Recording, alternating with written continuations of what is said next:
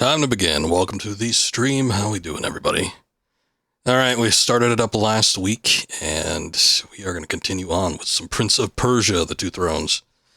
So, let's go ahead and get on into it. I feel like we made a decent amount of progress last time, so hopefully we can continue that trend. I don't know if we'll end up beating it tonight. Probably not, but still, we'll give it a fair shake. I did play a little bit on my own time, and we basically just covered what I did previously. The only thing that was like slightly different with this particular pickup point that we're getting to is that currently we're going to be on hard mode. So I just decided to try it again because I did in fact miss a health upgrade point. There was one down here, so that was done off stream. I think I made note of it on stream, but I don't know if I actually went to go grab it. But there was one down there. I did end up missing one previously, way far back. So I'm like, well, if I got to go that far back, then I'm just going to replay it again, and hopefully I'll be able to nab it and get through the rest of the game pretty quickly. But I tried hard mode just to see kind of what it was like, and I could tell there's a difference. There's a difference between regular mode and hard mode, but it wasn't super significant. So I think I'm just going to continue on with that. If I do decide at this point that it's too much for me to handle, I still have the old save that we made on the previous stream, where I was just playing on normal mode, but only a slight difference. I did kind of want to play through back on some of the previous spots that we did also, because we were kind of debating whether or not, having the game kind of run at a better rate than it normally would have was affecting like the performance or something like that. So I'm like, well, let me try it on like software mode, because we're running this through PCSX 2. And I was like, let's try it on software mode and see if that does anything different. The cutscenes are still broken, unfortunately, so we'll just have to bear with that. Hopefully there's not too many FMV sequences. There hasn't been like an exponential amount of them so far, but they do crop up every now and again, so it's kind of a shame when it happens. But, oh well, we'll just have to deal with it. And then it was brought up that potentially there could be an issue with, let's see if I can get this guy. Oh, this is one of those ones we have to do a lot.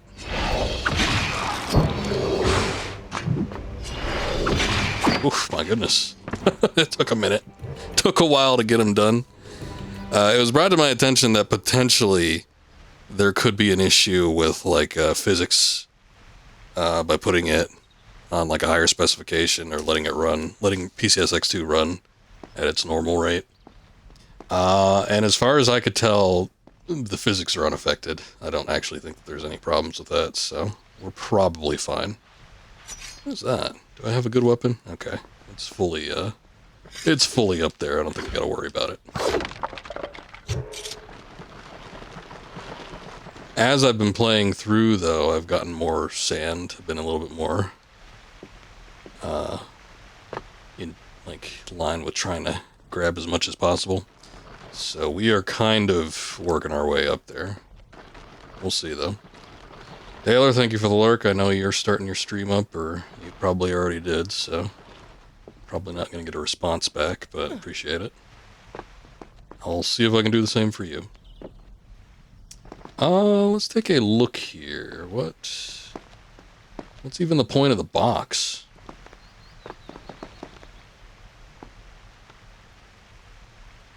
I know there's... I see this over here. I don't know if I could swing that far, though. I don't think I can.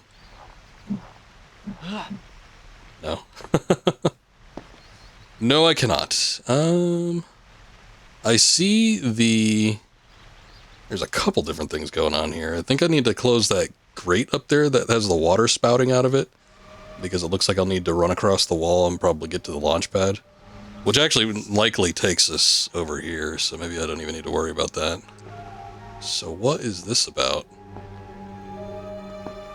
Like, what is that doing for me? Where is that taking me? Unless that's specifically... every time I see, like, a thing that you could potentially interact with, I do have half a feeling that, oh, you can just walk down here. I do have a little bit of a feeling that it's mostly just a way to try and take out enemies, and there's not really too much else you can do with it. Let me get up here. It looks like we can just wall run.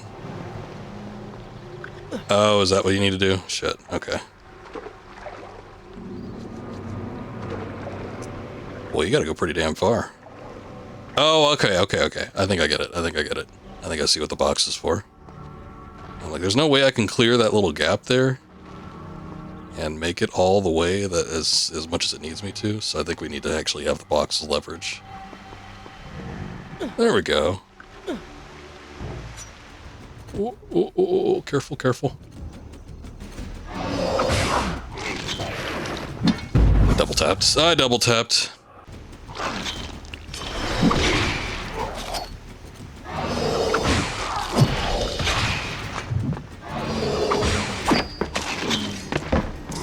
He does require a lot of stabbing before you can actually get it done. Okay, so that probably closes that. Let's see. I'm just gonna do that because I feel like it's gonna go off. Do that. There we go. Alright. Not too shabby, not too shabby. There we go. Nice. Okay. We made it. What has happened? These people are clearly in danger.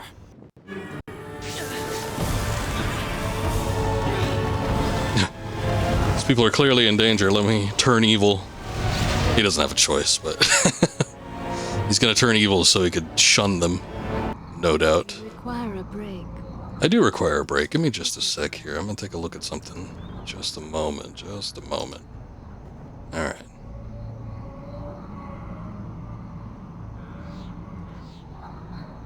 Okay. Alright, we good, we good. Just checking on things. Omelette, welcome in. Thank you, thank you. Appreciate it.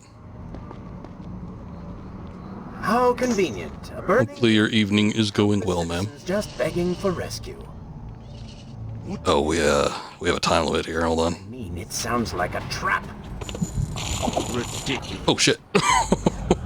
That was a weird way to apply that. He's never done that before. I wasn't expecting it. I'm like, oh, do I have to do something different? Now we're still sawing his head off. It's just from a different angle. Not intent on killing you, and you'd already. Oh, where'd the dogs come from? What the hell? Well, a less direct approach. Exploits. I can't hear what these guys are talking about because they're trying to have a conversation while I'm battling, you know, evil sand beasts. I wish they wouldn't do that. Or, you know, what would help if we had, like, subtitles or something like that. I don't think that's an option. I have all the time in the world. Yeah, I'm sure you do. Shut up. No. I'm pretty sure we don't. Okay. Alright. Well, alright, whatever. Stop having a conversation in the middle of combat, please. Let's see. Where was I? Ooh, I didn't mean to do that. Oh, well. Oh, wait. The hell? What's going on? Oh shit. Oh, sheesh. You see his, like, scarf whipping out of control? Oh, I think we're just dead. I don't think there's anything we can do about that. Alright. Hey, well, you know. You live and you learn. I tried. I really did.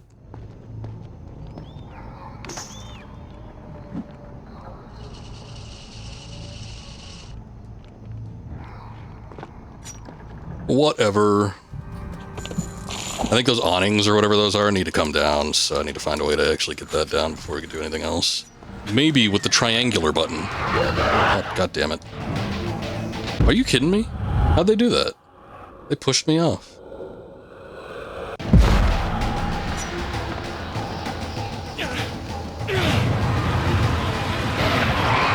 You're stealing my sand.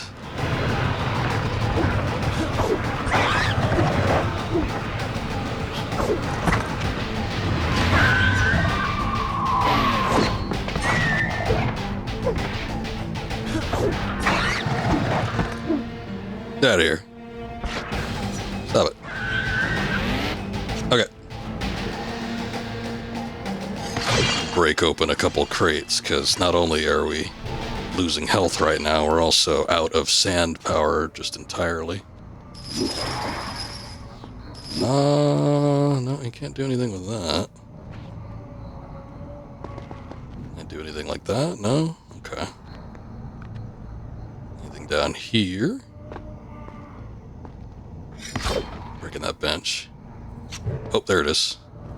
I see it, I see it. There we go. That's what we were missing. Sometimes those are a little hard to just notice. I mean, you should... Oh shit, I got that wrong. You should, like, get used to it, but I don't know. I still haven't. Because I know there's been several spots where we've been playing... Oh my god. I missed that too. There's been several spots where we've been playing where, there's just been, like, those things sitting there and I've completely missed them. Stop sucking my sand. Little dust devil over here.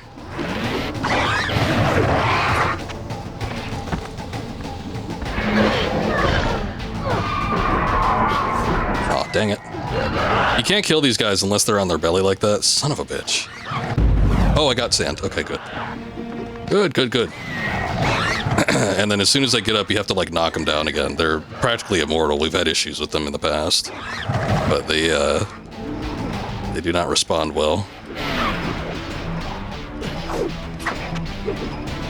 The other thing, okay, can you stop locking on to him? Or her, or whatever she is. The other thing that's a problem with these guys is that they, anytime they attack you, they actually just stagger you. So that sucks. That's the big suckage. Definitely need health. Okay, there we go.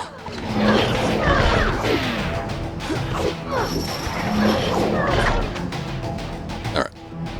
Not too bad, not too bad. Could be worse. I will say, I was just saying, since switching over to hard mode, it actually isn't too bad. There's a noticeable degree of difficulty with the enemy AI and stuff. Sometimes they'll just, like, guard, and it's hard to get them to break out of that. You have to find, like, alternative methods for breaking them through their guard or breaking through their guard. And that can be a little bit difficult sometimes, but I will say that when you do the Dark Prince segments, it's actually a lot harder.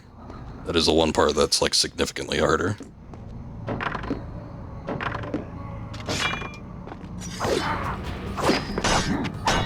don't think I had the option for the triangle, like, kill.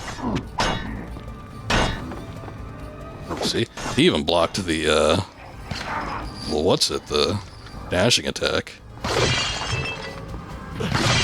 Whatever you call that, the launching attack. Pretty brutal.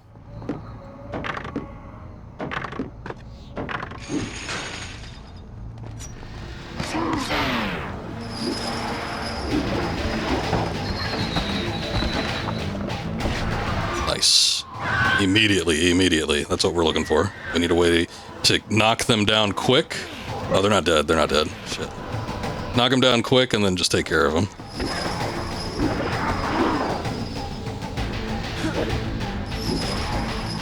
Oh, he is dead. He's just... It takes him a long time to dissipate, I guess.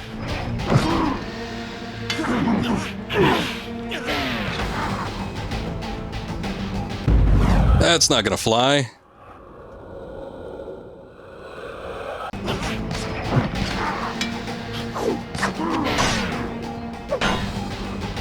Okay. See, this is where it gets difficult, because they start knocking your health down. And then you have to find a means... Oh, son of a bitch. I'm dead.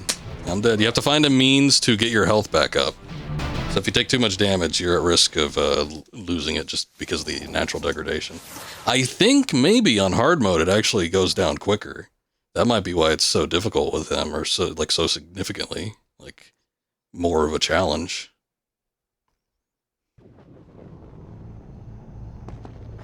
Ooh, dang, they put you far back. That sucks. This is probably the furthest back that they've ever put me on a checkpoint.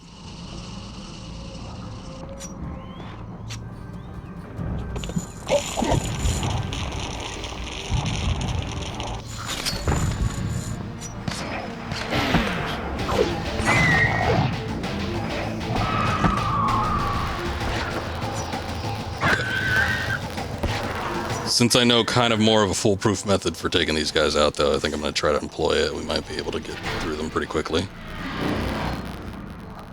Oh, and as I was going to mention previously, too, I did take a look at a small guide just to see kind of where the health upgrades are. There's only 6 of them.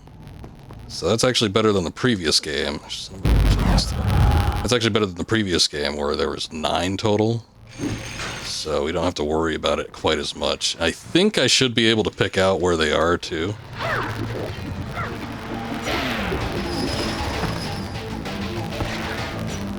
So hopefully that's not going to be too much of a challenge for us to find the remaining 2. Again, we are playing with retro achievements, so part of the goal here is to try and get as much as we can within one save file. That's also partially why I decided to try the hard mode as well. It's because one of the retro achievements was to beat the game on hard. I'm like, oh, I wonder how hard it is, because I don't really want to have to play it again.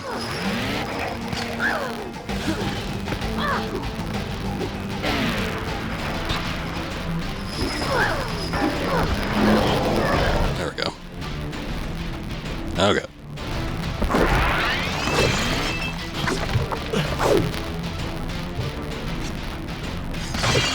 I'm just gonna get all these because it's not like we're coming back here, so we'll just try to break as much stuff as possible.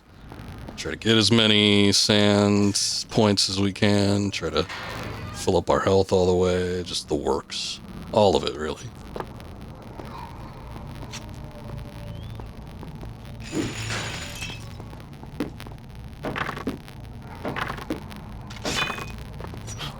Yes, sir, I know you're upset. I would be too, trust me.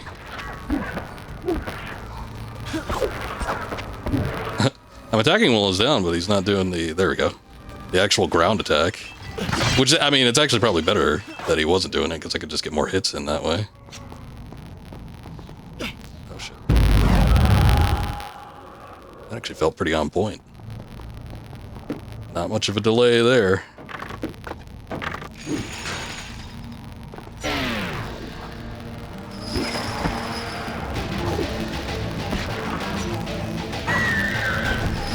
I don't even know what happened there.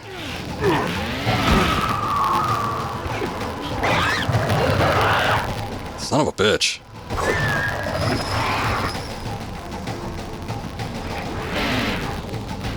This is bad. See. Okay, we could try to reverse time a little bit, but we're still going to be in a bit of a pickle.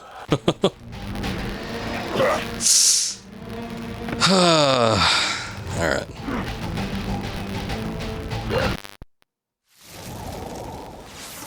Couldn't get the knockdown on the second one, so I couldn't immediately dispatch him. And then I tried to get him with one of the other hits, and then he just immediately hit me.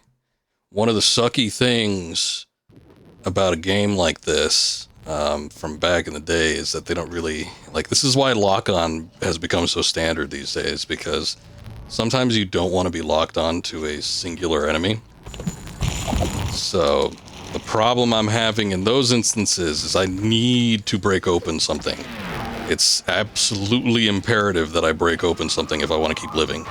Because killing some enemy to get sand from them so I can recharge my health is too much of a hassle.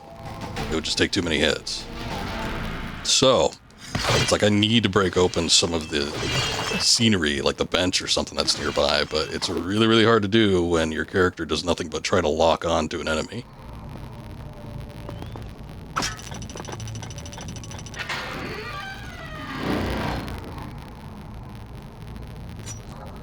Yeah, it kind of sucks. I mean, you know, not too much you could do about it given the circumstances, but... And again, I don't think this was as much of an issue when we were doing just the regular mode.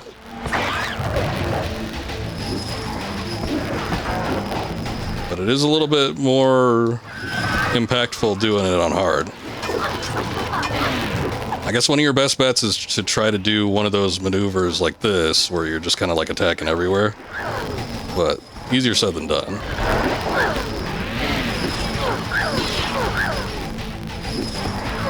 And the whole slowing down time bit does help, but you actually need to have the containers for it, so... Like sometimes, especially if those dog enemies that drain your sand power are kind of lingering around too long, it's like you don't really have a whole lot to work with, so... Just gotta kind of hope and pray that you're not gonna get messed with too hard.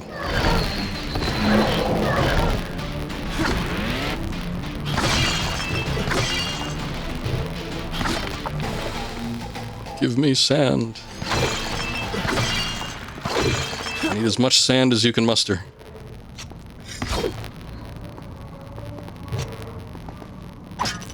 I'm noticing that his little, like, not a scarf, but, you know, whatever there's hanging around his waist, that is, like, flapping around everywhere, man.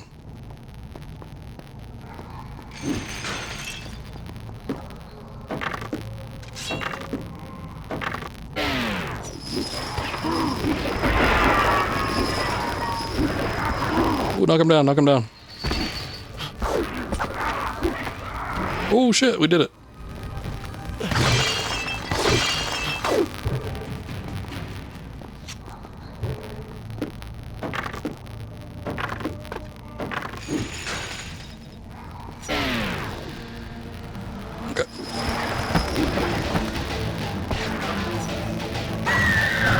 Killing these guys real quick.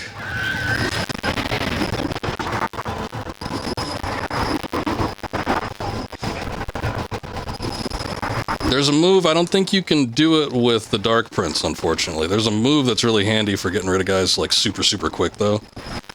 When you're playing as just the regular Prince.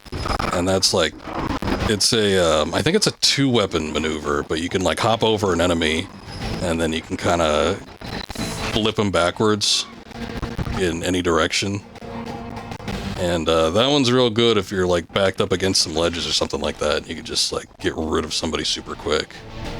But I'm pretty sure you can't do it as a Dark Prince, because the maneuver that you would normally do it with is the triangle button, and triangle just has him swing around his little chain weapon.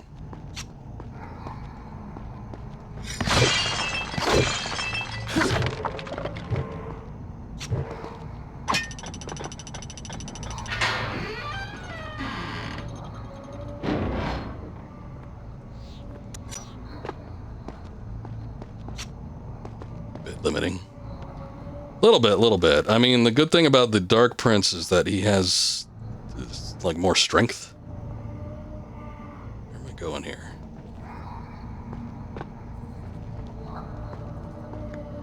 He's got more strength to him. Oh, man. I don't know where I need to go. Take your time. And I don't want to have to, like, die and retry this shit again. It's not gonna be productive for me. Hold on. Let me check something again real quick.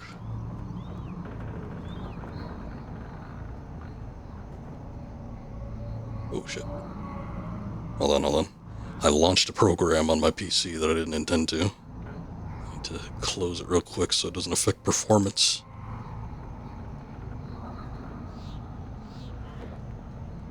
Okay. Allow me to continue. I see the lanterns over there. I don't think you could just grab onto those, though. Oh shit, it's affecting performance. No, no, you can't do that. I don't think I can run over there.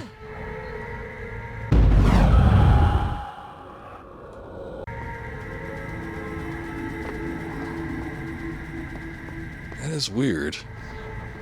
We opened up this awning for a reason.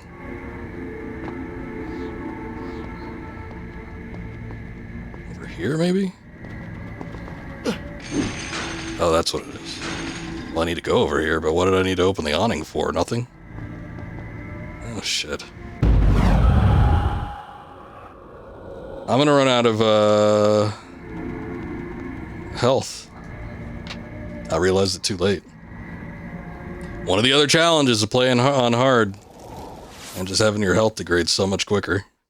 It's like you gotta figure the puzzles out like fast. Honto, welcome in.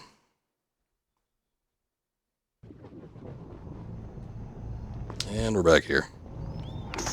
Alright. At least we can get through the combat sections fairly quickly, I think.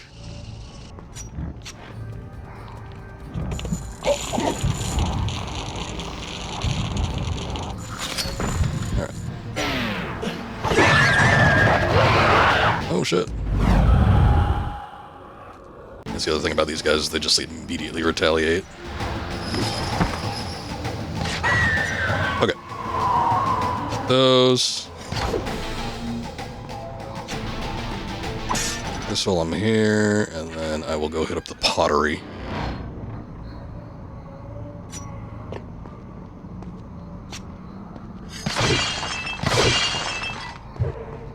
What is the stuff covering your dude? Clothing, for one. What else are you looking at?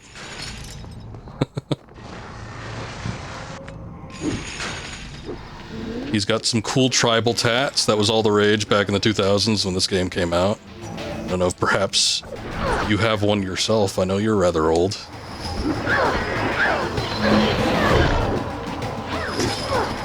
The yellow stuff.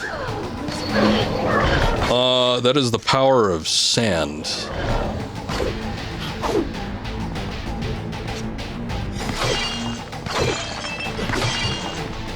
Remember in Attack of the Clones when Anakin was complaining about sand? That's because he was still a Jedi and he didn't want to harness its power. But this is the Dark Prince. He's harnessed it himself.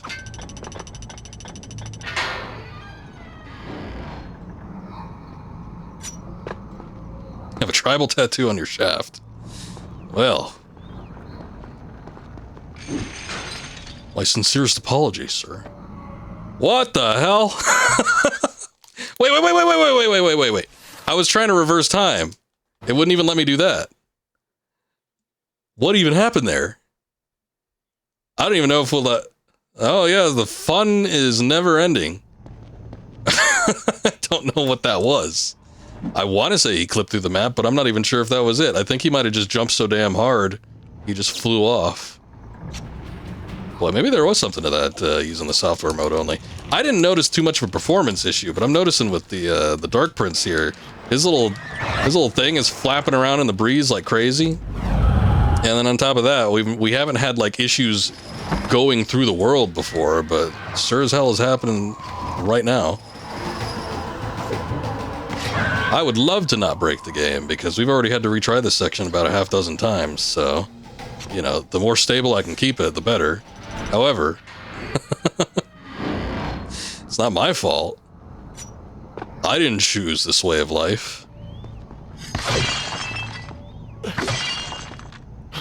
I don't know, it might be an emulator issue, or it might just be that this game is a little bit broken. I was talking about it last time, but they were releasing these games, you know, on an annual basis. This would become a theme for Ubisoft at the time. But, yeah, the annual releases sometimes don't make for good, like, games right off the bat. There does tend to be some issues. Son of a bitch. Some issues that, are slightly overlooked.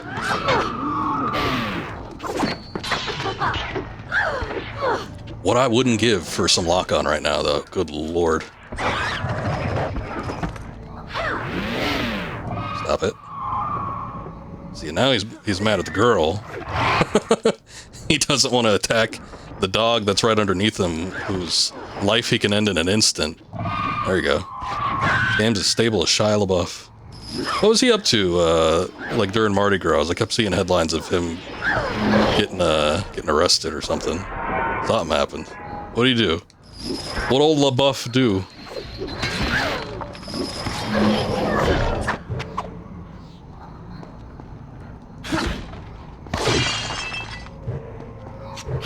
Oh, hold on.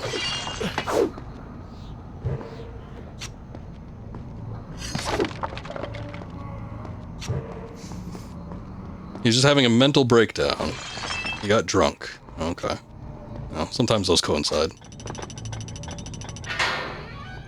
Is there something particular like that happened, or is it just, you know, the trials and tribulations of being a child actor, which I'm not taking anything away from. I know that life like that can be pretty harsh. But I'm like, was there something recently that, maybe not even recently, but something that triggered him to be in particular as bad as he is, or is this just like a slow build?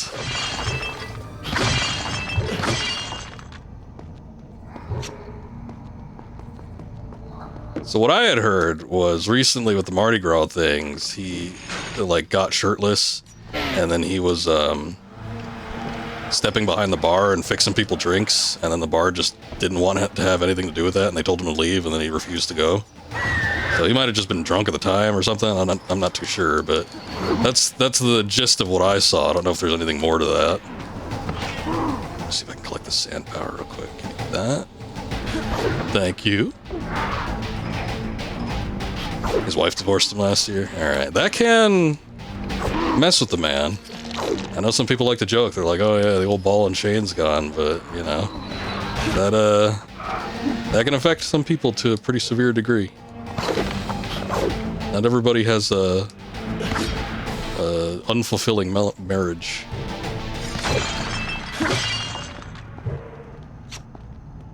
I don't recall. No, I don't really keep tabs on Shia LaBeouf.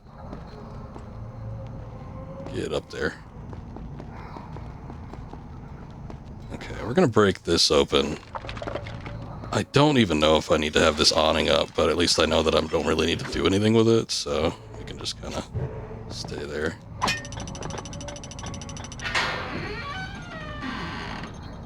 Oh, that one's raised over that way, too. Does that do anything for us? Mia Goth. Oh, okay. I don't even think I was aware of that to begin with. Let's see. Oh, wait. That's the wrong damn way. Hold on. No, I was going over here. Wait a second. Oh, you know what? Maybe I do need that awning to jump off of to get over there, but I think somehow I triggered it without actually needing to do that. Oh, that's right. I remember what I did now. I just like backflipped off the wall and I was able to do it. That was pretty clever of me.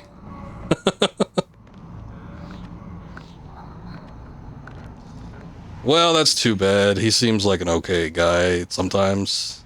So hopefully he gets his act together at some point. Hurry! We have to do this fast. Oh, no, not that. There you go. Oh, thank God. Dark Prince is over. They're the most frustrating part of the game now, since switching over to hard mode. That constant health degradation is a pain in the ass. Like, much more so than it used to be. It might effectively end up being a run killer. I might just give up. Let's see. What am I needing to do? Can I just go down there? That's not... Okay, no, come on. It's not that far down. Come on now. I wonder if I can do this. No. Maybe up here? Oh, here it is. Okay. We didn't need to go down at all. I must hurry and find a way inside. Have fun with that. You can figure it out on your own for once. I will play no part in this. He went from being the star and Even Stevens to being a drunk. That was his biggest claim to fame. It was Even Stevens. I remember when he first popped up in the first Transformers movie. Everybody was like, oh, it's the kid from Even Stevens. I had never ever seen that show before. I didn't even know it was a thing. Hold on, maybe I don't want to do that just yet.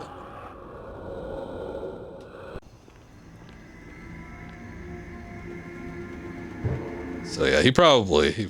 I don't know how big it was. I guess it must have been pretty big, right? Because there were a number of people that were like, oh, it's the Even Stevens kid. I think I knew him from Holes. Oh, wait, wrong button. Wrong button, sorry.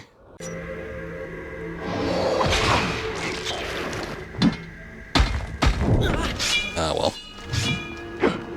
I saw him in Holes first. That movie wasn't too bad.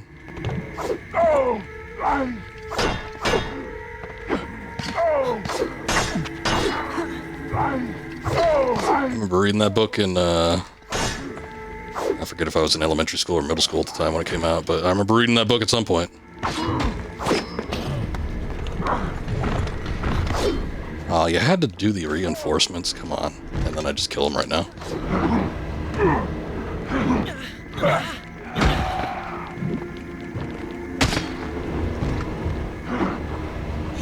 Oh, wait. Oh, there's two of these assholes.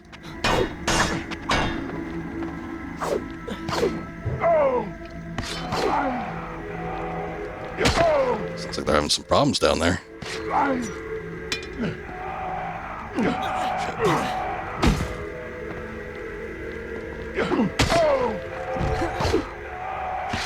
Little stabby stabby.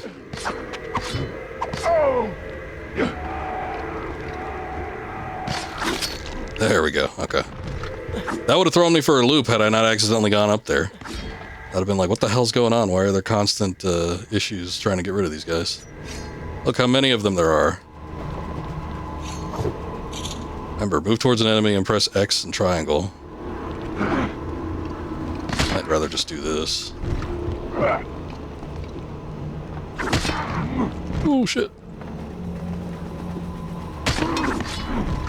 Check out my sweet flip.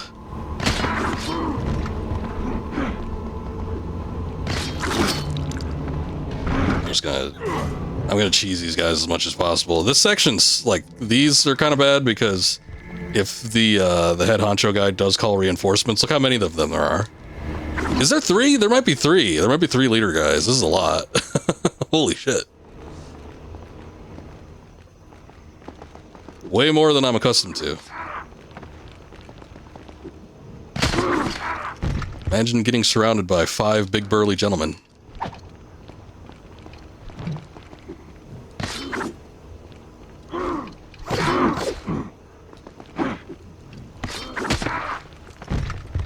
Oh, shit. Okay. See, even if I don't land behind them, it still actually works. Oh, kill him. Oh, shit. I've never seen him do that before. He just kind of like grabbed him and slit his throat, but he didn't actually die. There we go. Nice work! Alright, hopefully that's it. There it is. Alright, we have gained a new sand tank. Well, what more could you ask for? Oh, I should probably stick here just for a bit. I do need to get some, like, real health soon, but at the very least I could try to replenish the, sand tanks. Actually, I think that, getting the new sand tank was our last one. Alright, anyway, back to business at hand. What was Even Stevens even about? I don't even know if I've seen, like, an episode online or anything like that. It looked like it was about, like, some twins or something. Did he play 2 characters? Did he play himself and his twin?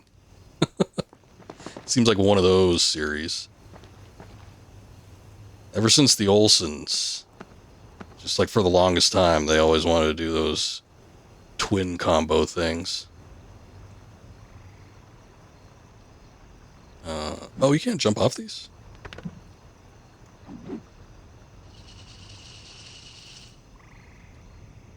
Guess you can't do anything with that.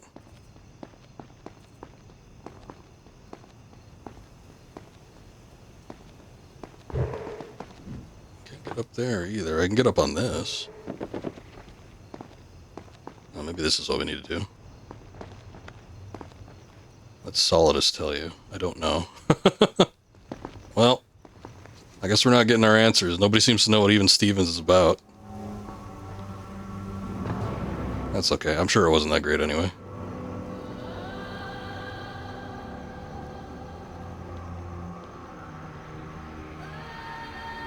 What the hell?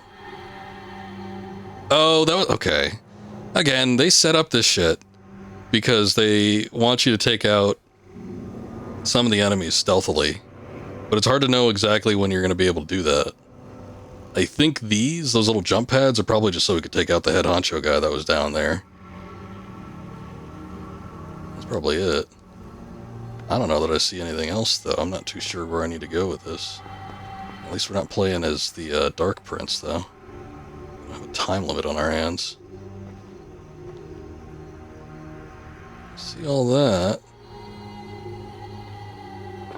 Oh, he almost made it. Oh, oh wait. Wait a second, there was another path. Oh, I was overthinking it. There was so much stuff going on, like, up top.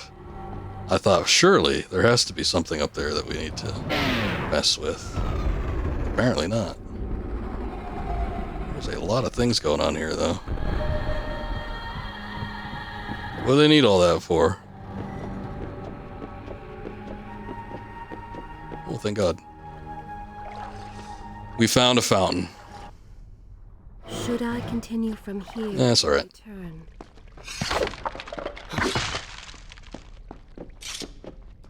You can just keep going.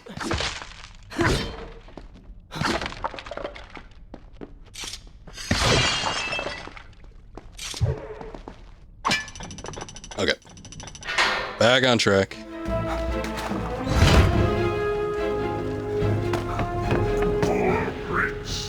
Locked inside a burning building and no way out. Too bad for you. Look at that. When did the regular mobs start getting so smarmy? Other people, you die. Bet your character wears so much cologne. Did they have cologne back in the days of Persia? Was that a thing? What do they use? Give me guidance. Lend me strength. Cow urine? You gone? Father. Gone. Wait, that's it. Where is the machinery that controls these conveyors? Quickly, please. There is not much time. Above us. The stairs are burned, though. You will never be able to reach it. I don't need stairs. It's Persia, there had to be cologne. Okay, if you say so. Did they invent cologne? I figured cologne was a French thing. Not only because it looks like a French word, but also because they were famous for just, like, lathering themselves in perfumes as opposed to bathing. They were not too big on bathing.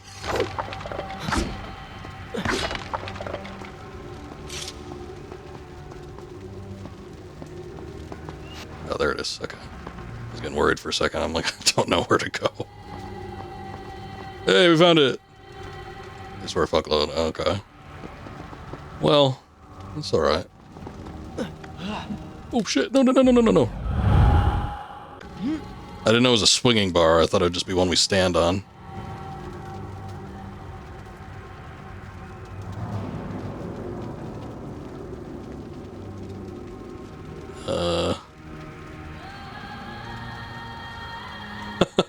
I don't know how this helps me.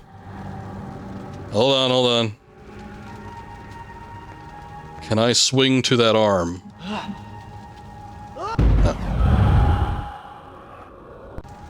I could turn around and jump on that and then jump back, but I don't know how good that does me either. Maybe if that came down, I don't know. Can anyone tell me how to get up here?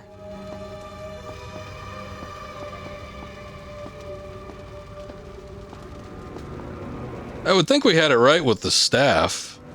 I think the staff is the first part of the puzzle. Break some of this open so I can replenish my sand.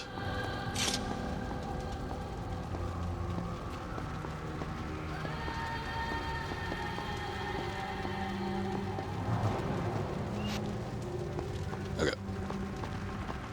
Up it this way. Yeah, jump back here. Oh, look at that. Oh. Well, we did it. Good work. Now what?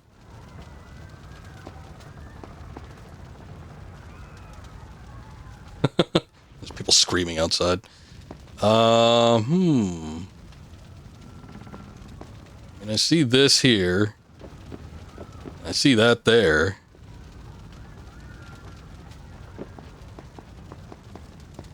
That didn't help me.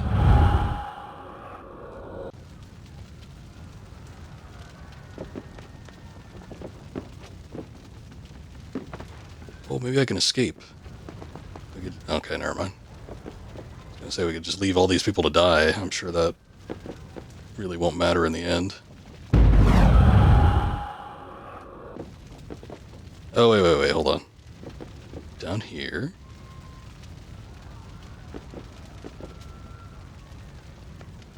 Oh.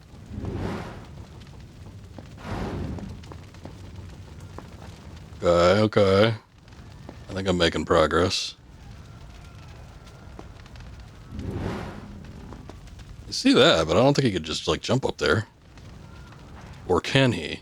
No.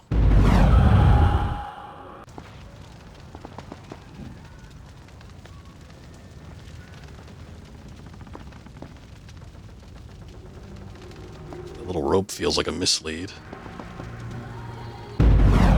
Oh, wait. I didn't need to do that. And it looks like there's this over here.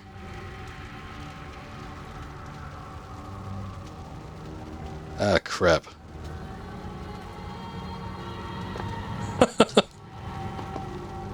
Well, that wasn't it. The last of my sand power.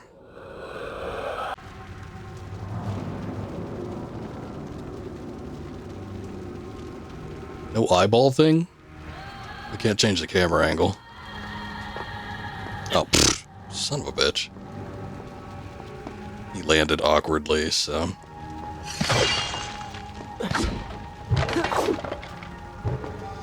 Alright, I don't know. It almost seems like I need to go over here, but at the same time, it's like, what do I need to do once I'm at that point? I don't know if he can, like, just turn in midair when he's jumping like that.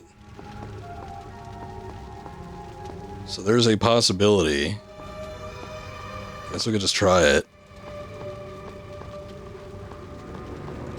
There's a possibility that I need to jump back on that part, but hard to say. But anyway, so far it seems like it's the only route. What's that?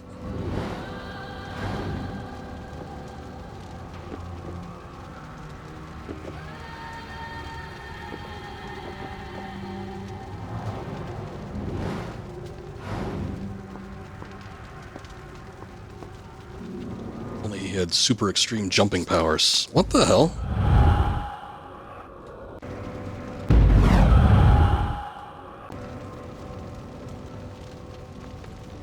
I don't even understand that. I get on and immediately he just drops off.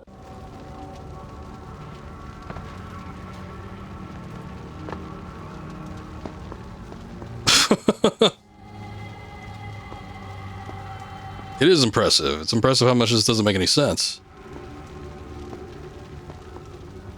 Oh no, I don't get it. I do not see the solution.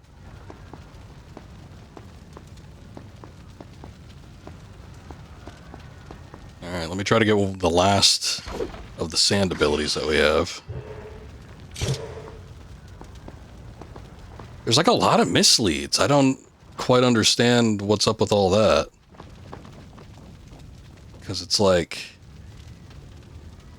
There's this over here, we can jump that way, but then that leads to nowhere. We can't get up anywhere.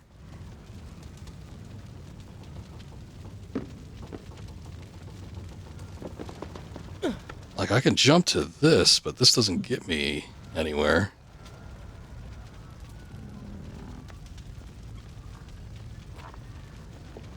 Can I jump to that? No.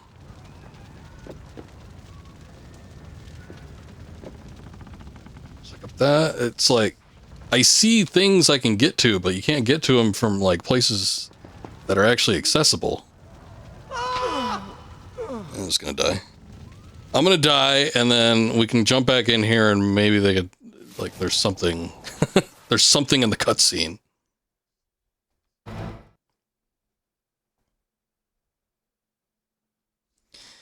When you were in Rome, you yelled while standing in the Colosseum, "Follow Channel 7 on Twitch." Oh, thank you. I'm glad the people of Rome got to hear an ad spot for my Twitch channel. I'm sure plenty of them have coming right now. Did you go to Rome, actually?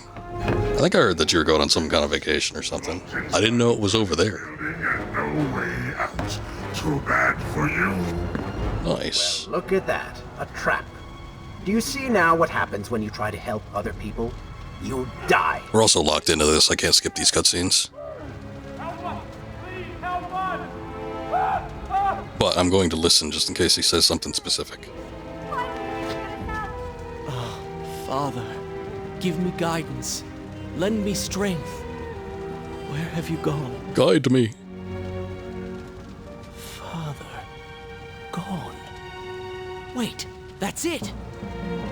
Where is the machinery that controls these conveyors? Quickly, please, there is not much time. Above us. The stairs are burned, though. You will never be able to reach it.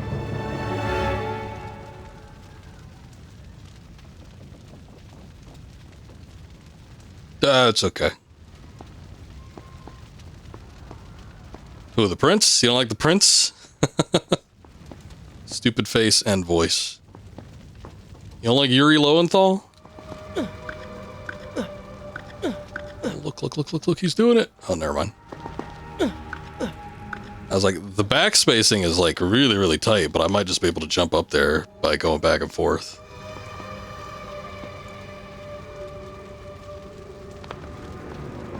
What'd you do when you were in Rome, Honto? You went to the Colosseum, it sounds like. Did you do the fountain? Did you go see all the other... whatever? They still got the Hippodrome? Did you go to the Hippodrome?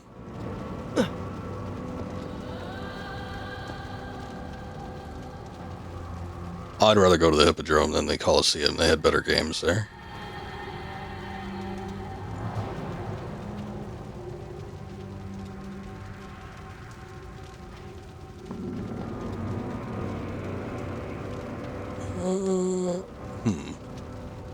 Hold on, let me look back here. Not quite. Alright, watch this. Okay, never mind. I was mashing that X button. He does not want to jump. Nope. Oh, you went to Pompeii. Nice. Pompeii looks neat. Saw all the body casts. They still got those there? I didn't clean those up.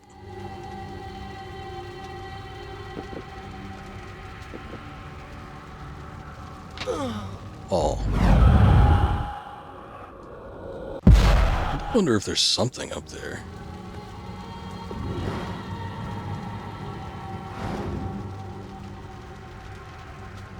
There's a shitload of them. Oh, okay.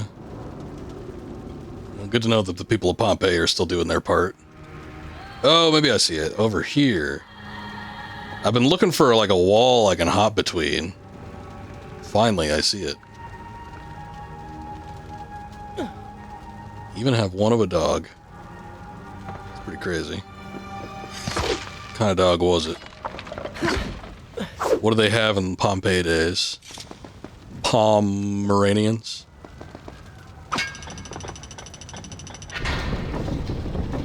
Oh, look at that. Oh, he does serve another purpose. You just have to move him around. I'm leaving. I'm just saying, I don't know what they got. What did they have way back when? In 500 AD or whenever that was. When did Pompeii go up? It was a while ago. Didn't look like a very big dog. Okay.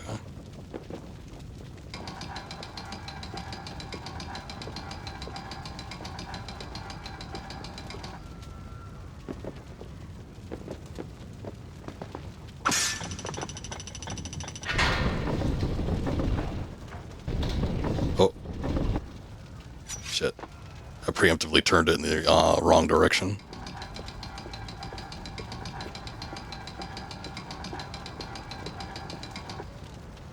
Okay. Try this.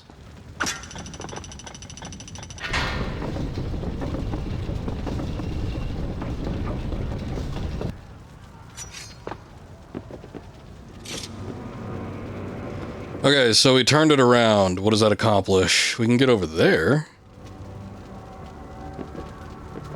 Perchance, per maybe.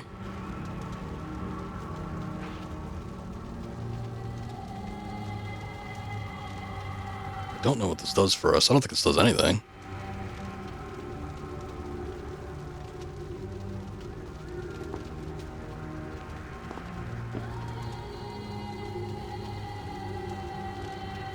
I don't know if it was Italy, but you went to the Roman baths. That was cool. Smelled awful up front. The bath smelled awful? They don't still have them running, do they? Oh, shit. If they still got them running, maybe they're just smelly people taking a bath.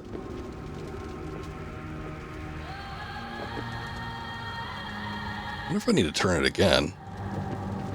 Turn it again and then have it go backwards, maybe? Oh, I bet you that is it, because I see a part up top. Well, damn Prince isn't going to be helping out anybody at all. Oh, they do, okay. Still full. Well, maybe there were just smelly people out there. I imagine you don't have to pay to get into them.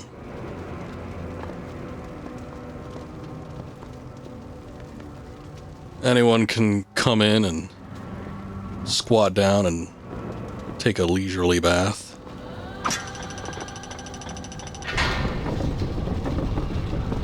I do wonder if maybe there might be like some kind of secret or something that we're missing because of this. I kind of get that feeling like it's gonna be a thing.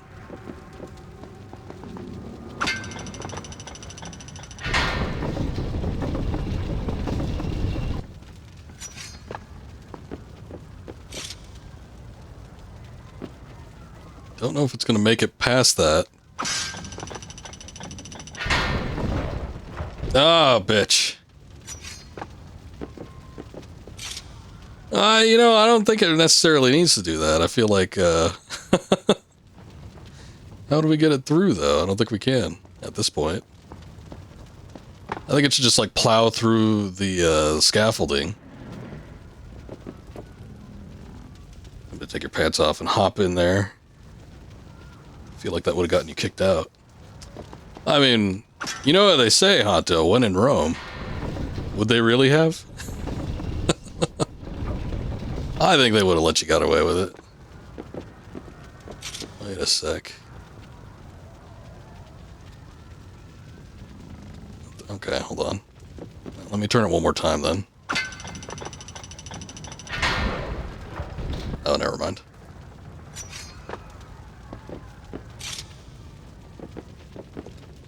Oh, wait, there it is.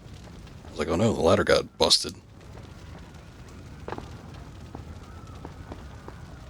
Alright, I might be able to get it through now.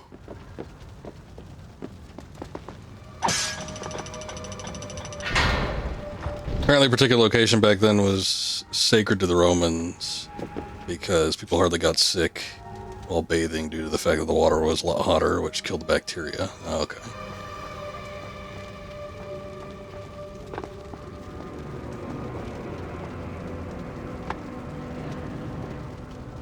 And they weren't cultivating whatever weird shit they got going on in there.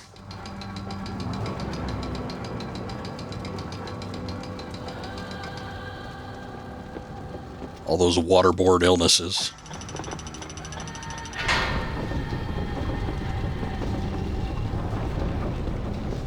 Okay. I'm gonna maybe see about turning this the other way. I guess we'll see if it can actually go through. Okay, never mind. Son of a bitch. This is just gonna be one giant pain in the ass. I see why they have it. Like, at first I was thinking, well, why does it even allow me the option to, like, make it go backwards or forwards when it just seems to be like a fast track to the same spot? But, you know, I guess you have to figure out how you're supposed to maneuver this thing. It's like that human experiment or whatever. Not a human experiment, but it was like a trial to see if people could move, like a group of people could move like a block through a very confined space. And it's like they had the same test running with ants, and ants did it like 5 times quicker. People couldn't figure out how to do it. They did it eventually, but it like took a big coordinative effort for humankind. Because you know the Romans, they were definitely fucking in there. Probably. I imagine that was just like a, you know, casual greeting back in the day.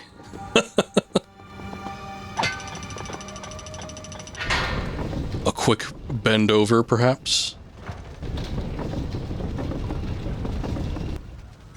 Oh my god.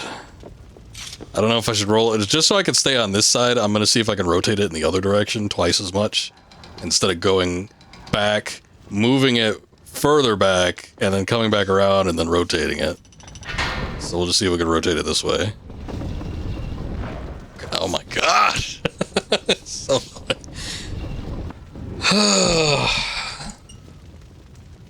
I don't even know what we're doing with this. And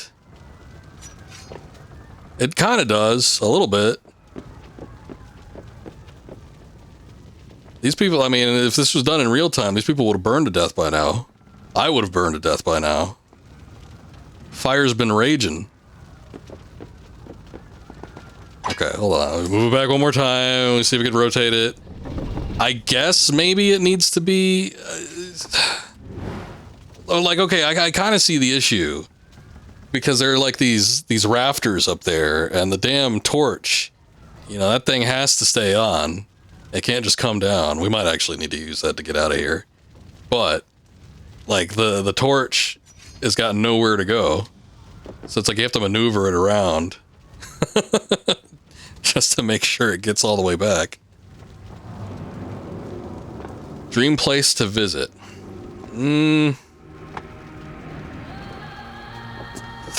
That's a hard one, because there's a number of places. I do love ancient shit. You know, I was always big into all sorts of different archaeological finds and whatever. Oh, we got an ad. Alright, we'll turn it the other way and hopefully we can get it through. Let's try it this way.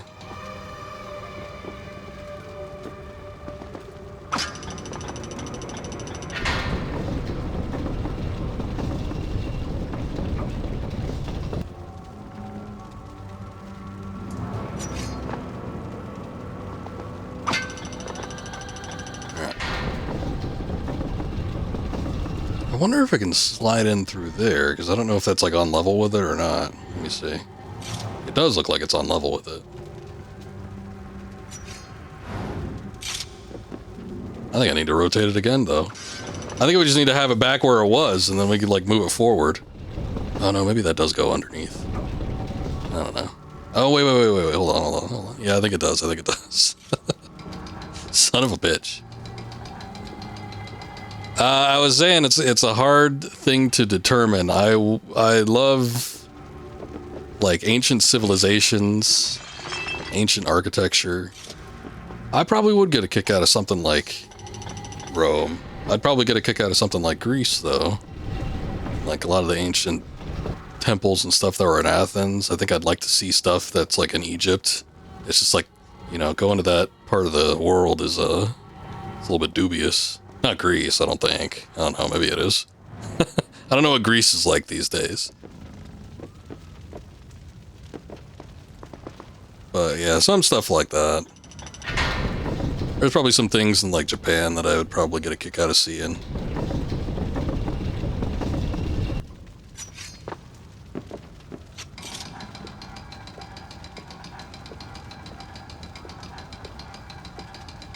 But nothing like, I don't know. Nothing super in particular, I suppose. Oh, son of a bitch.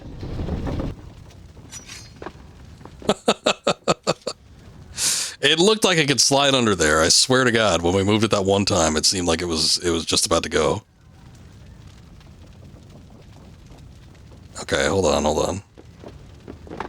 Boy, this is the worst. I gotta say, you know, there were a couple things I didn't really like about Warrior Within. And I bet you there was a lot of people that complained. They're like, oh, there's not as many puzzles as the first game. Probably for the best.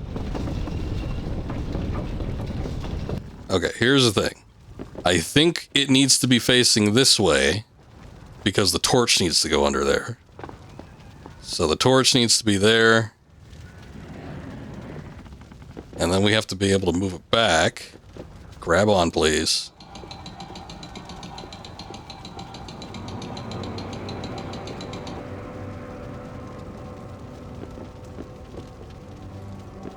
Oh wait, wrong way. I'm all kerfuffled.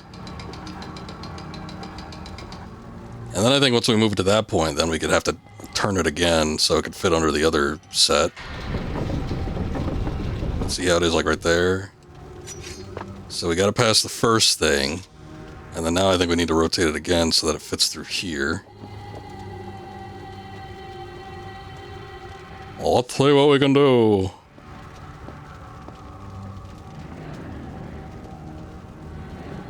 Yeah, there's probably some cool things in China, too. I think seeing the Great Wall would be kind of neat.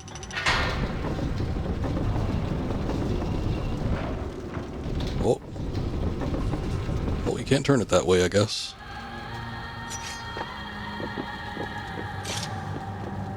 I guess we had this problem before. So we got it through here. God, I don't think we could turn it once we move it back. I could try to move it back again. I feel like we already tried this, though.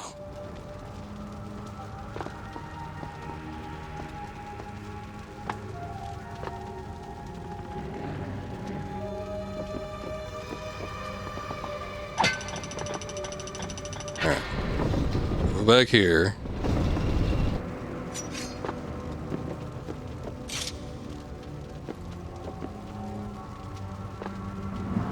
Well, that's the lovely thing about that being there. So let's see. I can turn it there. Can I turn it once more after this? I feel like it almost shouldn't turn because it goes underneath the thing there. And it couldn't go underneath this other one. Okay, so you can't move it there. I feel like I tried to move it back from this point and it still wouldn't go, though. Let's give it a look.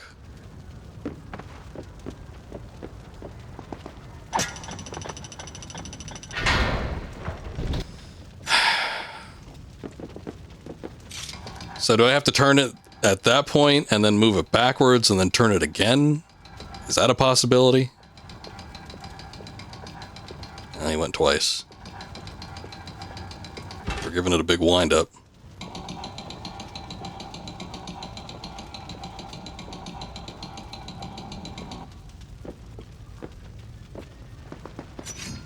Nope.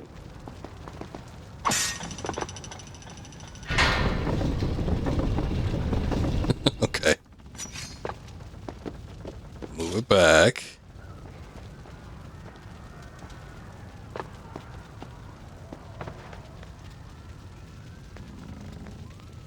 Kind of hoping he'd jump and not roll off to the side.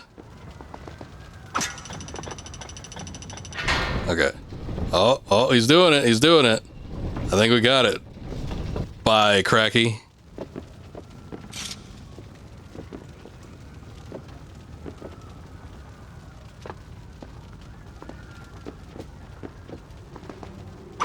Oh shit, wrong way, wrong way.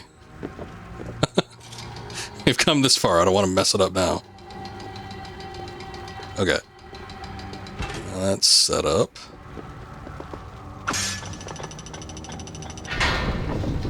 Oh, there it goes.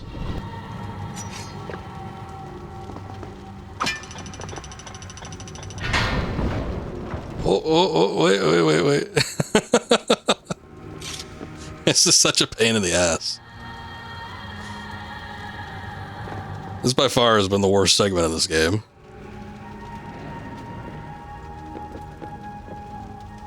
Alright, I don't think I need to change the orientation of how it rotates.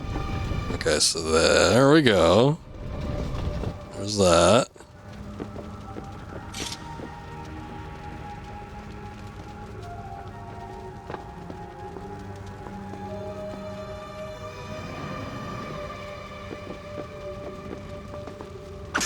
Okay, can it go through on its side?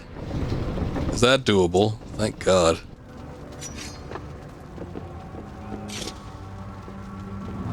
That's what I just said, Akuma. That is indeed the case. it's by far the worst section in the game I've come across. I mean, it's possible there could be something worse than this at some point, but I don't know. I get the feeling like this part might take the cake. Okay. But does it need to be that far back? Who knows? I get the feeling like it needs to be facing this way. So let me come here. Do one of these.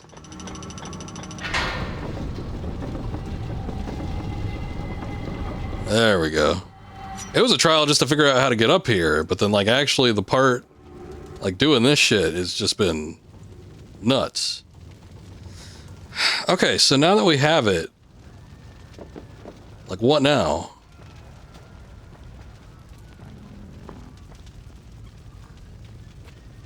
Can I leave? Oh no.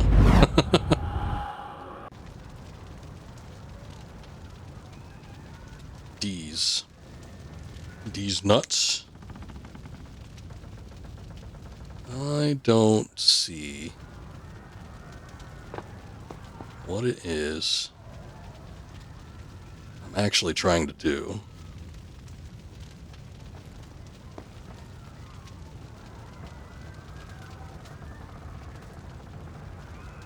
There's stuff over here.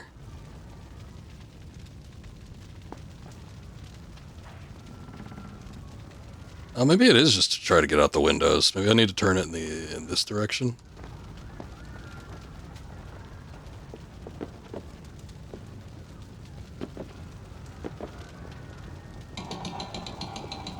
Nice clip art flames. They don't look too bad. Honestly, fire, it's hard to get right in a video game, even up until like fairly recently.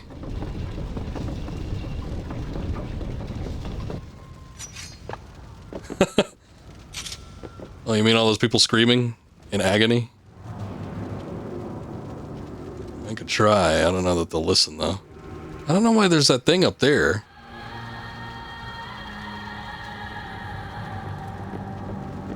The one on the wall was looking funky. Oh, I got you. Yeah. Stop. Can you stop? All right, whatever. Hold on. There you go. There, you happy? Just climb up the ladder backwards. I keep wanting to go around and he doesn't want to do it.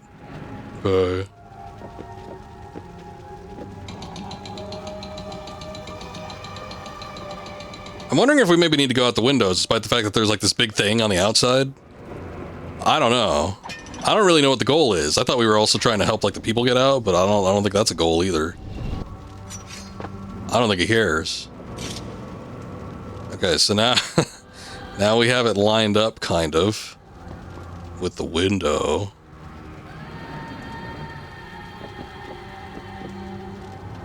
Yeah, the prince does stand alone.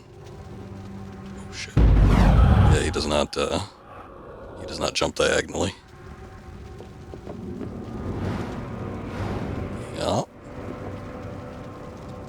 Okay, watch. Watch nothing happen. Oh, yep. he did in fact not grab onto anything. All right. Well, I should have seen that coming. Well, let's see.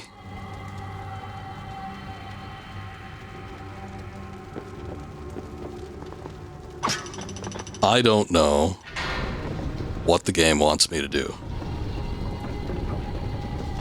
Let me try rotating it this way and see if like an answer becomes apparent.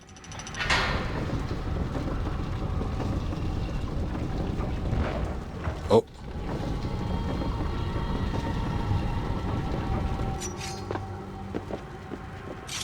I don't know. Hanto. I don't know what to tell you.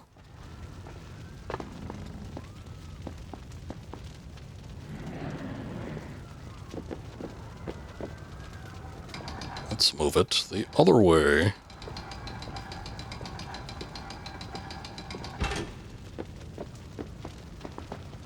Okay. Move it this way. Ah. Okay.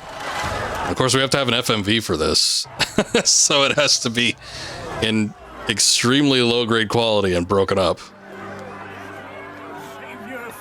Only America could have done this. True. It is the Prince of Persia. Title drop. That can't be. He's come back to us. It is good to see you safe. Why does he look so flabby in the FMV? Oh. The hell is that?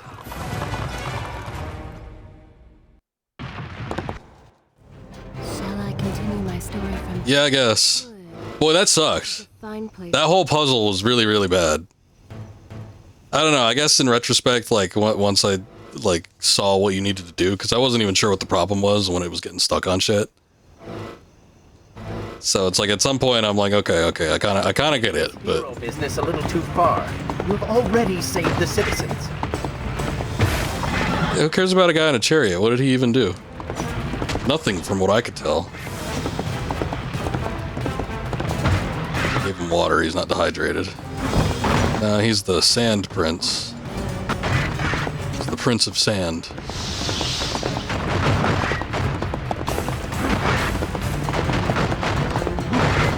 Oh shit. Oh, there he goes.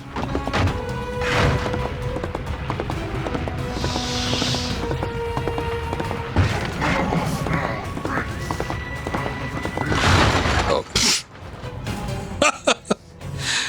Okay. Silly me, I thought breaking through the crates might give me... He didn't even break through the crates. The crates just immediately ended the run. I thought breaking through the crates might give me some more sand power, just in case, because I'm like, I don't think I have any. I think you're taking this hero Oh, you don't need to command horses to jump. They already know what to do. save the citizens. They know when to jump.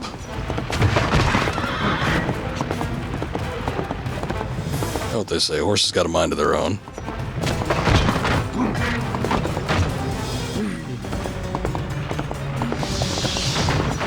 Get out of here.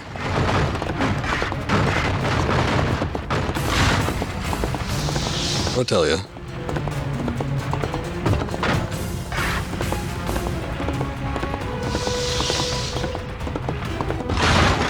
What the hell even happened? I did not crash into that wall. That little arch? That did not happen. Driving like Tiger Woods.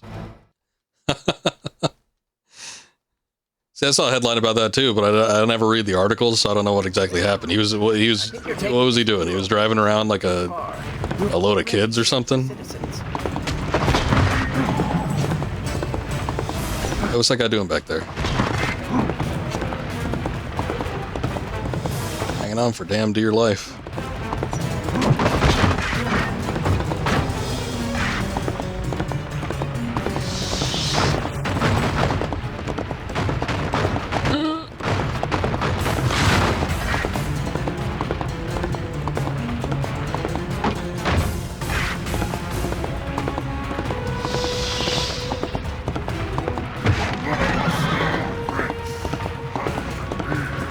Oh shit. That sucks. I need to know is that when he was pulled over, he made a quick phone call to the president. Trump get him out of a bind? I think you're taking this hero business a little too far. You've already saved the citizens. Oh, he actually did. All right. Well, good for him for having connections.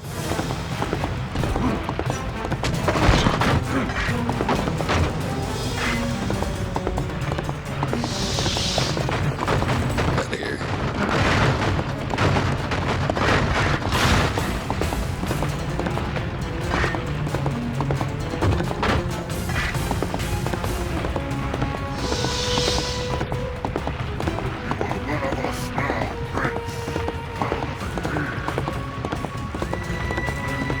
Feels pretty good.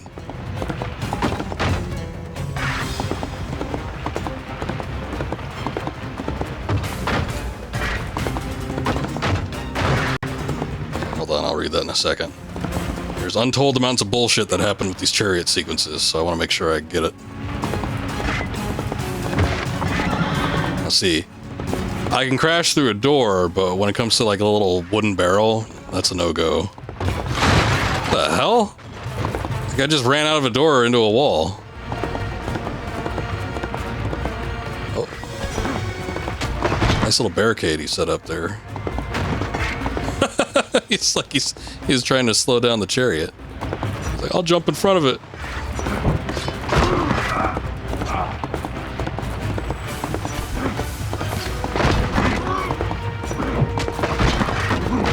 Oh, son of a bitch. Come on.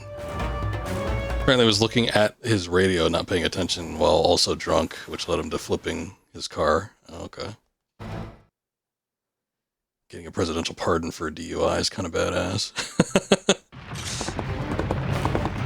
I think you're taking this. Was it a pardon, though? Too far. Just got him out of jail. Citizens.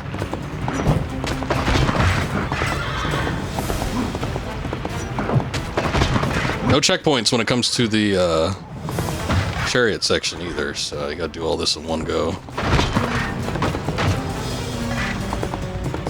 I swear the last one we did was a lot shorter. Like half the length of what we've already played.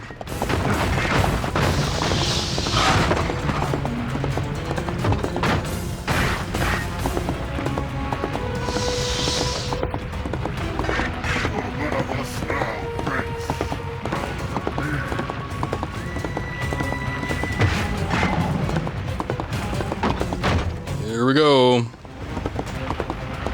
I don't know what I read, but I read about something where he like actually was driving around passengers or something like that when he flipped the car over. That might have been something else entirely, or maybe it wasn't actually the case.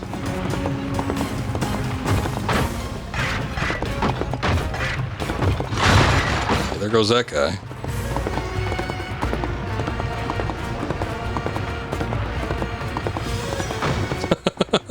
I don't know why they do that. Maybe they think they're gonna disrupt the wheels or something. There's that that one scene that goes around. Sometimes you'll see on like clips of like movies and stuff. But there's that one scene in Ben-Hur where some guy like rolls off his chariot, and I think he gets caught under the wheels. So these guys are trying to do. They want to be famous on social media decades after their movie comes out.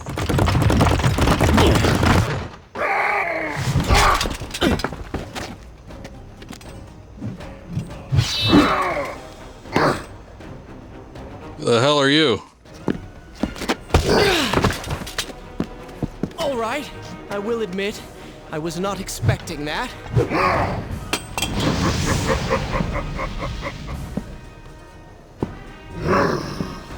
Surrounded by flames. Oh, and I still don't have any time.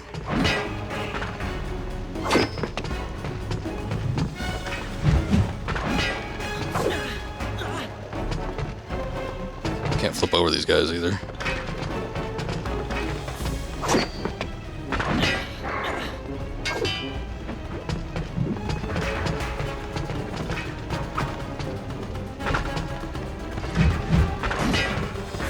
I don't know what to do here. It's like they've blocked everything I've used against them so far.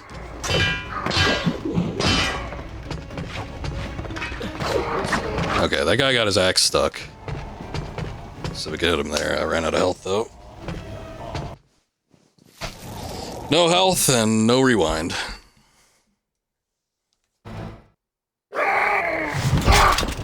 Okay. It puts me after this part at least. Or the chariot part. I am happy to wait. All right, I will admit, I am happy to not wait. expecting that. We paused at the part where Prince gets kicked in the ass.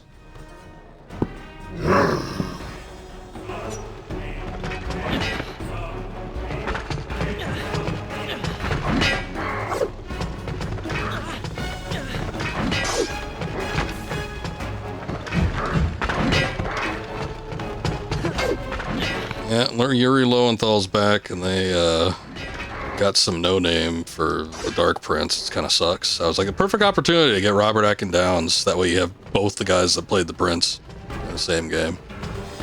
But they didn't feel the need to do that. I don't know what the hell I need to do in order to get these guys... Like, yeah, the one guy got his axe stuck in the ground. That works. But, like, prior to that, what do I need to do? Just, like, defend?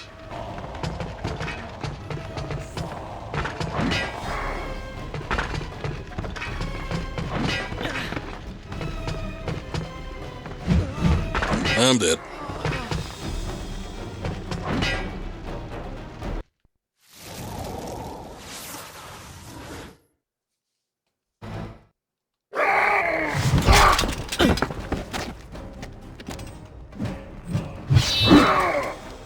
Also, remember, you can't skip cutscenes.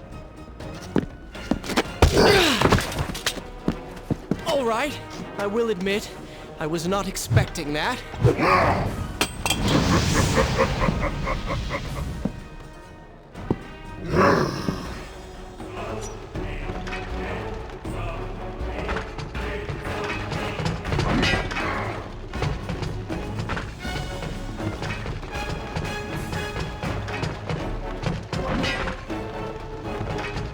Is there a... Let's see.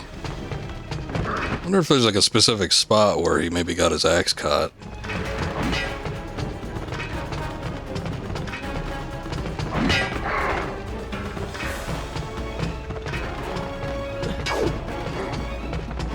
Well, I guess I also had those two weapons for that one part only.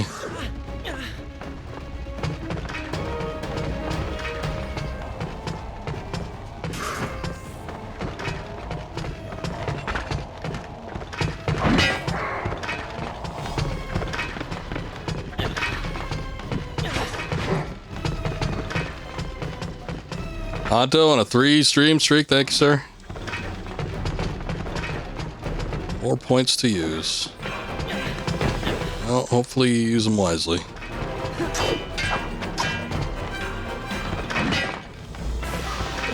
Okay. I wonder if, like, attacking the sword guy prompts him to do that, then. Because I stand there guarding and nothing happens, and then as soon as I go to try to attack the sword guy, then he gets his axe stuck in the ground, so maybe there's something to do with it. I know you won't.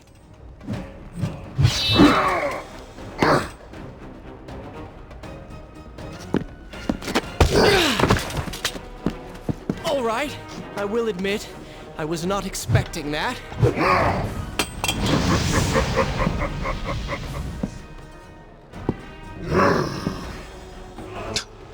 Yes. Indeed. Yeah, oh, it is the prompts. Look at that.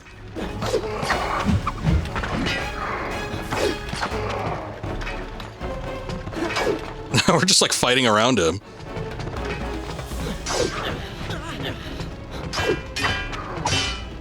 Okay. Well, now at least I have something to do. You just gotta attack the sword guy. Look how much damage I'm, like, not doing, though. That's insane. And I don't have a second weapon. I can't reverse time. There's, like, little I can actually do here.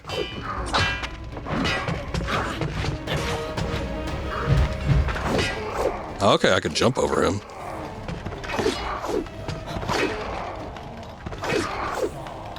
I mean, it still doesn't do that much damage, but I could at least have a means to attack and get away from the other guy.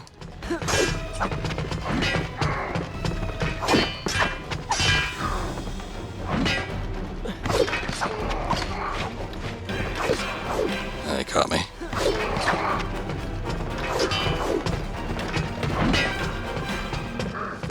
Boy, this boss battle's bad.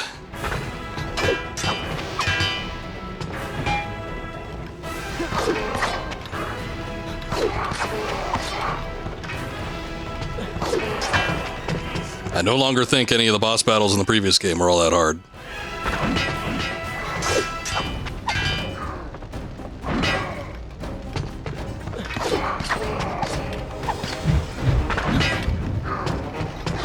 I'm down half health. I've only got this guy down by about a third.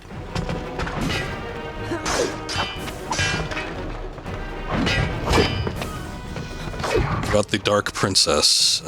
There is no Dark Princess.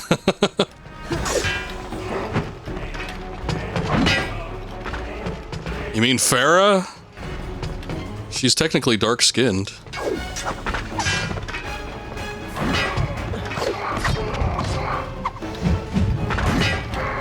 Please. The one where there was a frame grab. Very good.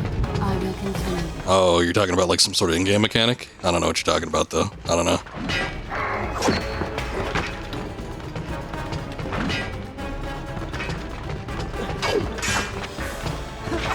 Oh, you're talking about from the previous game?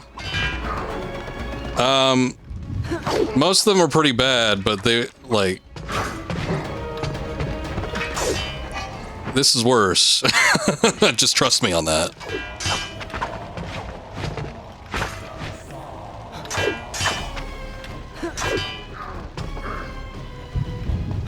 Because any of the battles that we fought in the previous game, at least I wasn't fighting two people at the same time, and I didn't have to deal with 2 life bars. There were issues where I wasn't doing that much damage, and I did have to, like, cheese the fights. But they weren't to this extent.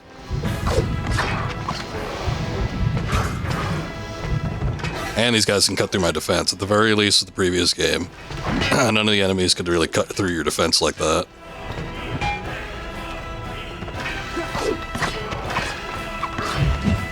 How many times have I hit this guy and we haven't even gotten him to half health bar?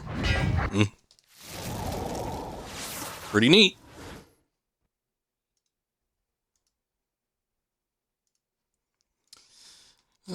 Okay, let me retry. We'll get the cutscene going. Take a look at the salt down here.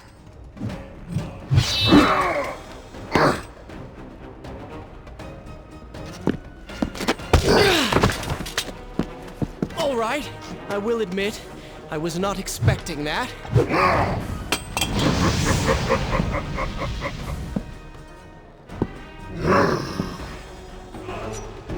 Okay. Well, let's get this party started. Alrighty. You'd almost think that if this is the only technique that you can do, which I believe it is, that he would strictly lock on to the guy that's vulnerable. Turn your attention towards the one with the sword. Oh, now he tells me. Yeah, I figured it out on my own, thanks. Well, this was an issue we were having on the last stream, on the very first stream we did of this. There was a problem where I was like... It wasn't even a problem, but it was funny because, like, the Dark Prince talks to you in your mind, and he says things that help you, like, in terms of, like, game hints and stuff, and he always says them too late. Like, there were, like, timed specific things, like when I needed to make jumps when I was on a linear route, and he's like, turn left, and I was already heading left. Turn right, and I've been on the right path for the past 5 seconds. Alright, thanks. Big help.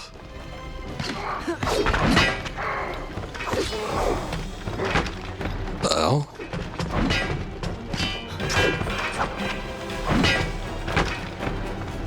Oh, if you try to do a triangle move against him, he just immediately breaks out of it. You can't do anything about that.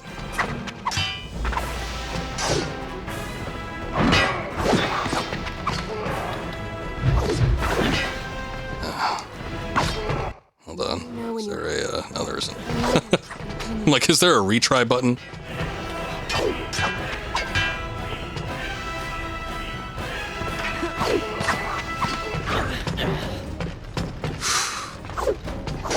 You know what? It probably is possible to do this with some sand power. I don't even really know how much it would help. It might help me a little bit if I could, like, slow down time. But you'd only get to use it so many times. And then I'm sure there's going to be a second phase where we have to fight the sword guy solo. His buddy's not going to die, and he's not just going to give up. It'd be nice, but I don't think it's going to happen. All right. I will admit, I was not expecting that.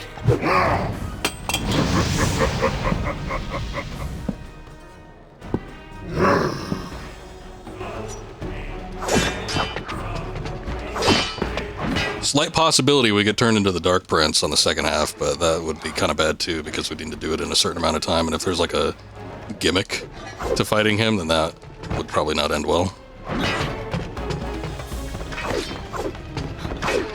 Turn your attention towards the one with the sword. No. No, I don't think that would be very prudent right now.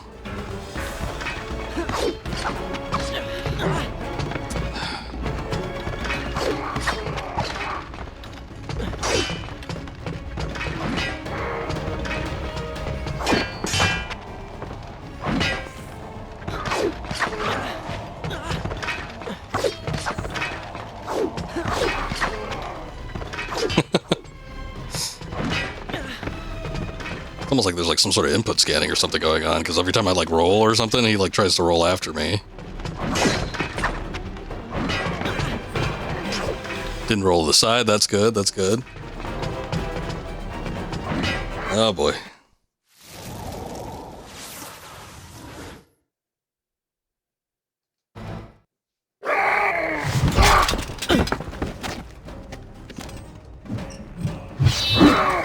I wonder if I can use the fast forward. I think if I use the fast forward, though, it negates the All right, I will. achievements. Was not expecting that. Not the longest cutscene, but at the same time, I don't want to have to sit through it every time.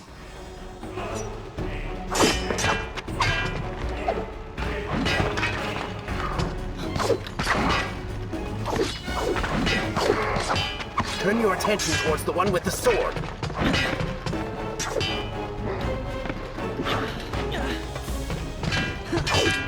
There's also not like a foolproof method for attacking one or the other, because I am leaning the analog stick in the direction of the sword guy, and sometimes he just wants to attack the axe guy, even if the axe guy isn't vulnerable right this moment.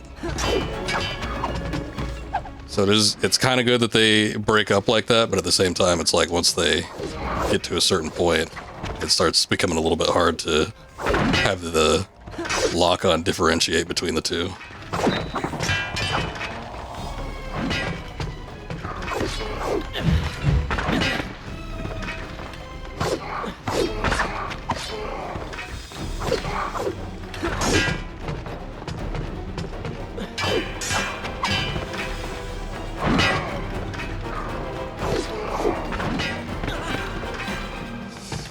Oh boy. Oh, oh.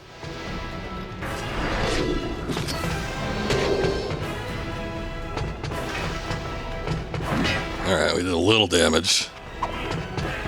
Actually, the sword guy has got half his health taken out.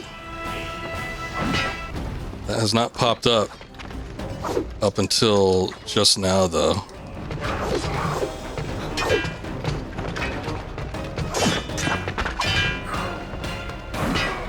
I don't have like a ton of health. I'm down over half.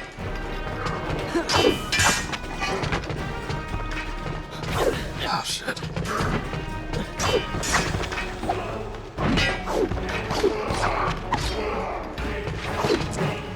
He got me and I was flipping over.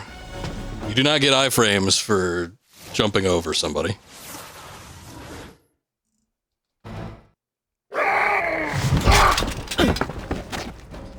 Oh, well.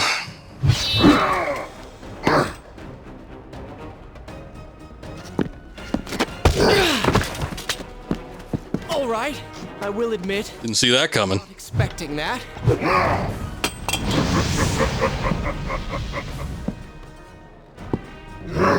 They sure didn't.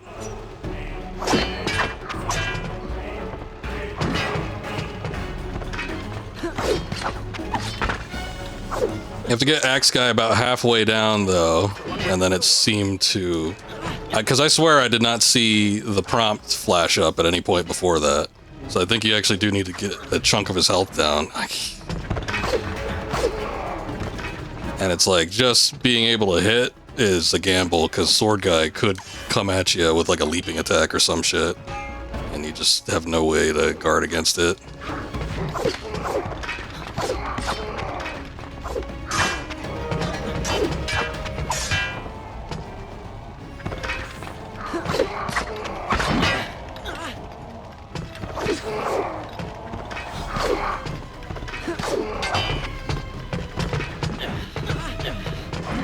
Like, look at the damage that they do, too. It's nuts.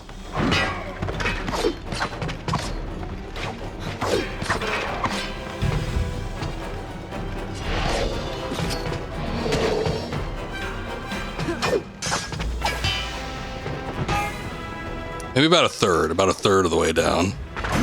Look at that. That was half the health that I had saved. He just took it out in one hit. Got no means to adjust or rewind time for any of that either. And I got kicked, and I'm comboed, and I'm dead.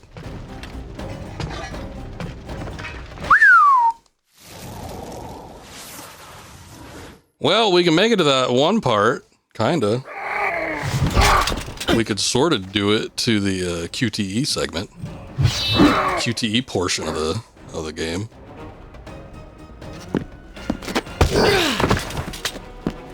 All right, I will admit, I was not expecting that.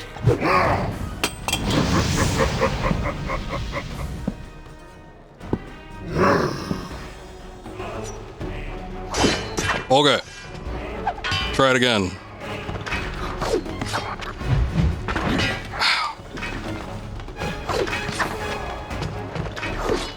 Turn your attention towards the one with the sword.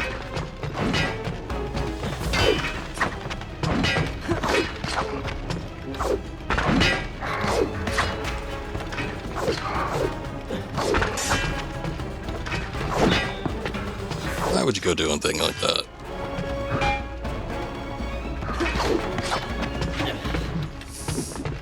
Big ol' sweeping attack.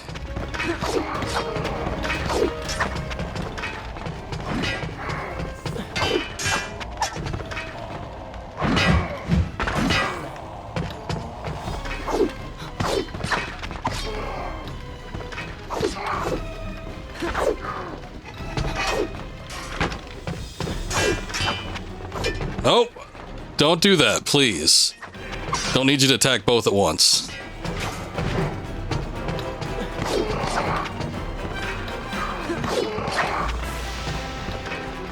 I'm not even trying to go for a full 3-hit combo. I'm just like 2 roll away, see if I can get it.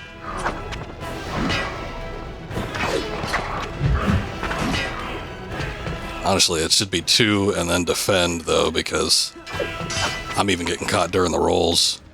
You would think that you would have iframes during a roll. You don't have iframes during jack shit.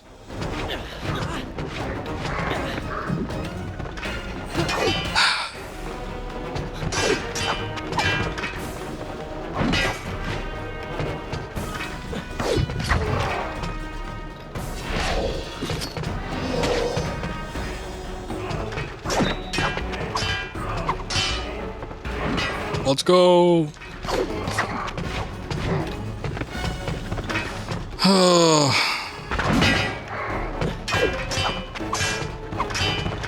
I mean, fortunately, they don't mix up their tactics that much.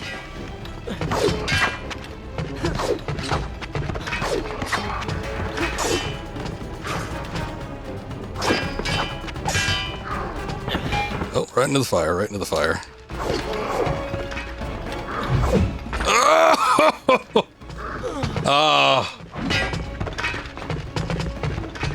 I got it to the point where both of them had the same health bar. So that was cool.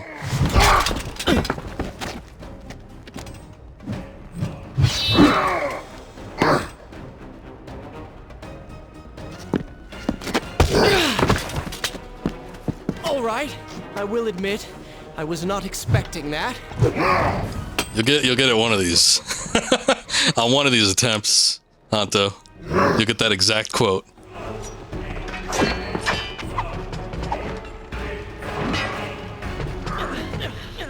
You just need to ingrain it into your mind a few more times. Turn your attention towards the one with the... Can you shut up, please?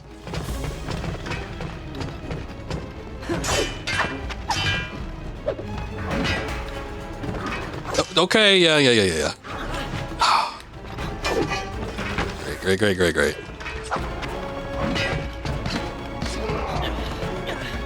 Oh my god.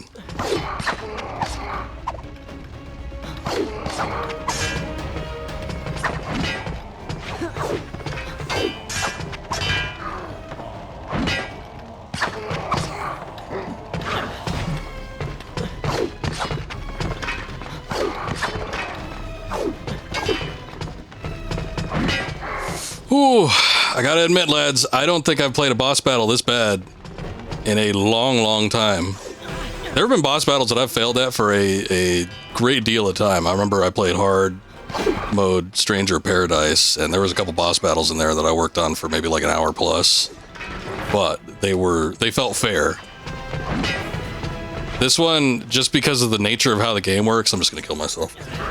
just because of the nature of how this game works, it's so frustrating because there's no lock on, there's no iframes. It's just like a random chance as to whether you're gonna attack what you want to attack, you're gonna do the combo that you want to do, you're gonna be able to get out of the way, you're gonna be able to block. All right, I will admit, I was not expecting that. Ah, you got it, you got it. You finally did it. Honto got the quote. All right, come here.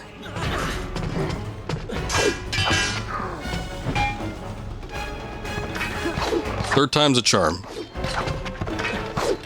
Turn your attention towards the one with the sword.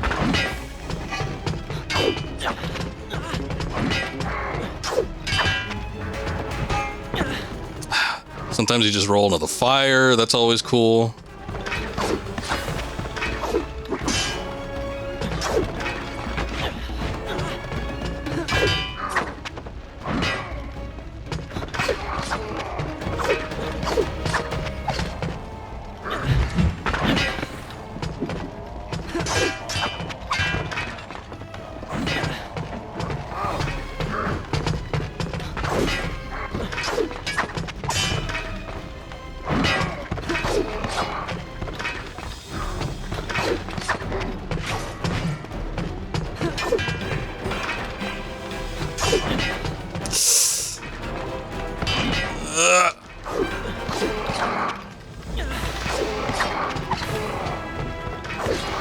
It's not implemented.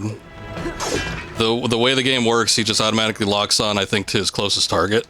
It has been a point of frustration before, but at least with like random battles, you know, the smaller encounters, you don't have to deal with stuff like this. No way to heal myself, so this is gonna be a short attempt.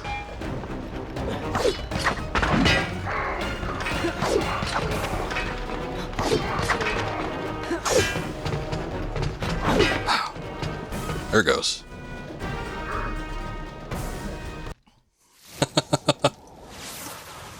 Lock-ons weren't like a huge thing. The first game I remember, and it might not have been the first game that actually had a lock-on, but you know, the first game I remember that had, with 3D movement, that had a lock-on that you can choose your targets was Zelda.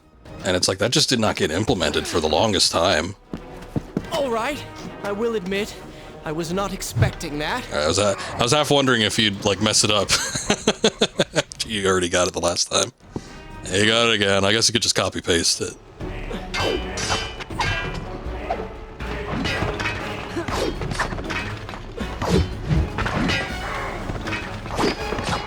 Turn your attention towards the one with the sword.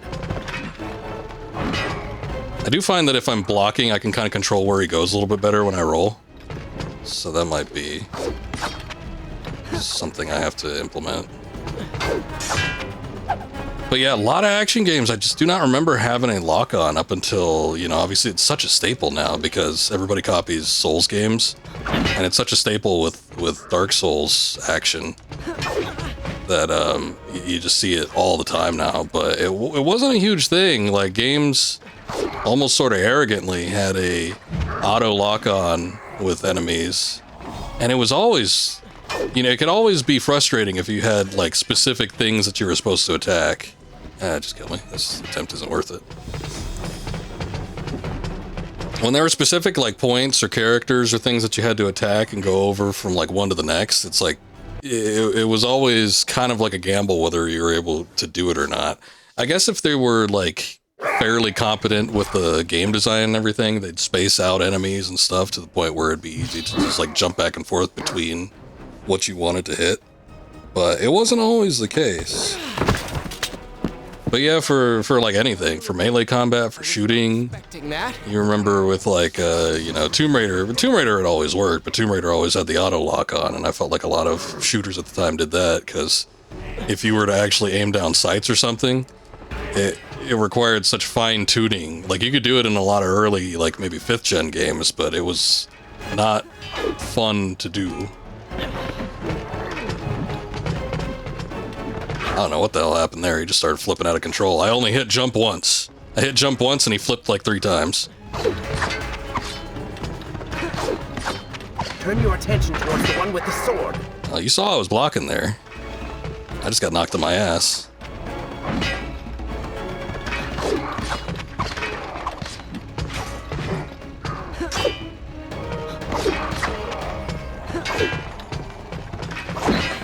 Nope.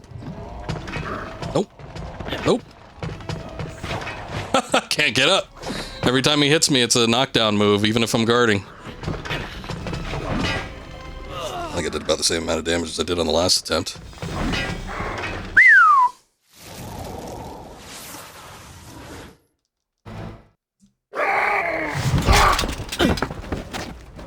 While one of these cutscenes was playing, I did take a look.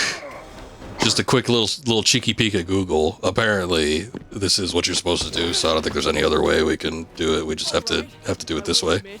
I was not. And apparently, it's the hardest boss battle in the game. So.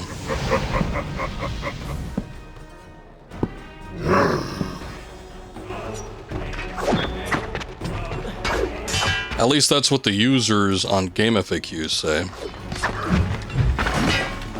You saw I was blocking there. You see how good block does. Turn your attention towards the one with the sword.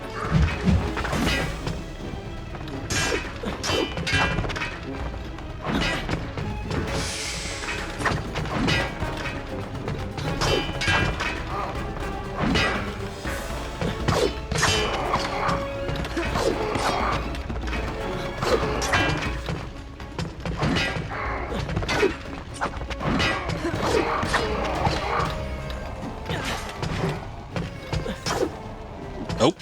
Didn't want to attack him, now it's too late.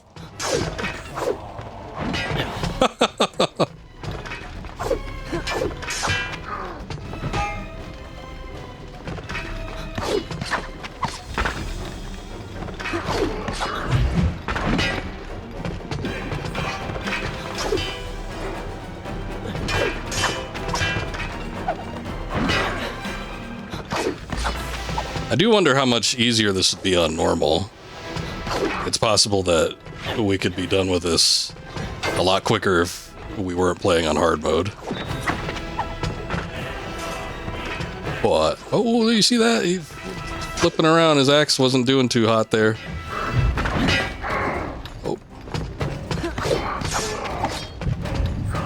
Normal you can lock on. You can. I was playing normal up until today's stream.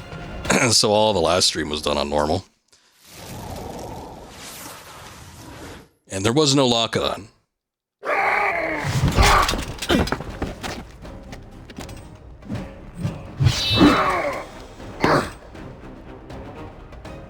He's gonna say it every goddamn time. Taylor, welcome in. I will admit, I was not expecting that.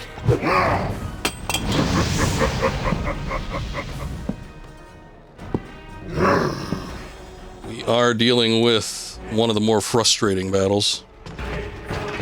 I am happy to wait. I have. Thank you for the shout out. I was actually just about to turn over there. Welcome in, guys. Make sure you guys go check out Daler55. He's primarily a Metal Gear streamer, but he does every once in a while does something a little bit different. He was doing some Resident Evil 2 original last night. That was cool. We are currently making our way through the final of the Prince of Persia Sands of Time trilogy. So we did Warrior Within, completed that game about a month ago, and we did the original Sands of Time last November. So now we're working through the Two Thrones. This game is currently on hard mode, and this particular boss battle is a pain. It's a little bit of a pain in the ass, just a bit.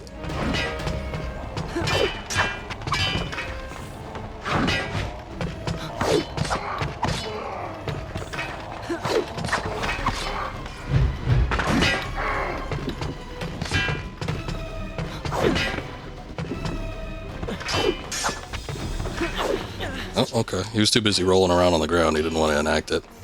So there is a bit of a process with this one. Basically, you just have to hit the guy with the sword, and then the guy with the axe comes in from behind, and he tries to get you while your back is turned, and then his axe gets caught in the ground.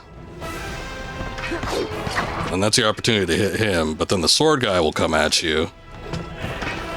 And there's really not, like, a whole lot of rhyme or reason outside of that. Like, it's a pretty strict rule that happens within the game itself, but, like, the amount of time he stays stuck, like, that all differs. And then whether or not you're going to actually be able to attack him or not, it's like, that doesn't always work, so...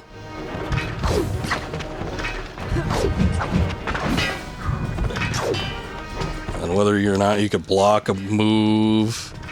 And sometimes you attack the sword guy and the axe guy doesn't want to do his hit the ground maneuver.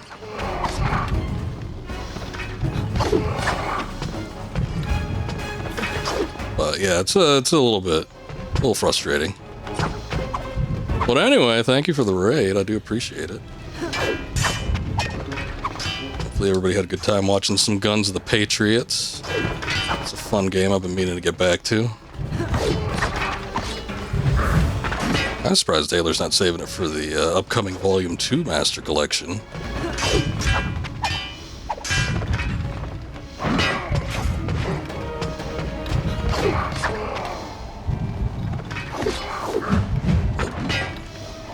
Alright. Well, I made it a little bit further than some other attempts. I wonder if they're going to give me another QTE segment.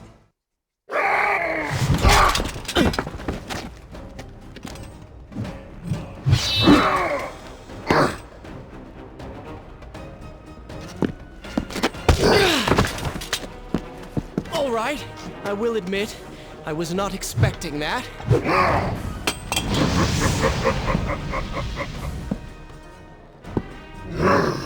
I will admit.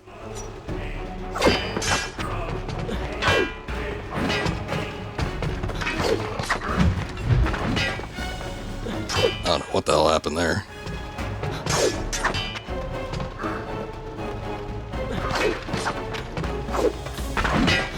Got a fair amount of my health taken out, though.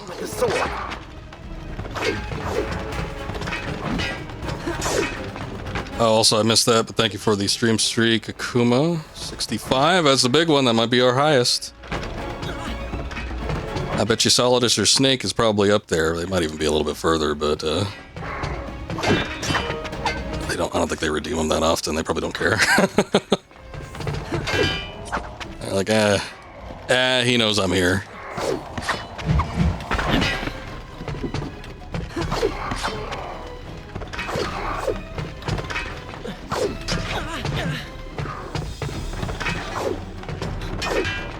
I do hope that we can get to a point where we can get to another speed kill.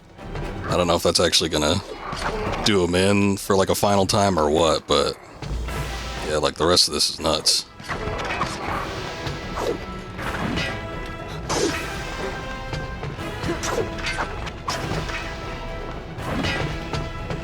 Caught between the two lads.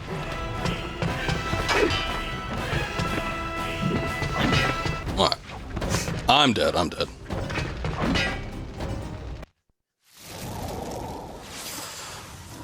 We'll do it again.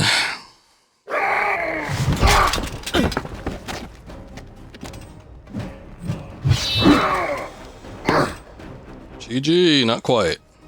We're getting there.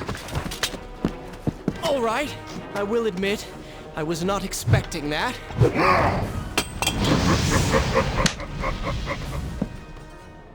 He will admit.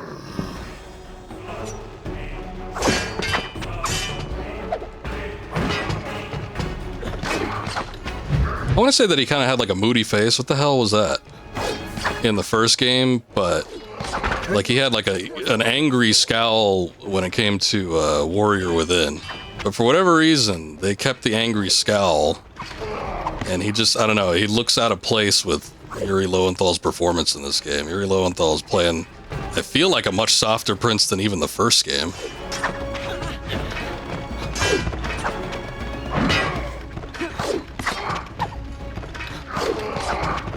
I have a feeling he wasn't expecting that. I don't know.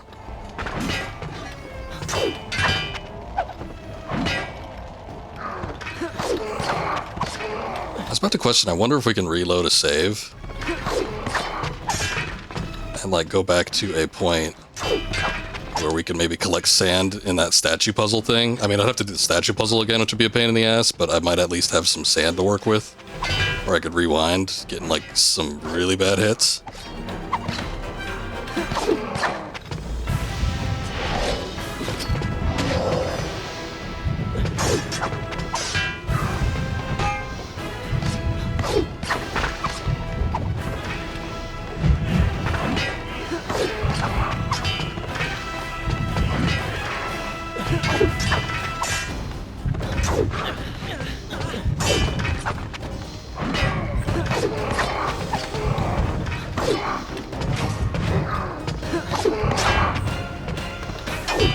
Ugh. I'll break up a little more. What the hell?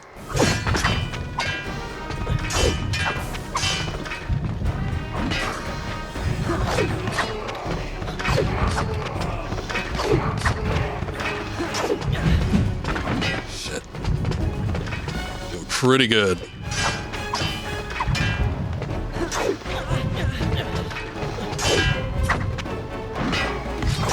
Nope. Ah! Kind of close.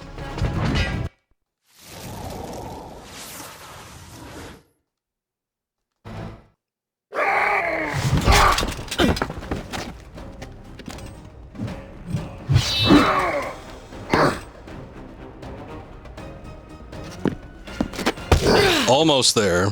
Maybe. All right, I will admit, I was not expecting that.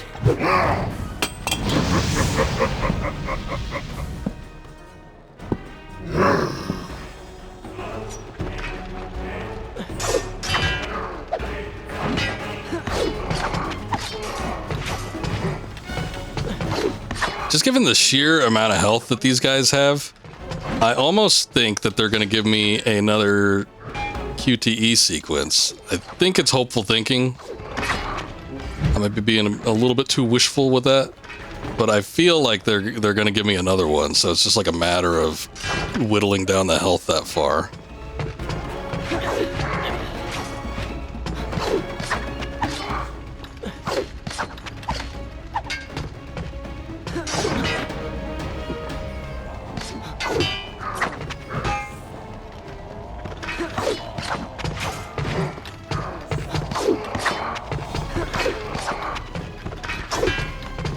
Did I say CTE? Did I? Well, if I said CTE, I meant QTE. I don't know if I did or didn't.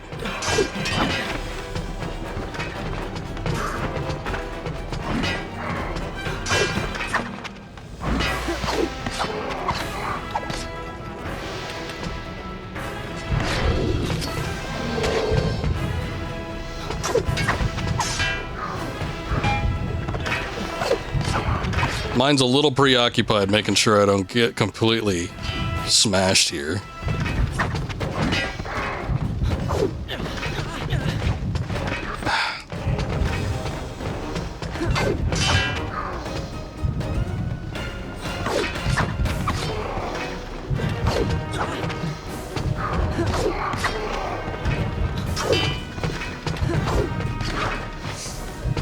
Oh, well.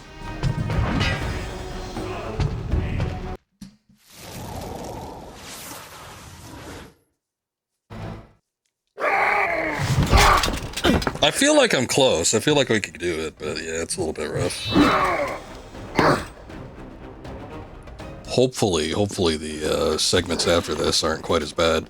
We've had two pretty bad segments in a row. The damn statue puzzle was a pain in the ass, and then doing the chariot race wasn't that great either, but I mean, at least that was a little bit more doable. And then to cap it all off, this boss battle.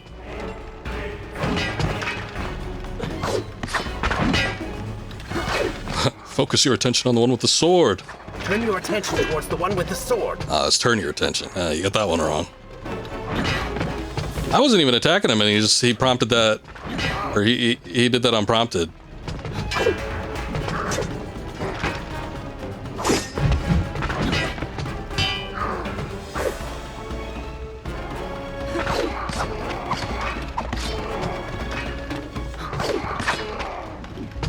Oh, Ornstein and Smog is less bullshit than this.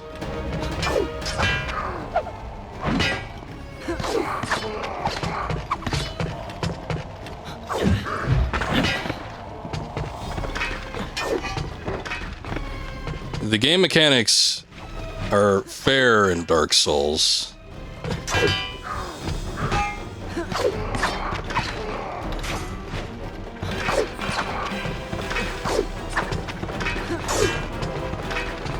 I would go so far as to say, by comparison, Dark Souls is a well-made game.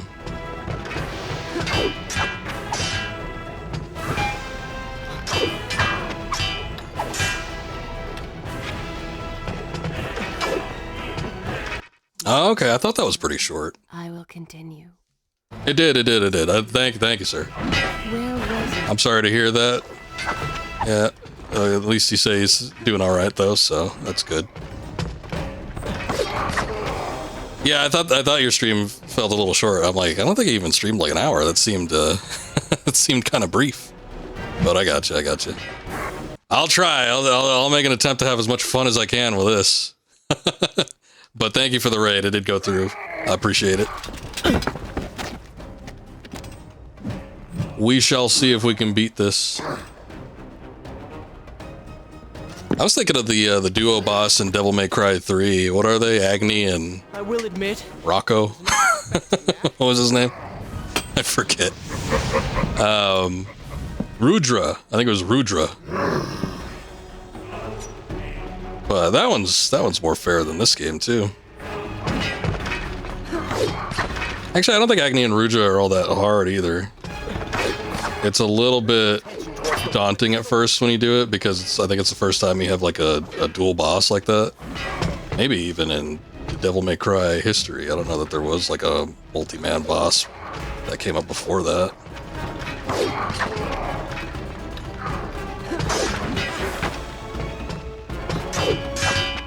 Head sword. Guess I don't remember what head sword is. I'll tell you what, that one, the goo in Devil May Cry 1 was a pain in the ass.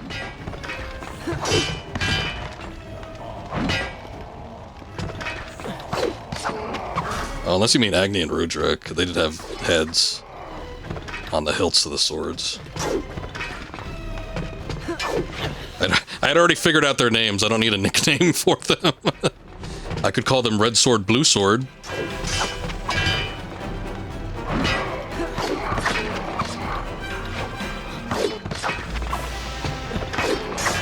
I think he's close. He should be close enough where I could do the QTE.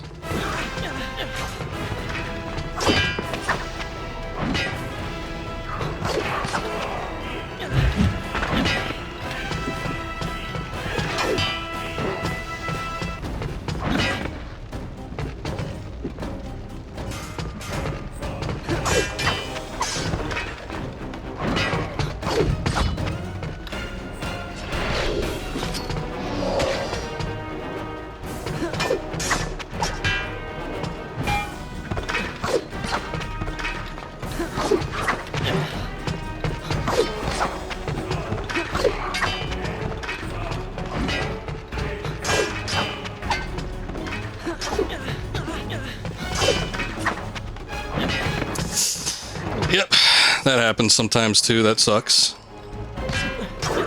The sword guy just stands in my way so that I can't move. Ah.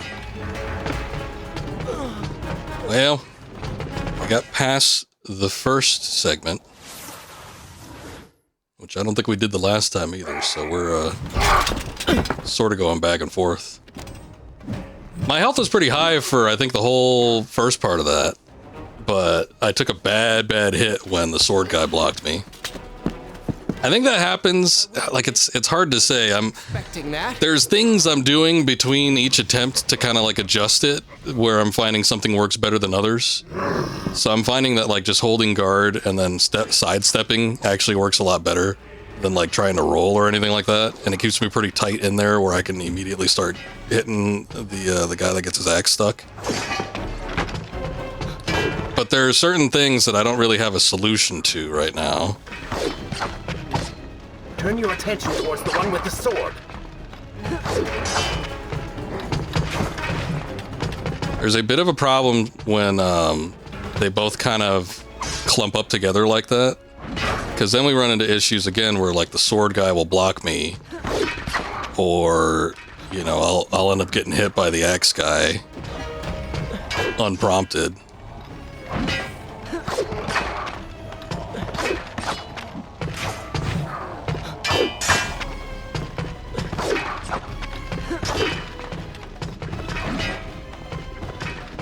I think the best way to work it out is if they're too clumped together is maybe just to try to back off a little bit, but then I don't want them to get to a point where they're all completely spaced out, because then that's no good either.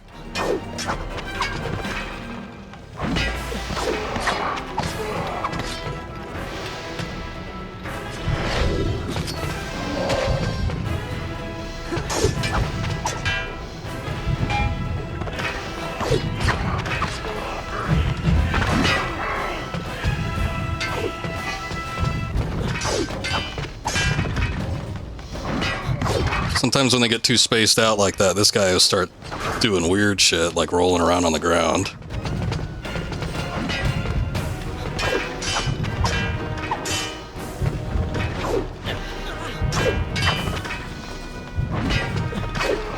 And then every time he's doing something that's not just standing there, it takes a moment for him to get set back up to a point where I can get him to do his attack where he locks himself.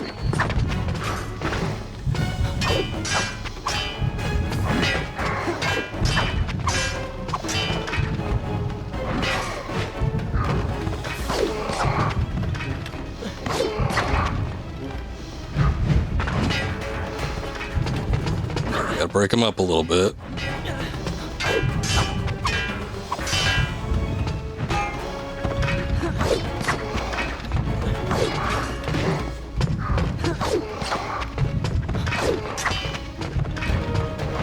Somebody's heartbeat is going out of control, and I don't think it's mine.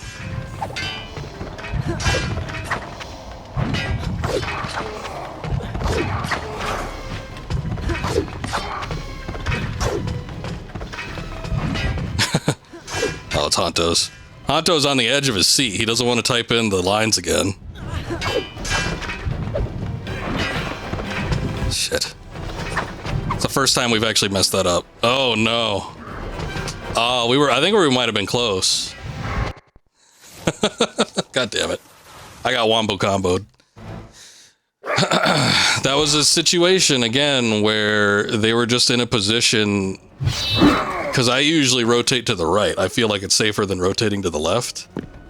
And I feel like I saw it beforehand, because I don't think I moved to the right too often. I tried to go to the left a little bit, but even going to the left, like his range is just enough where it clipped me. I got downed on the ground, and then I got hit by the sword guy in a combo, and then I was dead.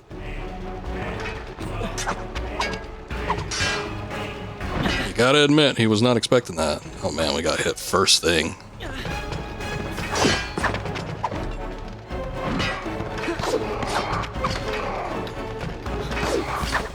Turn your attention towards the one with the sword.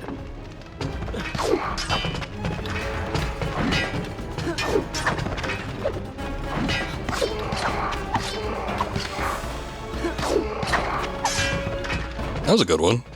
I think he was too far to the left, or he was near the flames and he couldn't move. We've seen that flames actually hurt enemies, so there might be something just like in the way they're scripted to move with their pathfinding where they can't get too close to them or something. Or maybe they just refuse to move if they actually have a chance of getting caught.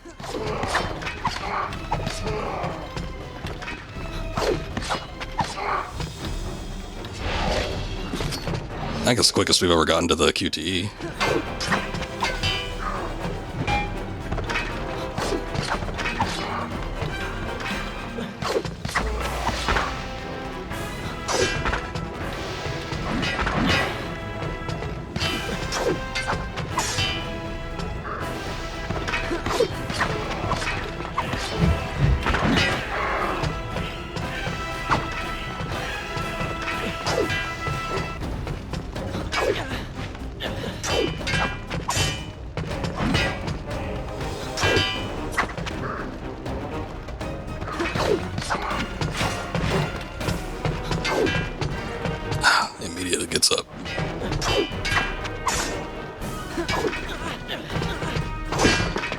Oh, shit.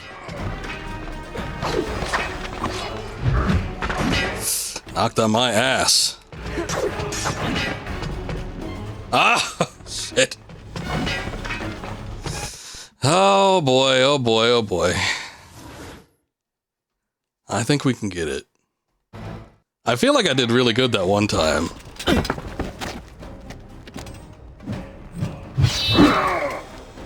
The time before the last attempt. But now it's, I don't know. It is almost kind of RNG heavy depending on what they actually do, because sometimes, you know, they'll do a combo that completely wrecks you. As we've noted before, it's like there are certain combos that the sword guy can do that are just unblockable.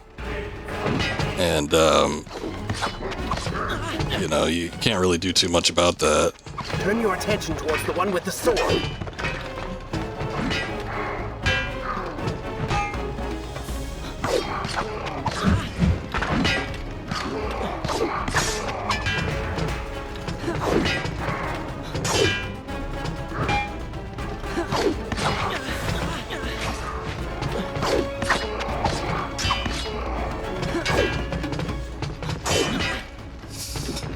A little too reckless with this.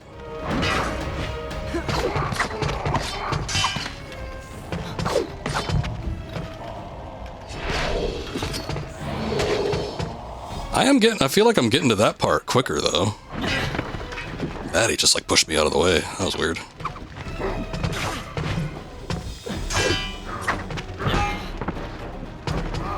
Bad luck on the positioning with these last couple.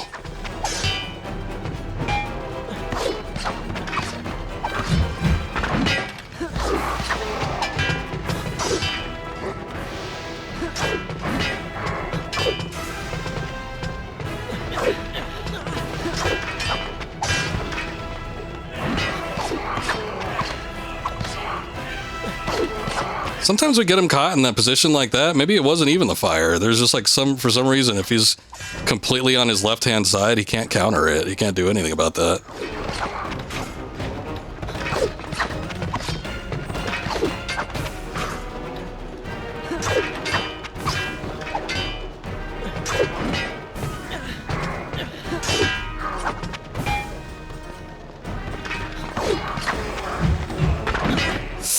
Shit. See, there's nothing you can do about that one.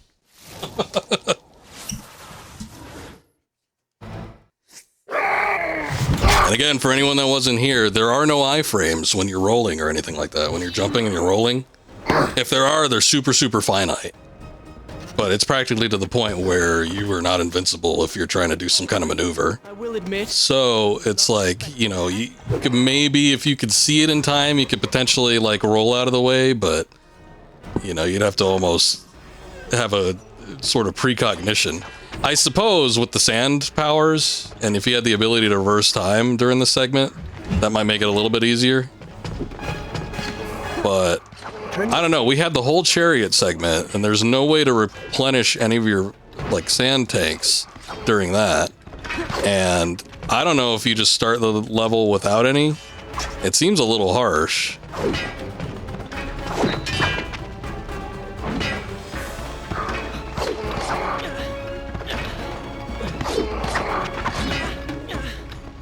I don't even know how he hit me there.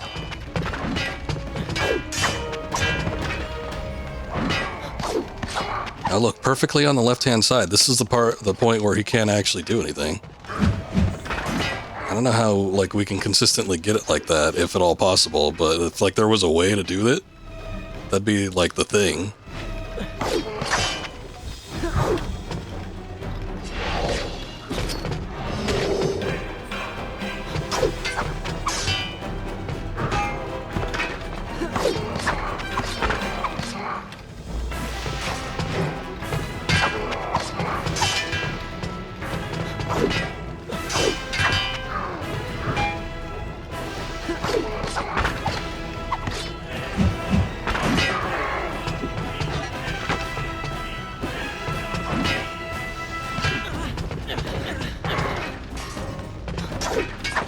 And for segments like that, I am holding the block button, but There's just like sometimes you get caught in a combo and you just get staggered constantly.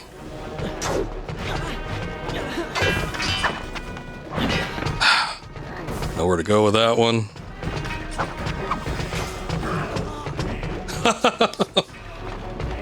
We always get to like right about there, about like halfway between the two life bars. Kind of like right to that point, and then it's out. Then they do something that just completely combos me. And is there a combo that we can do maybe to... Like, you can't grab them, we've seen that. I don't think there's anything we can do if we just have regular attacks. Aerial slash. I don't think there's anything I'm necessarily missing. Like, that's a big damage dealer or anything. I literally think it's just what I'm doing is what you need to do. It's just you need to have it. You need to have it at a certain point where you can just get it done. I was not expecting that.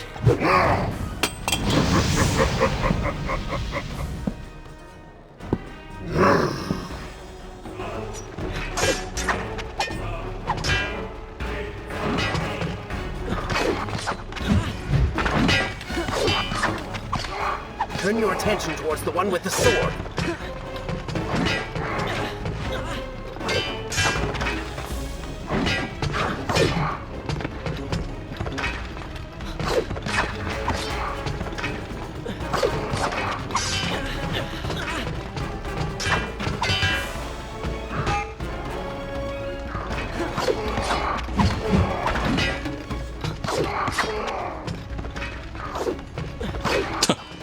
I tried a jumping move. That one completely missed him.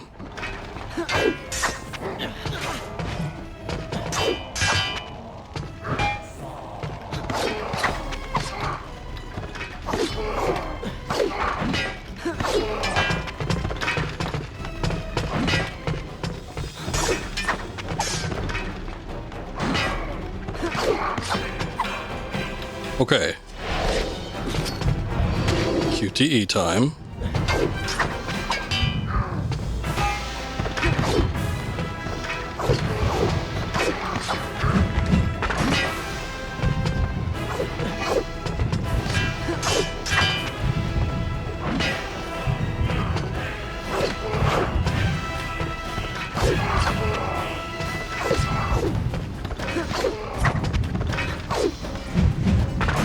Oh.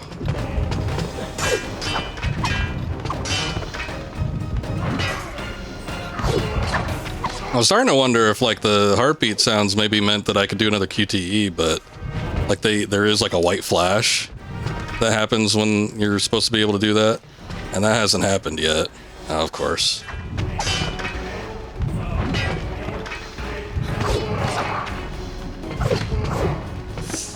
I get hit in midair as I'm doing a move. Fantastic.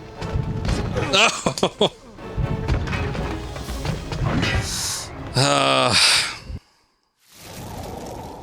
The other bad part with the auto lock on is sometimes if you're looking at the other enemy, he can only block what's in front of him. The block doesn't incorporate attacks from all sides, so you can't necessarily direct him to where you want to go.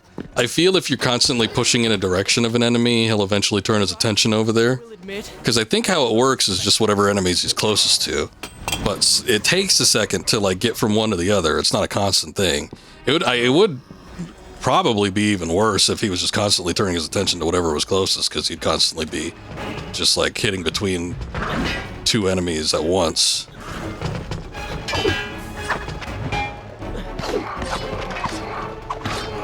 And then he wouldn't be getting any hits in, more than likely. The one with the sword. Lost so much health at the start of this. It's like this one isn't even worth trying to run.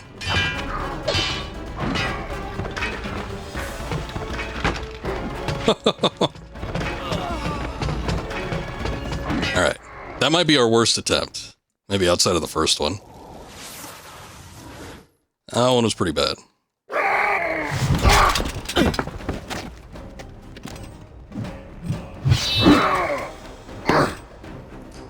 But yeah, it is kind of a trial of just like kind of not so great controls. It's really battling the gameplay It's not expected. more than it is just fighting two guys at once.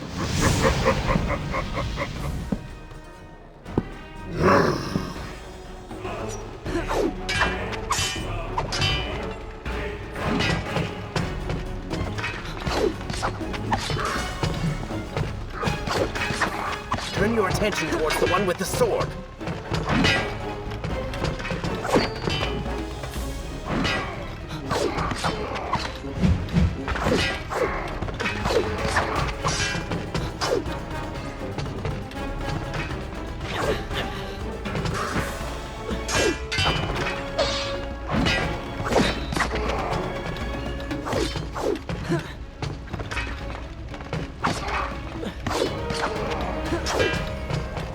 I am half tempted because I know we've been saving in one save slot primarily, but I know I saved at least once in a secondary slot, and I think that slot might be before the statue puzzle. I am kind of tempted maybe to go back to like get that save, and then maybe see if we can come back to this with some time power, because I think you're probably able to do it. Like, I almost feel like doing this with no time power at all is, I don't know, a little overly harsh. It's possible that maybe they have it in a way set up where you just don't have anything when you start up this fight. Who knows? But it would save us, you know, some attempts, I think. Even with a little bit of time power, I don't think it's 100% like it'd be like a night and day difference. But I do think like that right there, what you could do is you can rewind time, and instead of getting hit in that combo that knocks you down completely where you have no reprisal for it, you could just like immediately jump out of the way and then see if you can readjust yourself. I'll give it a couple more tries because I feel like we've gotten pretty close, but if not, I am maybe going to go back to that one save and just see if I'll do the puzzle again and everything, because at least we know how to do it, but just go back to that one point and just see if it's possible to get to this boss battle with some sand tanks, because as it stands, hard mode doing this, it's a little bit rough, especially when there's no consistent way to make sure that, Turn your attention towards you know, you're either gonna get hit or not hit.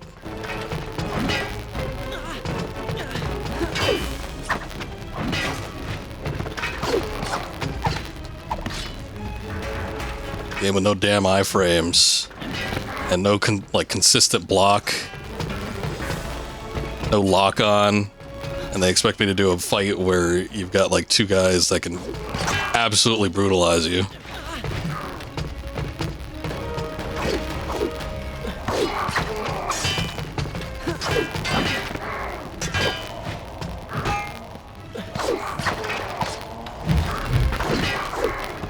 Yeah, took damage while jumping there.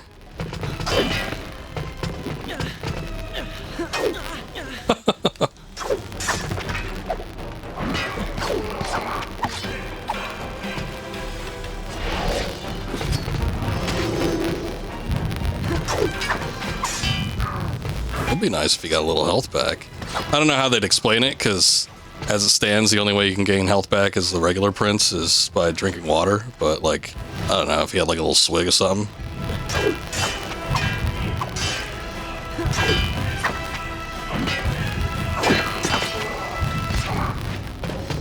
Alright.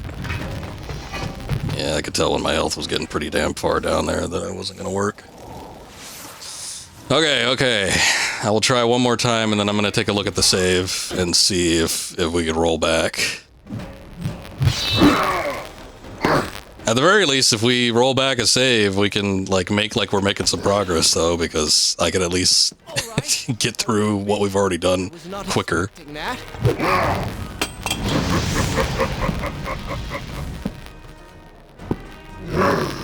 Oh, let's give it a go.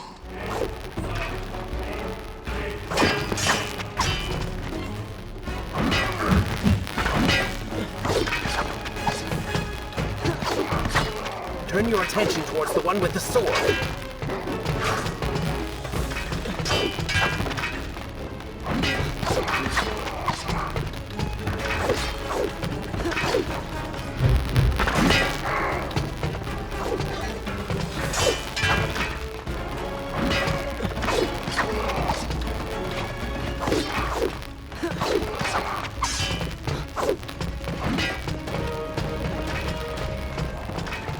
I'm just getting way the hell away from that.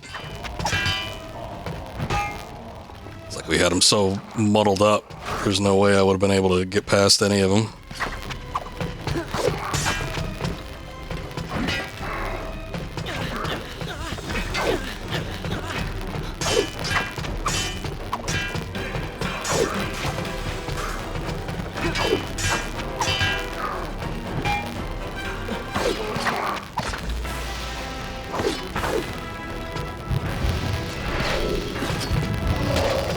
Down and down.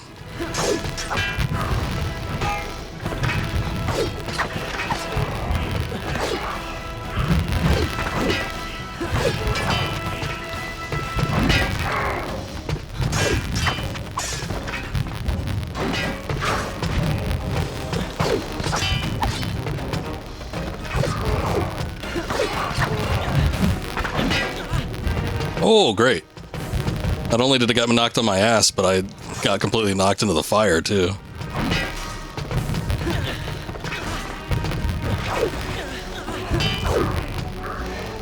Oh, great. Attacking this guy for 10 seconds, he doesn't do the move, and then as soon as I break away, then he does it. Alright. Alright. I'm gonna go back. I'm gonna see if we can do this with time power, because I don't think it's gonna make too much of a difference, but I think it's gonna make a difference enough. We'll see where that other save point is at, though. I don't know. There's a very slight possibility that it's like so far back that it might not even be worth it. Or maybe I could just go back to that one on normal. What is King's Road? Oh, is that the one? Okay. Oh, you know what? We might have to go back, because I think the only other save point is the one that we initially started at. So we might have to erase like everything we've done. We'll see.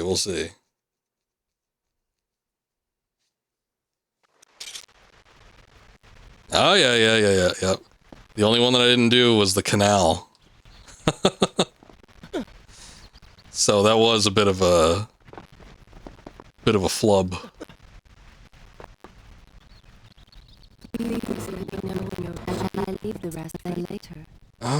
It's just I don't know if I want to do this one.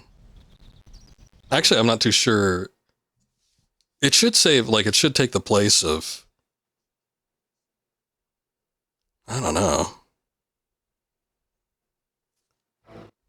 Now that I think about it, I'm not exactly sure. I'm not too sure, let's see, 330, 331, okay. This one has to be the one that's set on hard mode. I mean, we could go back and we could just, if we got to start back from here anyway, I'm just going to miss out on that one health point that I got, but I don't even think it matters. Probably doesn't anyway. Yeah, the health bar is a little bit more on this one. Okay.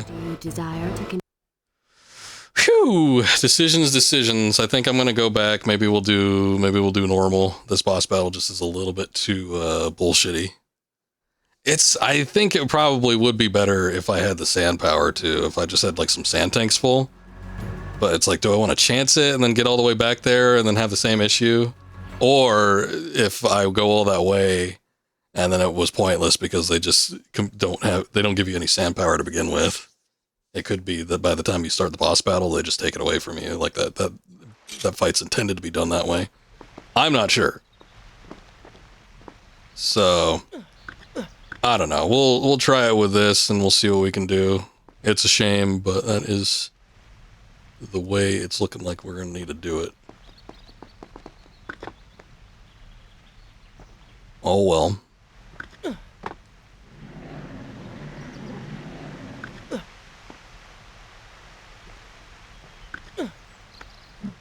If I was committed to the bit just like a little bit more, I was just like, we've been stuck on that. We've probably been stuck on that for like damn near an hour or something. It's like, I don't want to necessarily be doing the same thing for all that long. I bet you we could do it, but it's just like, it's frustrating. It is like playing the game on like super hard mode though. No, that's right. Hold on.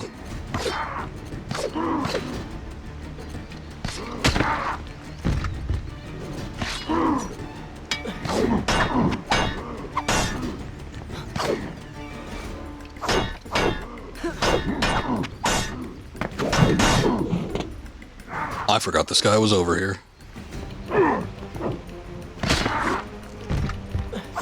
Oh, there he goes. Okay, he's dead.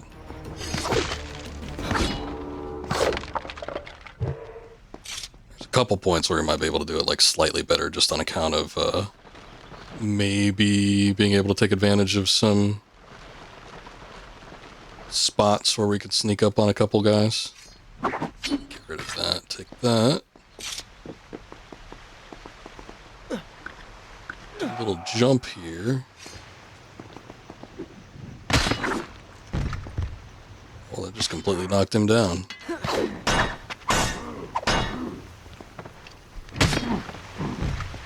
The final conclusion of the fight, Honto, was me reloading an old save. I wonder if we can do the fight with some sand tanks. So I'm just going back. I think I could probably do it. I would just, I'm not feeling it. I don't want to have to deal with the RNG constantly. Because as I was saying before, like if I had some sand tanks to either slow down or reverse time, if I could slow down time, that'd be great because then I can get a lot more hits in. But I could also reverse time on those points where it's like, you know, they hit me with some combo that's completely unblockable. If I could do it with rewind or if I could do it with slowdown, I think the boss battle would actually be doable. What has happened? The only problem is we don't have really a save point that's terribly close to that. So we basically have to do what we've done on stream already over again.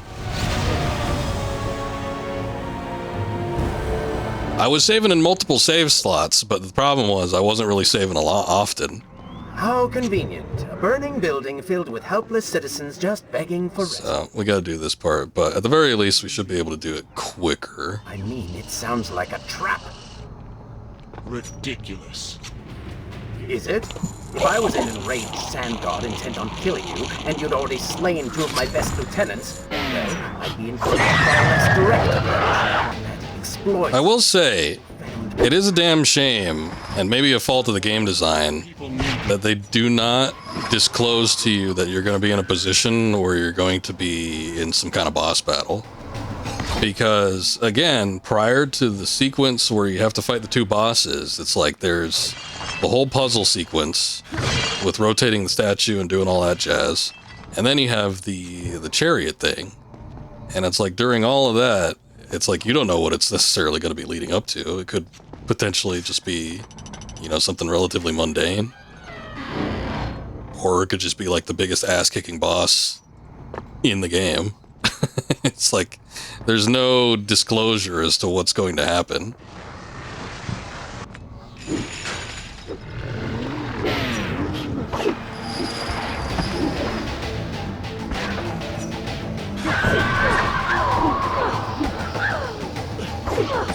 I forget, did we go to normal or are we on hard? I actually don't remember which save thing I chose.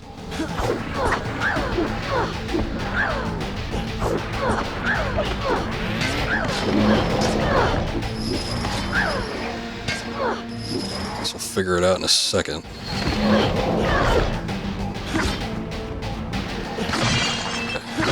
I do need health. There we go. We might be on hard. That actually looks pretty dang full. I don't know, though. Because there's only... again, I think there's 6 total. And I had gotten 4 of them. So the way that's maxed out, it looks like it's going to be maybe just 2 more.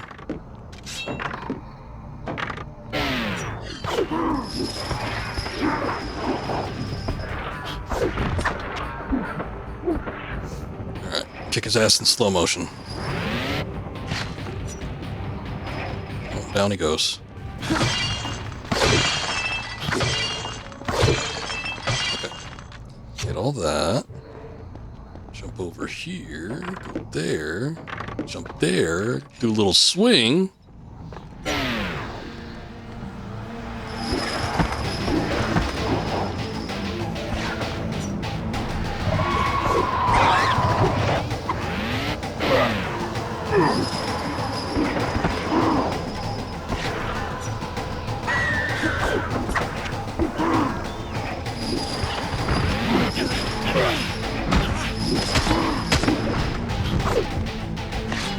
Oh, I killed his ass fast.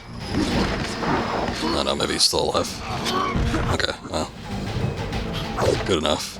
Alright, check these speedrunning strats. Don't even need to reset the awnings. Speedrunners of Two Thrones, you're welcome to use that. Just make sure you credit me.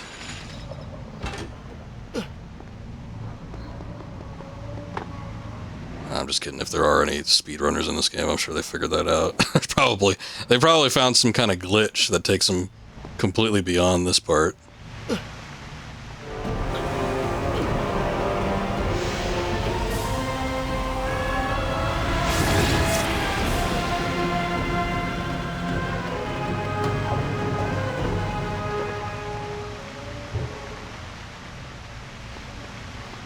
I swear that sounds like Have fun. the You can figure it out on your own. For music once. sting for God of War. No part in this.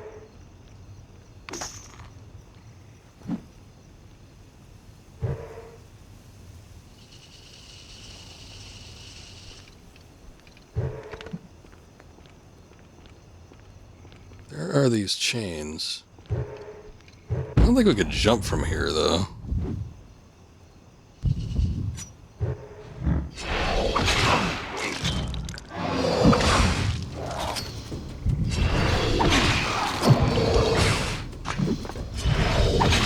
This is the guy where we gotta kill his ass like 16 times before we can actually do anything.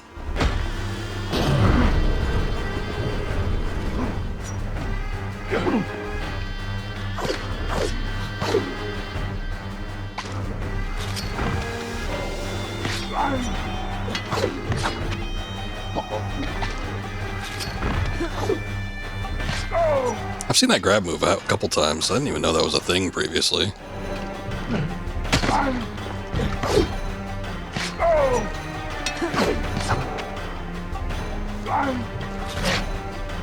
Okay.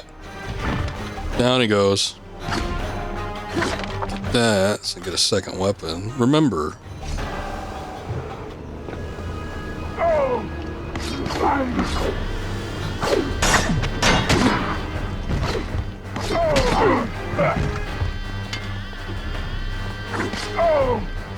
Okay. Just cheese this, because this is actually probably going to be the fastest way to do it.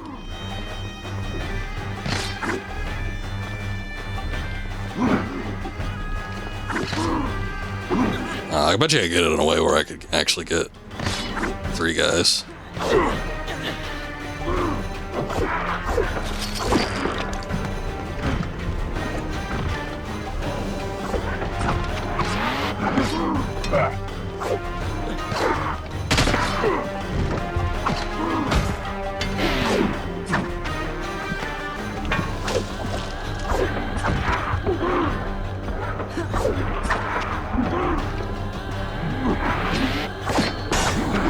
Ooh, somebody new.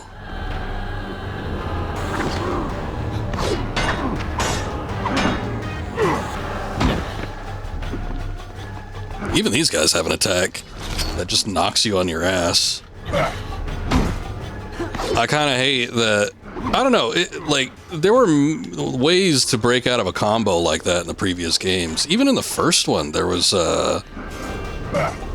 what's it? A counterattack. And it's like in this one, as far as I can tell, there are no counterattacks. There's nothing you can do to actually prevent an enemy from hitting you like that. You can block, you can roll, but as we've seen specifically in the boss battle, it's like there's not actually a foolproof method. And it's like with Warrior Within, I felt like the enemies were a little bit more sophisticated. The combat was definitely the main focus in that game. But it's like the combat in Warrior Within was more kind of like the main deals, so it's like you couldn't always use the counter like you could in the first game. The first game, it's like you could reliably use the counter as long as you can hit it. And it's like sometimes you didn't want to just because of the sheer amount of enemies that were on you. See, I'm getting comboed here, even just by these standard guys. But for the most part, if you can like block, you could pretty much counter reliably, as long as you weren't getting hit by like anything and everything. Getting surrounded by enemies is one thing, but you know, just being able to take out some of these losers like that, it's like it really could save your ass. But again, when it comes to this game, there's just kind of like no rebuttal to that. Something I haven't already seen.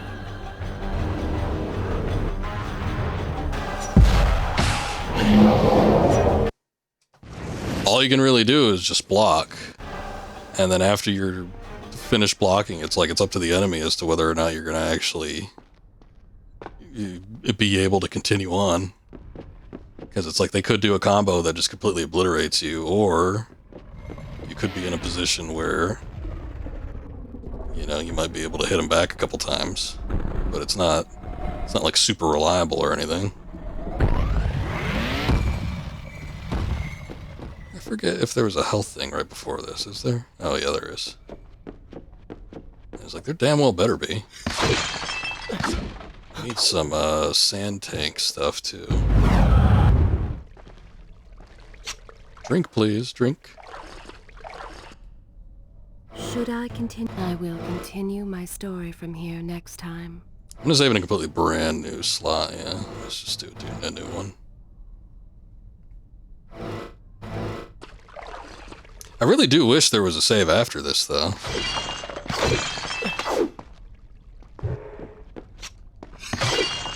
Because, you know, again, once we get in here, there's no save point.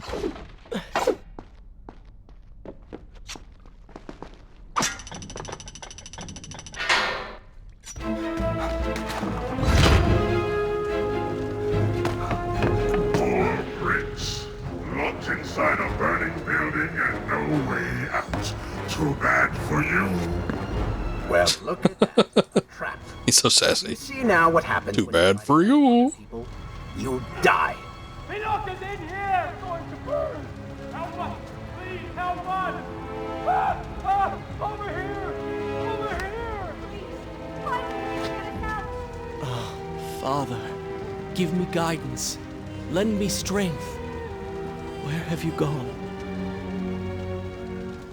Father. At least I know what to do.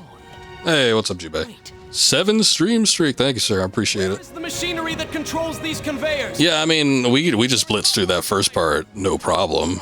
I mean, what did that take me, like 15 minutes just to get from that early save point to here? So it's like we could get through it perfectly fine. It's just a matter of, you know, whether or not the sand tanks are going to actually carry over or anything like that.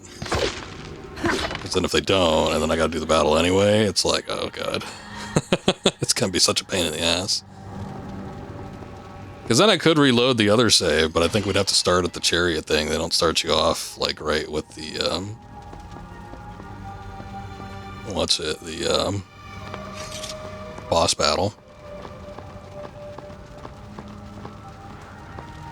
But yeah, the big thing was with this one was not knowing what to do, so that is true. We at least know what to do here. Half the trial was just like getting up this shit.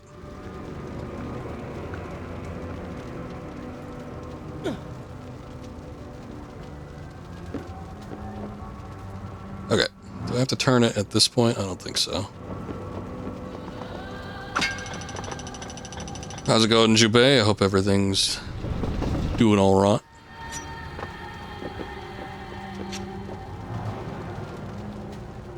About to do one of the worst puzzles in Prince of Persia history. I always got the feeling like the game that came out after this, what was it, the one in 2008 or whatever? That one would be like a super heavy puzzle-oriented game. I don't know if that's actually the case or not.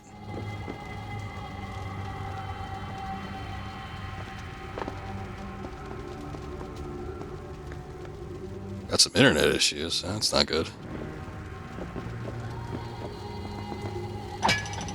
I'm waiting for my new internet to come.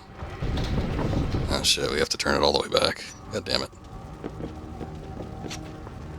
I mentioned it a while back, probably about a month ago, but I signed up for a fiber internet that's coming into town from T-Mobile. And the people have come in, they were doing work. I was getting kind of excited because they were doing the work here. And, you know, they were drilling holes into the road. I guess all the fiber optic cables are underground or whatever, or they need to install them. And they were doing a bunch of shit in my neighborhood, and then they just they did it within a few days, and then they packed up and left, and I haven't seen them since. Nobody said anything about setting anything up. Nobody scheduled an appointment with me. I even asked, I'm like, do I need to initiate anything for that? And they're like, no, when they're ready, they'll let you know, and then you can schedule a date as soon as they get in contact with you. And I'm like, all right then. But yeah, nothing yet. Like the art cover design for the 2008 game, but you never played it. It seemed to have a very unique art style. Again, I've never played it myself, and I have seen some things of it, but you have to bear with me on this. I know the general idea of what you need to do here. We've already done it, but I forget like the finite details of how many positions it needs to be in before you can maneuver shit around. Because even when, like, you get it to the point where you need to actually turn it and stuff, it doesn't look like it should be able to do it.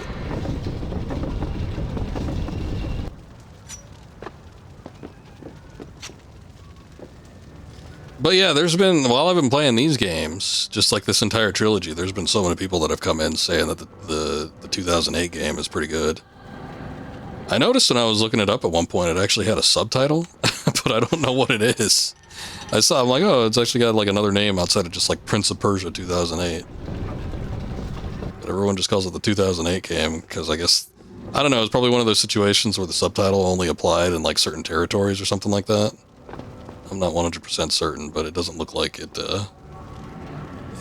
exists everywhere with a subtitle on it. I don't think I can move back from this point, yeah. I think we need to turn it again. I don't know if it's going to be able to do it, though. We'll see. But yeah, I remember... I don't think I've ever seen anybody stream it. I remember seeing it on G4 back when that was a thing. And, I thought it looked cool. I don't know, I guess I just wasn't interested in it. And it's the funniest thing, because what got me interested in Prince of Persia again was the stupid movie that was pretty mediocre. That movie wasn't all that great. I don't know if I could turn it this way. I don't think I can.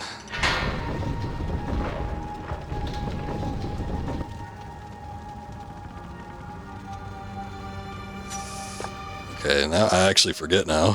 I don't remember.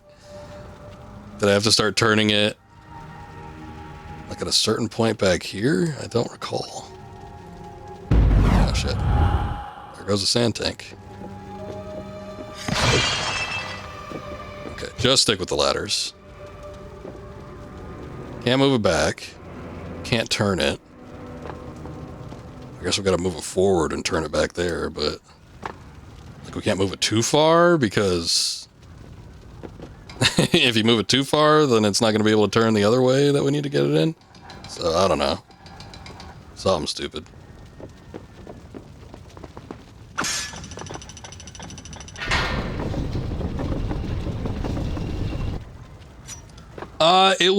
I remember the movie. It was basically like, Sands of Time Light. But you know, it's the funniest thing. I want to say that I don't think that the prince was actually the prince. I don't know, he might have been. I almost feel like he wasn't, though, which would have been really weird. I think he might have just been like some dude.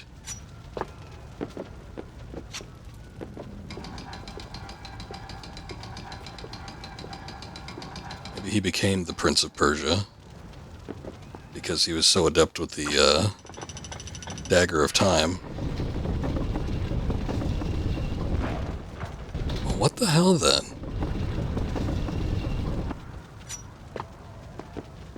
guess I move it back. And then I turn it back there, but then I don't know if we can actually move it.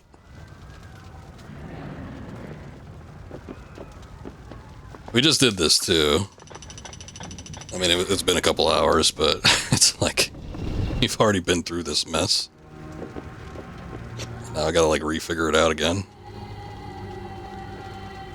I'm sure I've said it before, but I remember seeing the movie that I was staying, I was out of town. I was in Vegas at the time. Nevada, because there's multiple Las Vegases. But I was in Vegas at the time, and we were staying at a movie theater we were staying at a hotel that had a movie theater in it. So it's like every night I was actually going to see a different movie. I can't remember what the other movies I saw were, but I remember that Prince of Persia was one of them. You know, a nice little action adventure film or whatever. But it was fun enough. But I remember watching that movie and then I'm like, oh yeah, Prince of Persia. You know, I used to like Prince of Persia. And then I was taking a look to see what the latest Prince of Persia game was. And it was, Forgotten Sands? It was the Forgotten Sands game. Which, admittedly, I think had better combat than these games. I don't know how well it holds up. I can tell you I didn't really like it as much, probably, as Sands of Time, because I didn't finish it. I played through it, and I'm like, yeah, I get the gist of what it is. But outside of that, it's like there wasn't really any other additional motivation when I was through to like play it any further.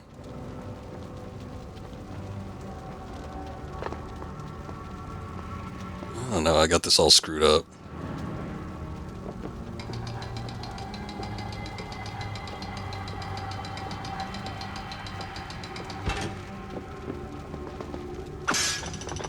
Let's look.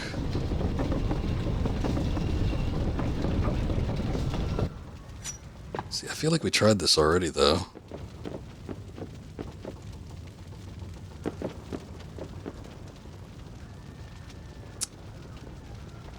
It has to be. Like, there's no way it has to face forward to begin with, because you can't get it past that one point. So it has to be, like, facing that direction to get past the one point, but then you bring it back, and then you can't turn it anywhere?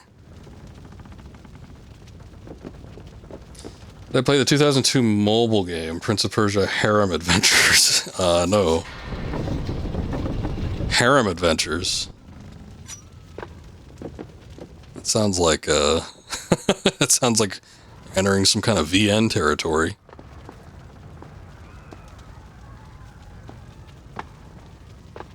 Get out there, what are you doing?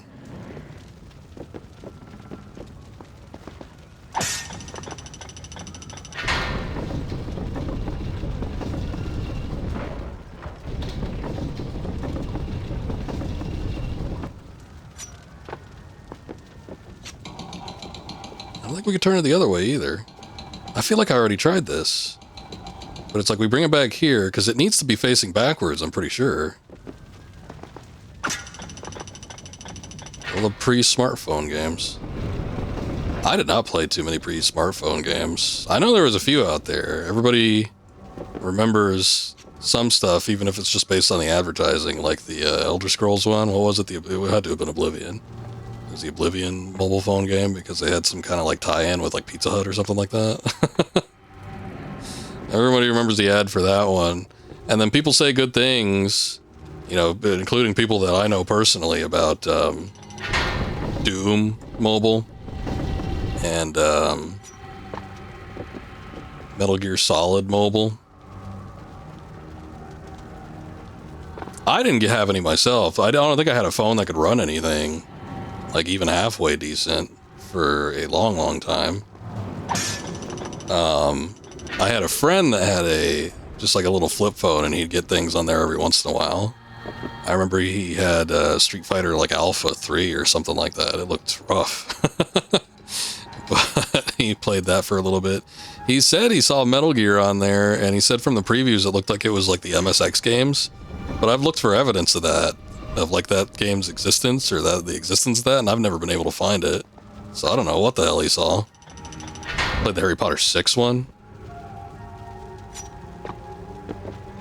Yeah, I don't think I ever saw any of the Harry Potter ones. My friend got another one that was like Battlefront, like Star Wars Battlefront, and this is before, you know, the EA takeover and everything. And it's like with the Battlefront one, that one was kind of funny because what it ended up being was, hey, what's up, Scoop? Good to see you. Good to see you. It was like a shooting gallery game, and you just had to like press numbers on your number pad in order to shoot like stormtroopers that would pop up. It was really weird. Brethren and second of your father's name. 7 Maximus Decimus Aurelius. That is my name. Don't wear it out.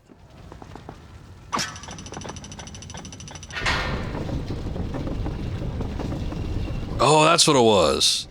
You have to have it turned on its side when you're moving it in through there. Okay. I think we can get it now. Yeah, it's still a pain in the ass.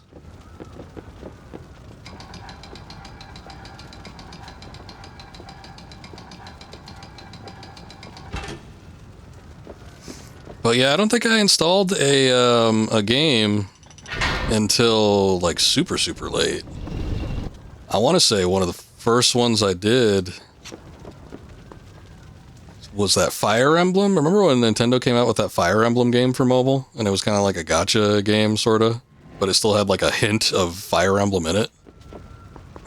So I think I played that for a little bit. And I might have even gotten like Lucina in a bikini or something. I might have gotten like a really good drop. I forget. I think it was something like that. But that might have been the first actual game that I ever downloaded. Otherwise, it was just whatever was default that came on most phones. Remember Nintendo trying with their mobile slop? Yeah, it was around that time. I think they had 2 of them. They had the Mario Run, which was just a what was it? The subway game where Mario just like runs over trains or whatever. And then there was the Fire Emblem one, and then there was, I want to say there was something else. Pokemon Go doesn't count. Because that was like, oh boy, I wonder if I could turn this again. That was like a few years beforehand. Boy, my friend got really into that too, that Pokemon Go. Generally don't think mobile is targeted at us, but Pokemon Go was lots of fun. Yeah, when it first came out, I remember just like a ton of people getting into it, and then that was still at a time where I didn't have a phone that could run anything like that. So I almost felt a little bit left out. I probably would have played it a little bit. Mobiles are massive in Japan, yeah. That's because just like the country's so small, but they just have to do so much traveling that portability was always a favored factor. And you know, mobile phones are just so accessible, more so than even like the portable consoles. What's up, Crescent? Welcome in. Mario 1 was a full game. It's just normalish Mario levels, but you auto ran through them. Something like that, yeah. It looked like the one game where the person is like jumping over buses and stuff. maybe it was a side scroller though. That's what I remember in my head. I don't know if that was actually the case or not. Pokemon Go was a sensation. I mean, that I want to say reinvigorated interest in Pokemon, because it's not like the DS games were doing any favors for them. Hey, what's up, Buns? Good to see you. Everybody's coming in. Welcome in, guys. How's it going? Prince of Persia's going awfully, Buns. This game has been terrible to me. We've had just like a bad time. I'm not kidding either. This game has been really bad. But yeah, other than that, I'm doing all right. I don't even think you asked that. I'm just going to tell you I'm doing fine myself anyway. We're about to get to the spot that was kicking my ass earlier. I had to reload a save from the beginning of the stream just to see if we can do this with some time power, which I think we're going to be able to. So that's good. Anyway, what'd you say? You remember when went downtown to play? There was literally 40, 50 people, maybe 2K walking around catching Pokemon. Yeah, that's crazy. That's what my friends were saying too that were playing it. They were like, "Oh yeah, I was walking around, and you know, when the gym battles or the events would pop up, it's like there'd be all sorts of people there, and you know, it's like a big social thing." So, I mean, it's cool that it worked out the way it did.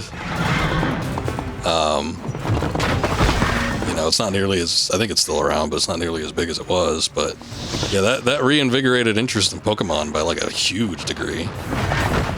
Because just the actual games themselves and even like the trading cards and stuff were not doing it, and it's like that had a knock-on effect. And now every Pokemon game release is huge. You know, the trading card sensation is back. I feel like it's bigger than it was back in the 90s. So it's like it's crazy how just that one thing was such a huge sensation that it absolutely just changed the perception of an IP.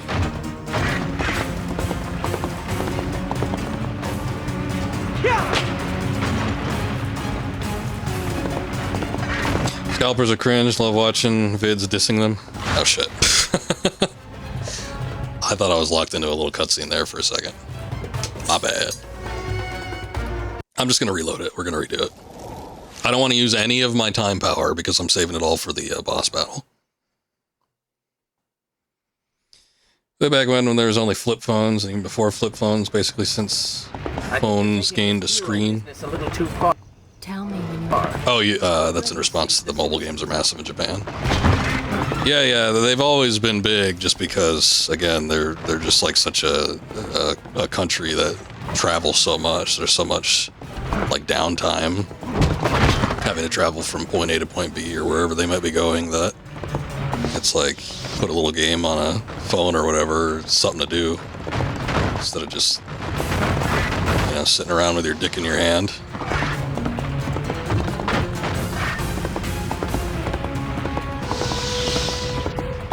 I mean, that's the thing with the popularity of stuff like that, too, is like you're just always going to get scalpers. It sucks. I'm not into collecting like that myself, so...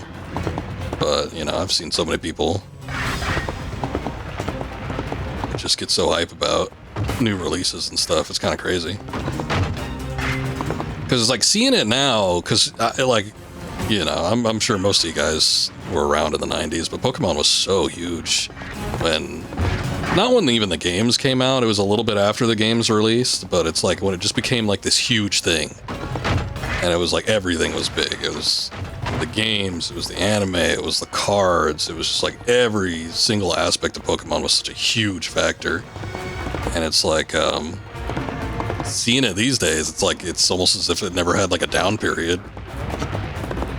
It's like, what would have happened had, you know, Pokemon just stayed huge all the way through the modern age? Oh, no, you don't.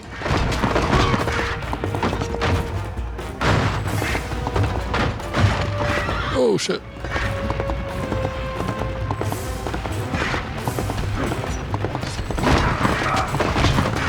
Oh, come on. All right, I'm gonna redo it again. I really want to see if I can get through this with full tanks. I think they could even watch live TV and live streams back then. Probably. It's always seemed like they've been ahead of the curve. I think you're taking this hero business a little too far. What were the 90s like? The citizens. Ah, Buns, you got to experience 3 years of them. You should know.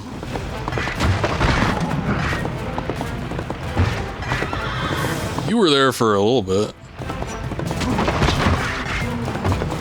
Sometimes I go back and I wonder, like, what my earliest memories are. I think I started being able to, like, remember things from the age of, like, 3. So, like, if you were like me and you were born in 97, you probably wouldn't have started remembering stuff until, like, 2000s. Like, right when 2000 was a thing. I might remember a little bit before that, but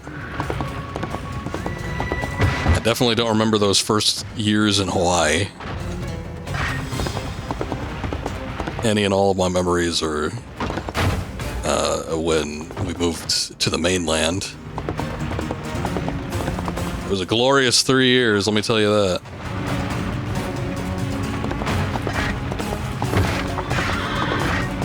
Were you at Sea Massive when the end of the games came out?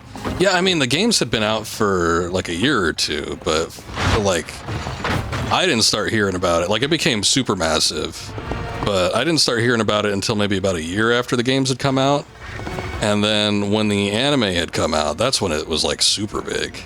Because that's when you had like, you know, the news was covering it because it was so popular. It's like, it was such a huge sensation that it just absolutely eclipsed anything that was around previously.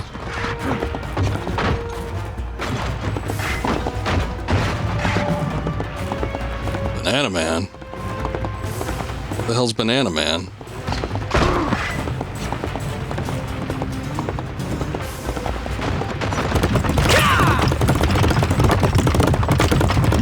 One of your earliest memories is 9/11. And that was a pretty big event, too. Hey, we're back to the boss battle. Oh, golly gee willikers. Let's see if we can do it. Hopefully we'll have our sand tanks now. Yeah, times were better back then. Back in the day, in the 90s. I was not expecting that. One of your earliest memories is getting a Sega Master System for $5 from a charity shop. I don't even know if I knew about the concept of money for my earliest memories. How'd that work out for you? You have an allowance at like age 2? Turn your attention towards the one with the sword.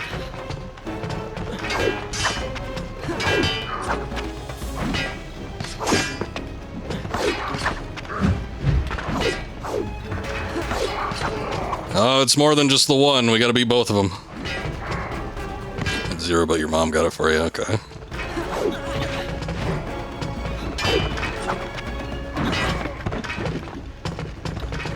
Should I use the sand tank? I feel like I should. The other thing I'm worried about is if I end up, like, dying and reloading, am I gonna have the sand tanks back or no?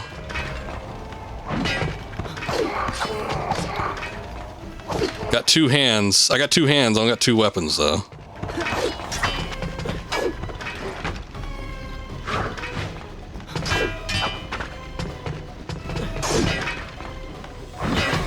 Aw, see, that's why I always go to the right, but he was sort of blocking me, so I didn't think I'd be able to make it.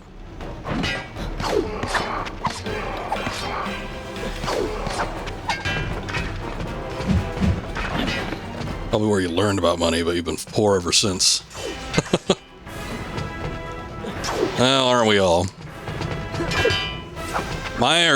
of my earliest memories, and I might, like, there might be some things out of sequence, so I might actually technically remember something earlier, but one of my earliest memories is breaking out of my crib. I remember being in a crib and I forget if I was hungry or thirsty, but I needed something, and I remember just, like, scaling the thing, and walking out, and finding my mom and saying, I need whatever, and then she was like, how did you get out of there?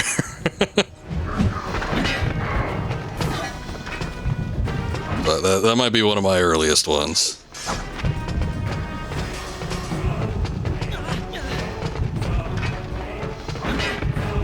Pulled the Rugrats. Yeah, he ain't lying. Tell me when you want to hear more. Trying to read chat and I'm getting my ass kicked. Dad throwing you from a rickety diving board at your grandpa's pool. Maybe it's rickety. Or a day buying an N64 with cruising the world. So you guys are always talking about, like, buying shit. Like, again, I don't remember, like, my earliest memories were not of, like, actually getting things or being in the store. I remember, I don't know, seemingly, like, stuff before that. It will not be contained. I remember, this is a slightly later memory, but it was kind of around the same time because I think I was still sleeping in the crib, but, yeah, I might have been. I forget. I'm gonna maybe retry, because I think we took some bad hits there. Let's see, and hopefully I get the sand tanks back, we'll see. First game I remember playing is Breath of Fire for the Super NES.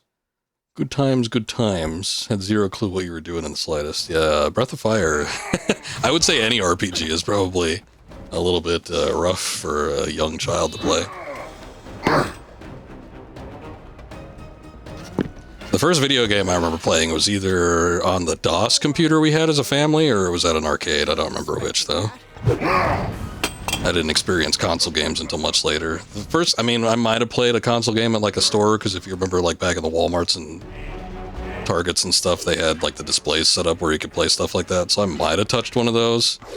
I remember being at a Best Buy, and they had a big old kiosk that had every major console available in like amounts of 2 or whatever. It was like a big kiosk that was a big tower, and then they had it hooked up where they had these huge televisions that were on top of the tower, and you could see the gameplay from like anywhere in the store. It was crazy. But I remember that was one of the earliest ones of those I saw. And I wanted to play one of them, but there was like a line, and I don't think the family was willing to wait. They were like, no, we could do that some other time. And then we never did. But it looked cool. It looked like, I don't know, it looked like something you'd see at like CES or E3 or something like that. Pretty sure your consciousness started with fear.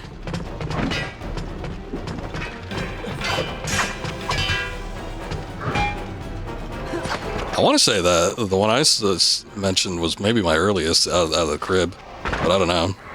But anyway, I was going to say, I remember another really early memory. We had gotten, I was always getting like videotapes gifted to me, and there was one, and you know, the family just picked whatever was a cartoon, basically.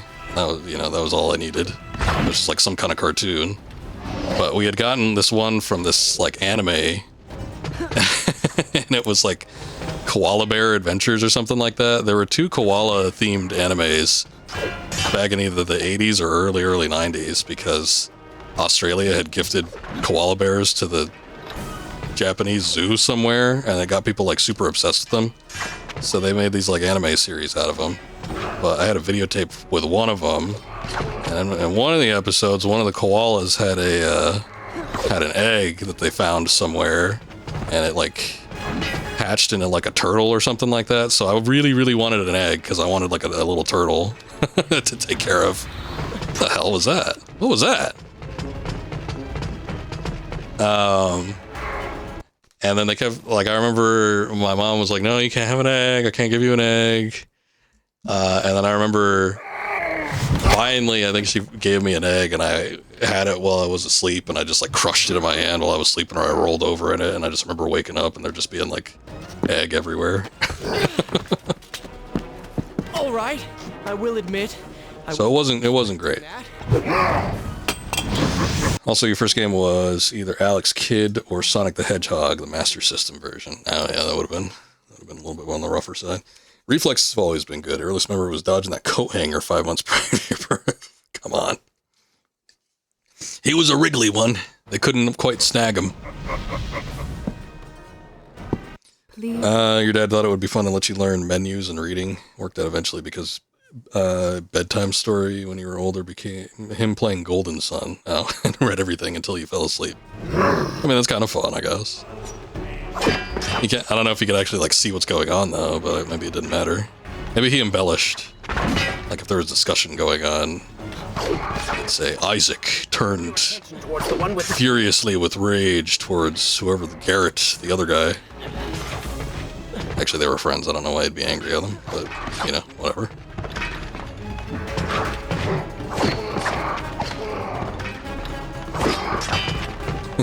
You were his golden son. Reverse that, because that was bullshit.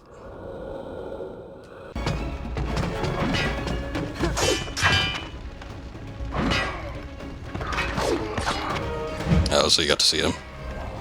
I got you.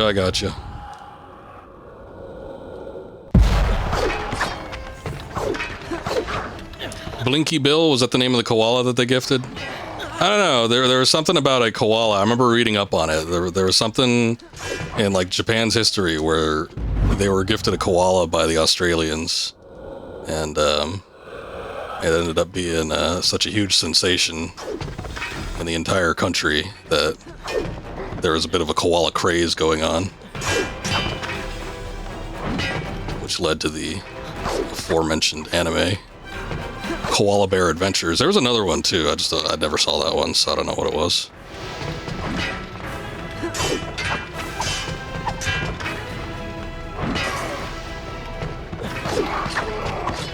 That Koala Bear Adventures might have had a pretty big influence on me too, because there was a second episode where one of the koalas, there was like a flight race or something like that, and they were flying like biplanes. I absolutely love like planes and piloting, and I do wonder if that's like the earliest thing I could think of where I would have been exposed to like some type of like plane or something like that.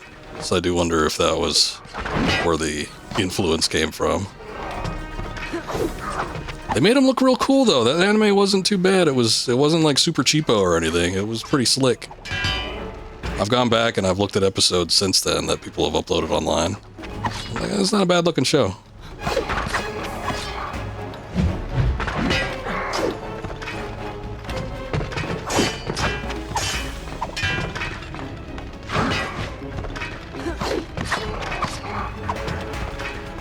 How could you miss? What were you doing?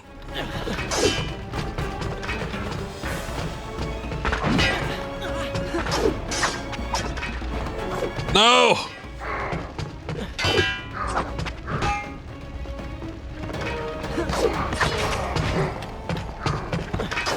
Oh, shit. See, sometimes, as I was saying before, sometimes the amount of time that he's stuck in the ground is just, like, completely irrelevant, because sometimes it'll be for, like, 20 seconds. Sometimes it'll be for 5. You never know what's gonna happen.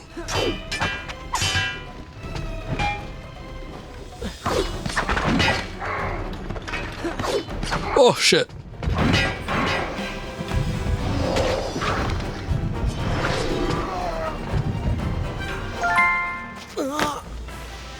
Oh my god, I actually did it, I think.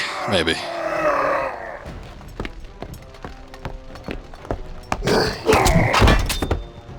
Brothers, that was such a pain in the ass. I cannot tell you how I chose the right moment. much of a bitch this boss battle was. Oh my god, it's so bad. It's so bad. Oh. Try to gift a koala before to Australia. Before you tried to gift a koala to Japan before Australia, then unfortunately you lacked the qualifications. Okay.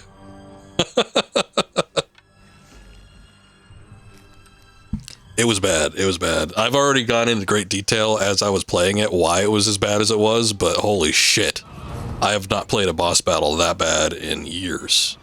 Years and years and years. I can't even think of what the last one would have been, where like a boss battle would have been that much of a pain in the ass. There's been boss battles that I spent a long time on. Again, Strangers of Paradise, there was a couple boss battles in that game where I spent like an hour plus on them. But I was having fun while I was doing it because, like, it was fair. This was just like a major issue with the controls and the actual gameplay. It's such a pain in the ass. Twin boss fights usually are difficult. Some are more fair than others. They do get frustrating at times, though. Yay, they're revolting, yay. Oh shit, that guy immediately went for the heart.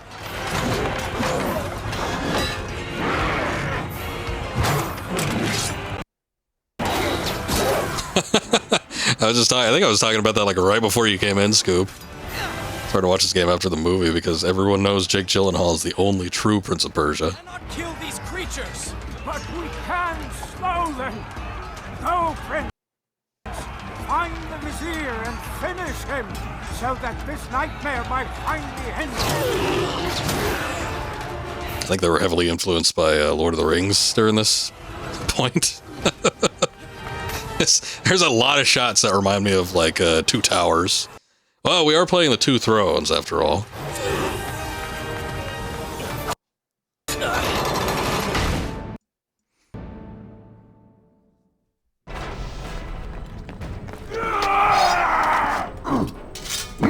But Yeah, essentially the problem with the boss battles, they give you 2 targets to interact with. There is no lock-on in this game, so you just kind of have to hope that, you know, your character is going to actually be locking on to the one that you want.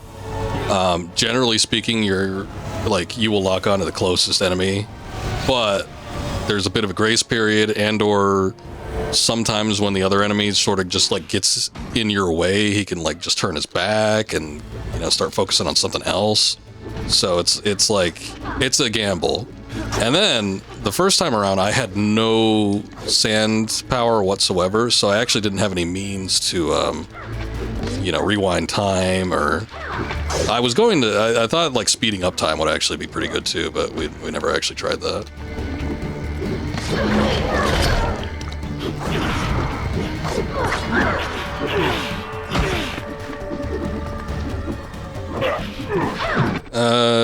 They were they were like, look, Jake, we love you in this role. How fast can you get a 10? I was gonna say they'd never do that these days. Maybe they would. I think people are finally starting to get over the whole, like, you have to be the ethnicity of the character you're trying to portray. I think people are finally starting to get over that after like a 6-7 year period, something like that. But like, yeah, there was a while there where like if you were white, you could not portray anything other than a white person. Where it's like, just, you know, a couple of years prior to when people started getting angry about it, there was no qualms whatsoever.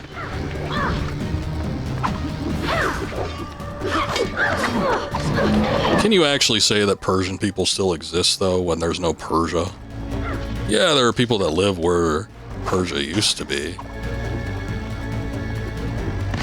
But they might as well be a fictional race. I don't know if that's going to piss anybody off. If so, I'm joking. Sort of. Surprised no one ever backtracked, bitched about that one. They kind of went after Tom Cruise and Matt Damon for those samurai movies. Yeah, what? They did? For Tom Cruise? But Tom Cruise was legitimately supposed to be a white guy. Like, he wasn't even supposed to be portraying an Asian. I don't know what Matt Damon one you're talking about, but like, I thought the whole Last Samurai thing was there was a guy from the Civil War era that just got, you know, in Japan, and he was a white guy that learned to train as a samurai. It was kind of like a Dances with Wolves, Pocahontas situation or something. I don't know. It's been a long time since I've seen that movie, and I've only seen it once. Oh, was the Matt Damon one the Great Wall one? Yeah, but the Chinese. I don't even know why people would go after him, because I think the Chinese specifically requested him because they like having big movie stars. They wanted a big movie star for their Great Wall movie, so they chose him.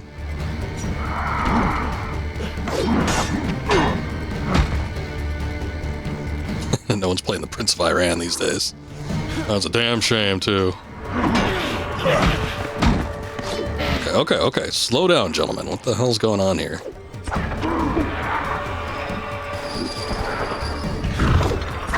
You know when they showed off clips of the remake that was slated to come out from Ubisoft's end? I think the studio that was working on it was Ubisoft's Indian branch.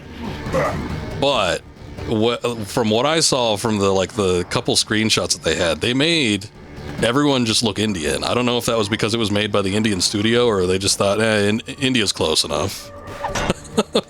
Like, what was the decision behind that? I was like, that's not exactly accurate either. You can't just make everybody Indian. Farah is fine because she was actually the princess of India, but like the prince, I don't think he should have looked Indian. I would think like a Persian man or an Iranian man or whatever would look very different, and not just like some. Try not to be mean here. It's just some Indian guy. All right, where do I go? I do not see.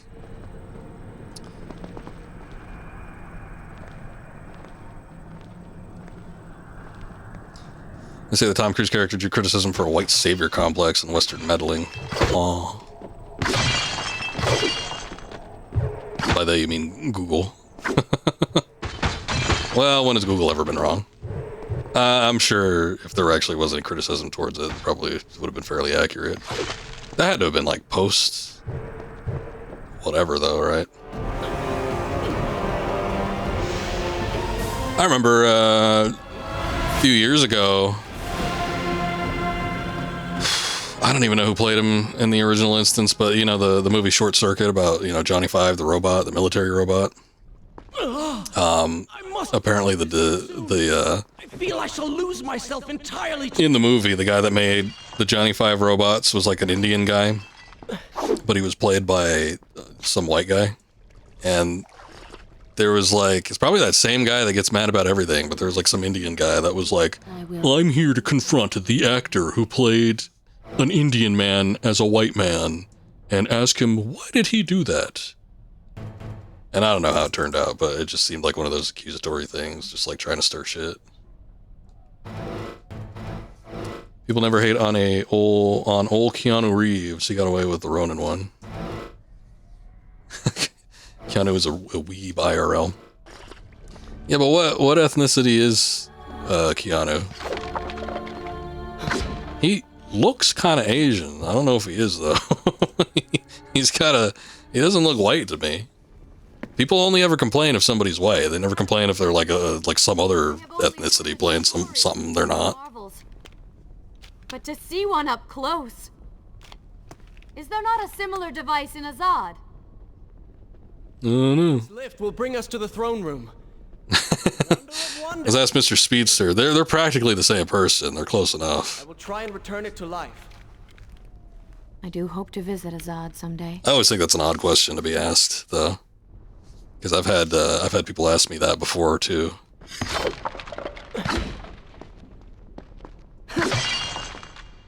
They're like, "What are you?" The people that usually ask me what ethnicity I am are usually the people that are the same ethnicity that I am. I've been asked by like countless Filipinos if I'm Filipino, and I'm like, yep. Yes, I am. Any other questions you want to ask? I just sort of assumed Keanu was half Asian. He looks like he's some Asian ethnicity. I couldn't tell you for sure, though. Oh, shit. I gotta flip around. He does have some partial Asian and Hawaiian. Never would have guessed, really. Yeah, no, I always thought there was something in there. I just don't know what it is. I couldn't tell you what part of Asia, but it looked like he has some kind of Asian blood in him. He's an actor, he can be whatever he wants. That's what I'm saying. Well, that's not what the people think these days.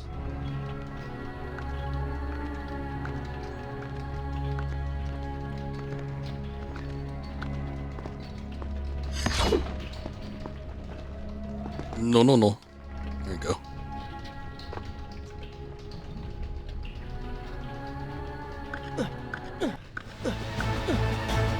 I remember I was at a McDonald's once and there was the cashier that was checking us out. I was with a friend. Was one of the handful of Filipinos in my lifetime that asked me if I was Filipino.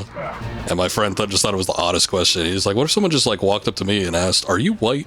I'm like, it's like, yeah, I guess if you're like of a certain like look or demeanor, you probably should know, but I don't know, I guess people are just making sure. I will say Filipinos don't look like your typical Asians though. They do look like a mix of something. Oh, that was bullshit. He should have flown backwards. What the hell was that? Oh, come on. Come here. There you go. Here, you too. There you go. Get out of here. Luck. Blind luck. People do seem to be pretty forgiving of that role from Tropic Thunder. The Robert Downey Jr. Like, if I had looked into it, I bet you there would be complaints. But I think, by and large, for the most part, people are, like, perfectly fine with that. I don't know, I guess just because it's Robert Downey Jr. and he played Iron Man, so everybody's, like, fine with that. I mean, the role was funny. I am sorry. And the whole thing is done tongue-in-cheek. Like, even in the context of the film itself. I never apologized for the way I acted, for the things I said, for who I was. I owe you. Oh shit, what the hell? I didn't know that was gonna happen. Looks like it's just a stable platform. Apology as well. It is unfair of me to accuse you of such terrible things. I feel like her voice should slow down if I'm slowing down time. Terrible things. We all make mistakes, Prince. Hey, wait a damn minute. What's... Oh, I see. I have done terrible things. We all make mistakes, Prince. I don't know what's going on. Not able to, like, grab onto shit.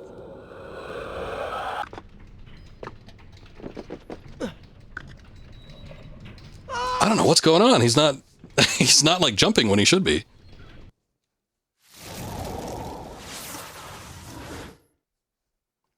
I know, but I think that's what should happen. It would become unintelligible and deep-pitched. I have an apology to make. That's exactly what I want to see.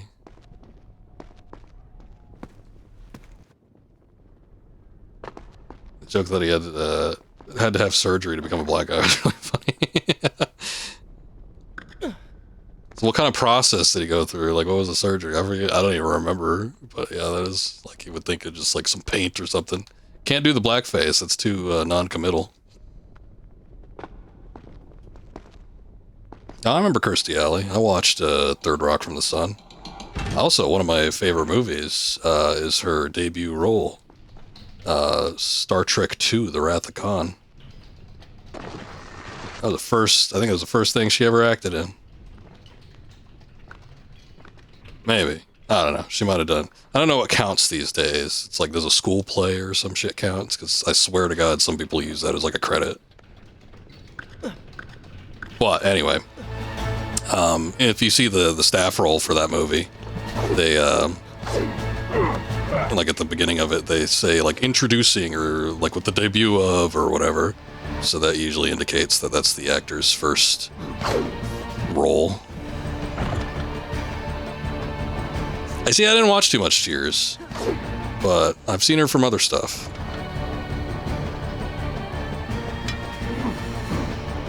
Ever hear how her parents died? No, not too much about her outside of the roles that she did, and then there was just like that point in the 2000s where I don't know what happened, but she gained all that weight and like people couldn't stop talking about it.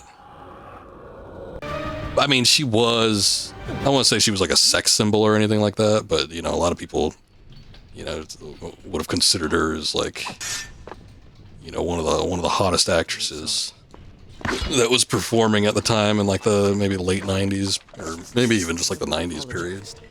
For the way I acted, for the things I said, for who I was. I owe you an apology as well. Alright, let's try this again. To accuse you of such terrible things. But I have done terrible There we go. things. We all make mistakes. Oh shit, god damn it. I thought that was a ledge I can grab. But I have done terrible things. We all make mistakes, Prince. But anyway, no, I have not heard how her parents died. I've accepted yours. What are they doing over there?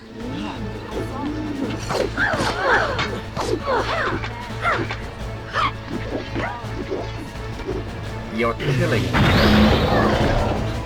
Oh shit. Oh, that was an ability we got on the last stream. I forgot about that. I think it's like when you hold block and the time power at the same time, you just absolutely obliterate them.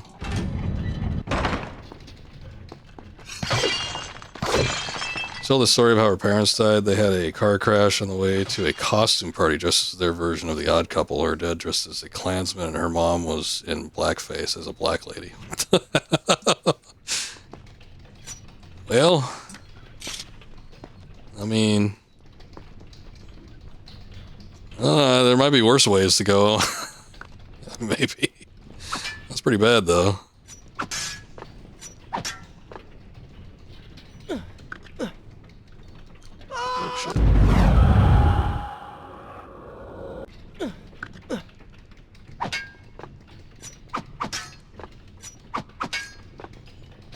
Oh, this right here also, this is one of the,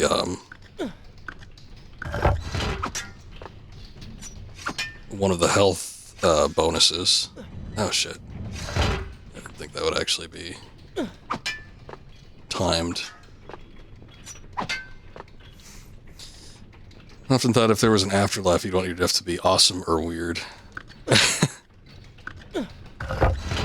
one of those questions if like you show up as whatever you died as, or if you like became a ghost or something like that. you'd be stuck in your Klansman and or blackface costume.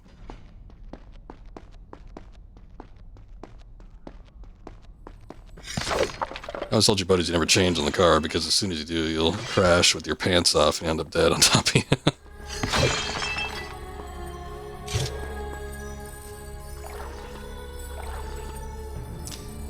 The wall jumping there was a little off. It was not as good as it could have been, but it's hardly the worst thing that we've done today. Oh shit. I think the walls retracted or something.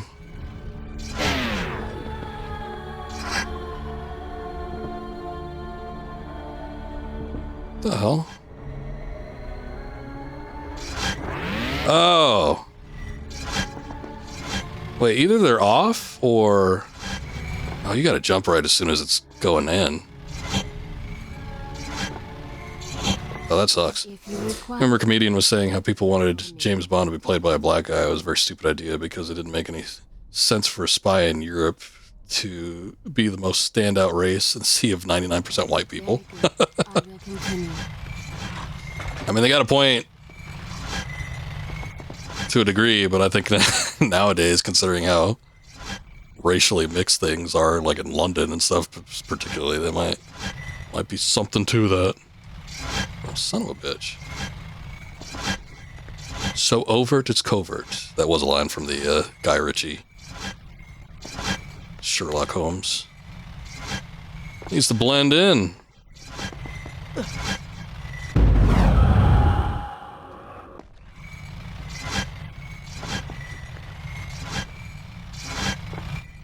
I don't know that maybe this is what you need to do here. Or of a James Pond man. Have you ever played those games, Scoob? I streamed one of those once. It was awful.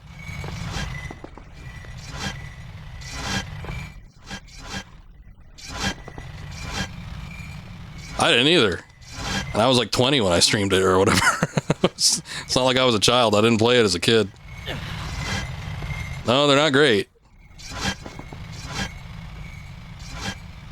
I did a thing once. I've never gone back and done it again, but I was like, I did a shitty mascot kind of day, where I just emulated a bunch of like mascot games, like, you know, Ace the Acrobat, and I did do James Pond. I did some sort of like Rocky the Raccoon or some shit. I don't know. There was a lot of bad ones. But yeah, James Pond was one of them. It wasn't great. I did not do Glover. We never got that far. I was mostly sticking to like 4th and 5th gen, I think. Oh, James Bond Jr. The TV show or the I think it was an NES game, right? I think there's an NES like regular James Bond game, but oh, finally we got it.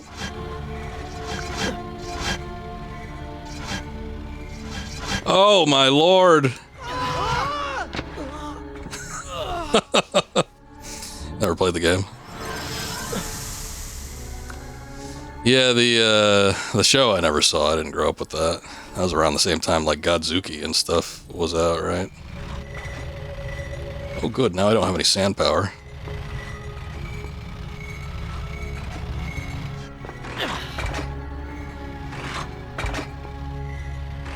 Total garbage. You're like 6 or 9 at the time. I almost had it, Boris. Also welcome in. I was almost there, and then just I don't know what the issue was with those 2 platforms up the very top. I don't know if there was like something I needed to do when getting on top of them differently, but oh my god. Hey, at least this thing refills your health. Nah, emulating it because I didn't want to do the PC version that I own. I did the hard copy PS2 on the previous 2 games. Oh, okay. That's what happened. that? That was a weird noise. I did watch Johnny Quest. I actually watched a fair amount of Hanna-Barbera stuff. I mean, I'm assuming you saw, like, Scooby-Doo. Damn it. But yeah, like, Scooby-Doo was big in this household. Johnny Quest. What was the other shit? You know what? The timing looks different on this. I wonder if it actually changes.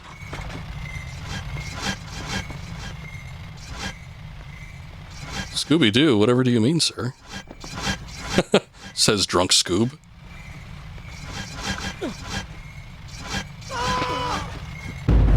The timing's a little different. I think things have changed.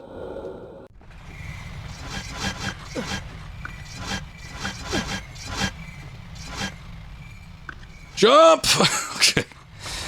Alright, oh god, what do we have here? I got no means to slow this down either.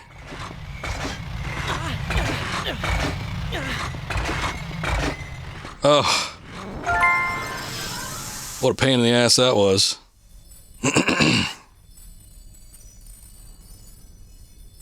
We did it, yay! Oh yeah, I'm also emulating because I wanted to do retro achievements. Which are actually fairly doable in this game. I think the hardest one would probably just be to beat it on hard.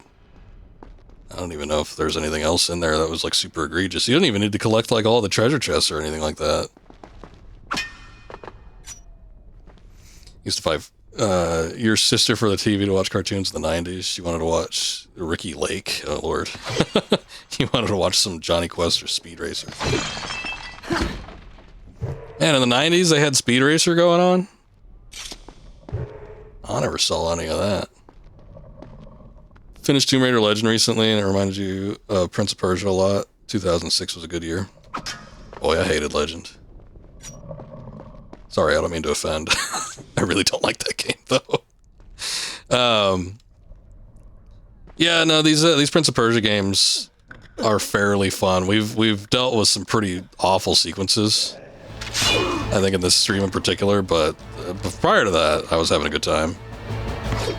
Warrior Within was actually pretty good, as silly as it got, and then I did like Sands of Time. It was one of those things where, like, the later you got into the game, though, they just started, like, throwing so many enemies at you that it just started to become a little bit unfun, but it wasn't terrible.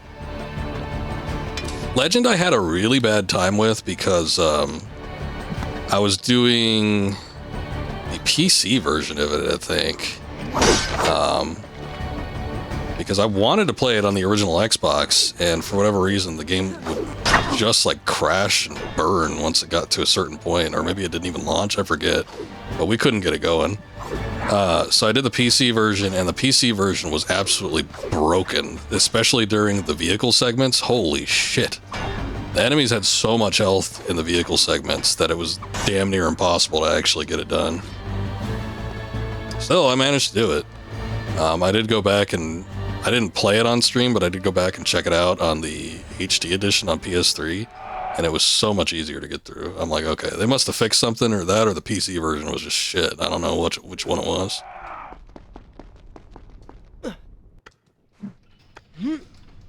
Oh, let's see. Cartoon called G-Force he absolutely loved. Something like Anime Power Rangers. I don't know what that is. The only G-Force I think I remember was, and I didn't even see it, but I think it was that guinea pig, that guinea pig cartoon CGI thing. I don't know. We're nearly there. So You played the Modern GOG version? Oh, that was the one I played. That's exactly the one I played, Boris. About what is to come. So yeah, that's good to know that they never fixed it. I've simply forgotten your mission. That you do not share in my joy indicates as much. And I'll never play it again. I would have had a better time with it had I actually done the HD edition, or probably played the original, but I couldn't get the original copy. I had to work. I had it on Xbox, and just it would not work for me. Man, I'd never heard of G-Force. Yeah, I don't think I ever seen it. I can't even picture what it would have been. I had a friend that said they used to watch Saint Seiya back in the day, and I'm like, that actually got like a dub and stuff? I guess it did. Some of that stuff I would have to think might have been on cable or whatever, though. I did not have cable growing up back in the 90s, so I was usually just watching whatever was on, like, you know, Fox Kids, Kids WB, when that came out. Kids WB had a hell of a lineup, though. They had gotten their shows back from Fox, because I think originally Fox had aired, like, the Batman and maybe even the Superman show, the animated series from that. And I think Fox had aired Tiny Toons, but once WB started up their own network, they pulled all those programs back and had them on there. In addition to, like, the newer stuff like Animaniacs and, I don't know, like, the Justice League and all the other stuff that was out at the time. Of course, then it started to turn into shit, because then you had, like, I don't know, the Zeta Project or some other crap.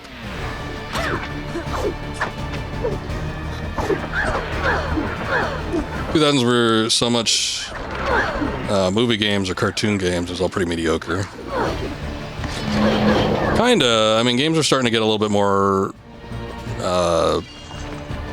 you know, like bigger by that point. So they started appealing more. I mean, the thing is, it's like you go back to any time period, there's always shitty games. It's not like there was ever a specific time period where, like, oh man, every console and everything I had nothing but hits.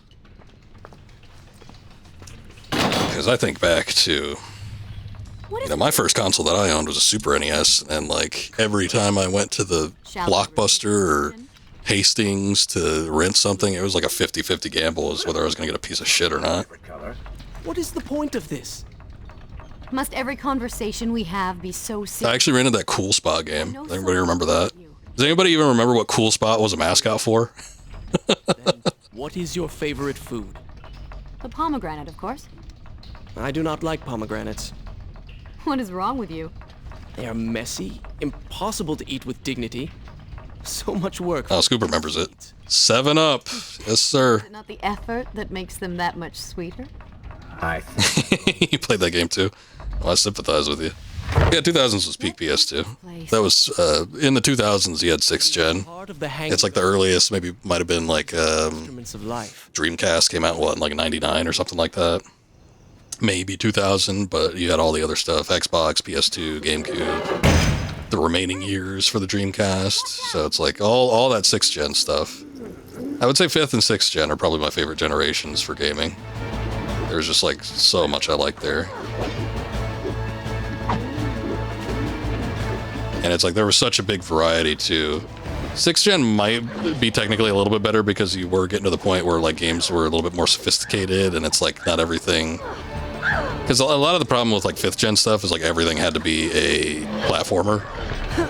Scoop talked about this on his channel the other day, but it's like he was talking about like 7th gen. It's like the PS3, Xbox 360 days. Like everything had to be a shooter, just because Call of Duty had become so big. So it's like everything was a first-person shooter of some sort. But it's like back, you know, when Nintendo was king shit, and you know Sega was close behind. You had your Mario and your Sonic, and everything had to be a clone of those games. So it's like a lot of the games that were out were nothing but platformers, and mediocre ones at that, if not flat out awful. But I feel once you start getting into the 6th gen, it's like there was so much more variety of things, and it's like there wasn't like a clear staple for any one company. Because by that point, Nintendo was already doing different stuff with all their different IPs. I mean, they had their, you know, their obviously Super Mario and stuff like that, but they had their Legend of Zelda was taken off with the 3D adventure, and you know they had stuff like Star Fox, F-Zero, Metroid, although that didn't really get anything in the 6th gen, but you know what I mean. There was a variety of things, so there wasn't like one singular genre that everybody was trying to copy.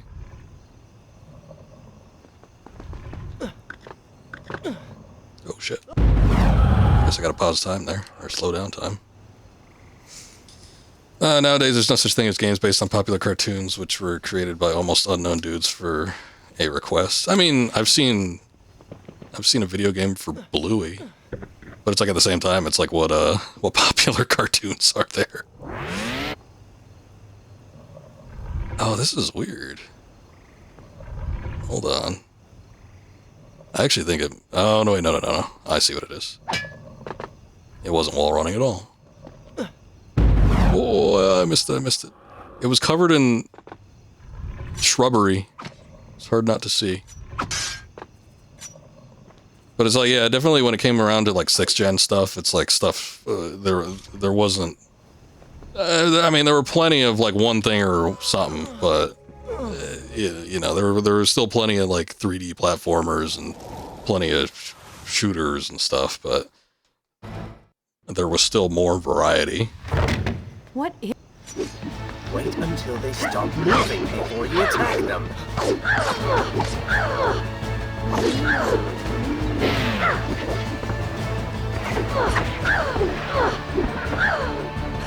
Well, that's what I was saying. It's like there's still games being made of cartoons and stuff, but there's like not a ton of popular cartoons. I'm sure there's a video game for like Paw Patrol and like what else is popular? I don't think kids are terribly interested in cartoons as much as they were back in the 90s and 2000s. So I think there might be a reason for there not being as many like cartoon-based games, but I think part of that is because it's just not what interests kids. Kids these days are too into like their brain rot shit. That's why they're all playing Roblox, because they could go play Steal the Brain Rot on Roblox. and Steal the Brain Rot hasn't officially licensed out a game yet, I suppose. Peppa Pig, yeah, Peppa Pig's got a game. Cartoons are more focused than they were. Jumps from early childhood development to anime, basically. Yeah, kinda, yeah. Yeah, back in the 80s and 90s, I mean, you had a cartoon for like every stage of life for a child, you know, up until maybe like teens or something. You can see a whole lot of cartoons that were directed for like older kids.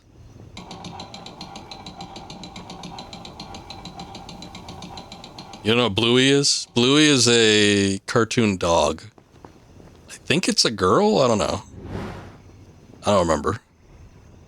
But I think it's like a semi-educational show. It's really, really big though. Kids love it. Bluey sounds like the sound of vomit in your native language. Like the onomatopoeia for it. That's too bad. They probably changed it to something else in your native German and or Austrian. I forget what you are. If you even are any of those things. Things like Scooby-Doo, Bugs Bunny, Speed Racer, you could watch them at 5 or 13 and be entertained. Yeah, there's, God, that did not come when I thought it was going to. There's not really anything quite like that anymore. There's still, those properties still exist, but I feel like a lot of them are just kind of like nostalgia bait. They don't really fit the new ones anyway. They don't really fit those age groups anymore. But yeah, I've got friends that are raising kids themselves, and they're just like, you know, they don't really want to have their kids watch any modern stuff. Like every once in a while, they might do something. But like a lot of families I know are just like buying DVD sets or finding streaming services that have the cartoons that they used to watch and just popping that on. Bluey's like a new Blue's Clues, cute blue dog with educational life content, focuses on interpersonal communication. Okay, well. Buns either knows or pulled up a Google AI description of it. Either way, I think that's a satisfying explanation for what Bluey is. That's about my understanding of it, but put a lot more eloquently. Peppa Pig has been around since you were little, so you have no clue how it's managed to remain so prominent. I don't know. Peppa Pig has been around for a long, long time, though. You're right about that. You just know because you have a niece. All right, all right. You're safe for now. Oh, I see. Ooh.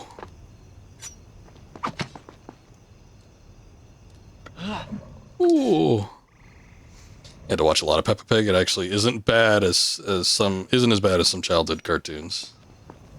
I'm, you know, especially with that one. Again, it's been around for so damn long. I'm sure it's, you know, not terrible. Is this where I should resume the... No, wait. Modern kids all infected with TikTok, and the only thing in their heads is 6'7". Well, that's what I was saying. They all love the brain rot stuff. I mean, there's more to it than that, but yeah, it's like there's so many kids that are on like social media platforms that they're getting their entertainment from that instead. Whether it's like official properties or not, brain rot is one of them. But, you know, I mean, a couple of years ago, it was the Skibbity toilets. And then, you know, it's like random ass cartoons. Years before that, it was like Elsa from Frozen interacting with like Spider-Man delivering Elsa's baby, or Spider-Man smelling Elsa's feet. I don't know, it's weird. It's all the different iterations of how many things you can do with Elsa and Spider-Man, but by God, they did them. Just happened to be off of Mickey Mouse Club or whatever.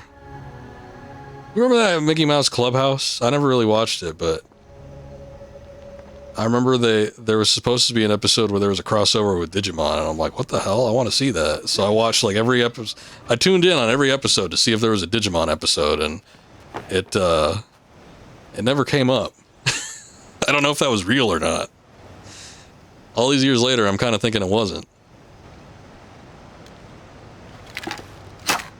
You constantly give your kid the speech of, don't watch people live life, live your own. That's wise advice. That is wise advice.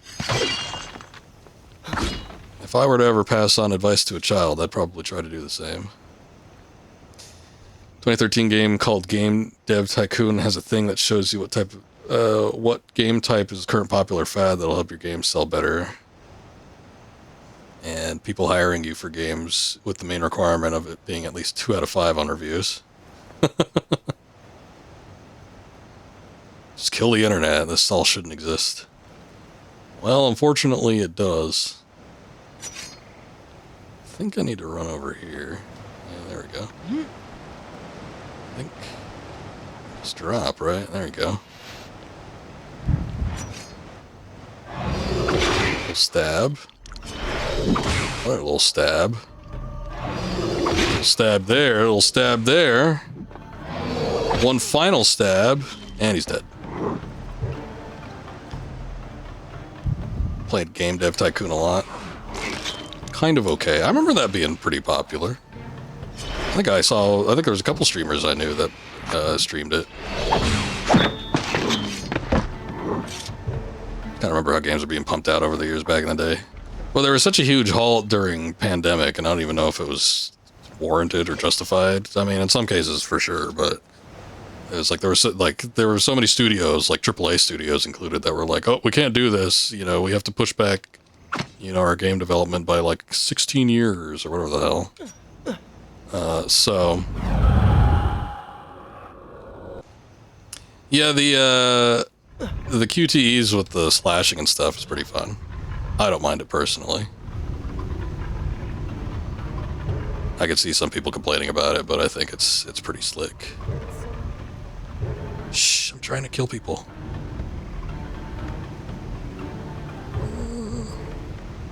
I think we should go over there. But yeah, I was just talking about this series. It's like, I think these were annual release titles. And then not too long after this, Ubisoft started working on Assassin's Creed, and those were annual release titles for a long time. Kind.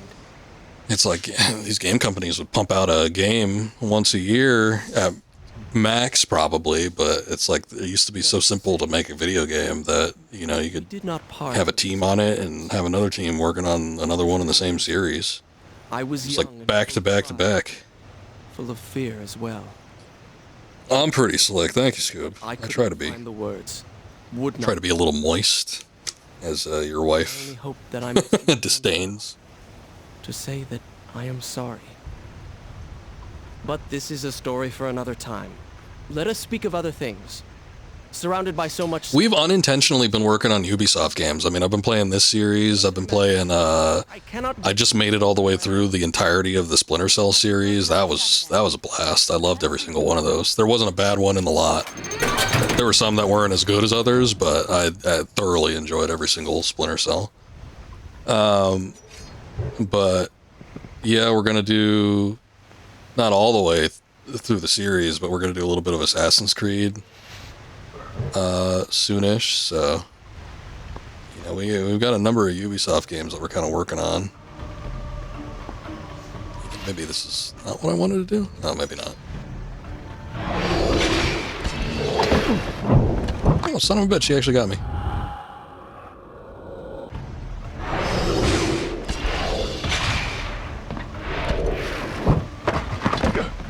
What the hell? I don't know how he blocked that one.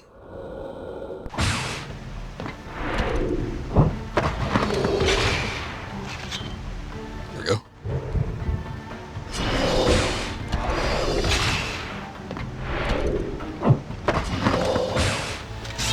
I actually see what needs to be done with that. Social media companies scared to pump games out. They cancel as many as they actually release now. Reputation is huge these days. That game rate is so backlash, which may be a good or bad thing. I was just talking about this on one of my friends' streams, but like Ubisoft is up such a creek right now just because so many other games have not been doing well.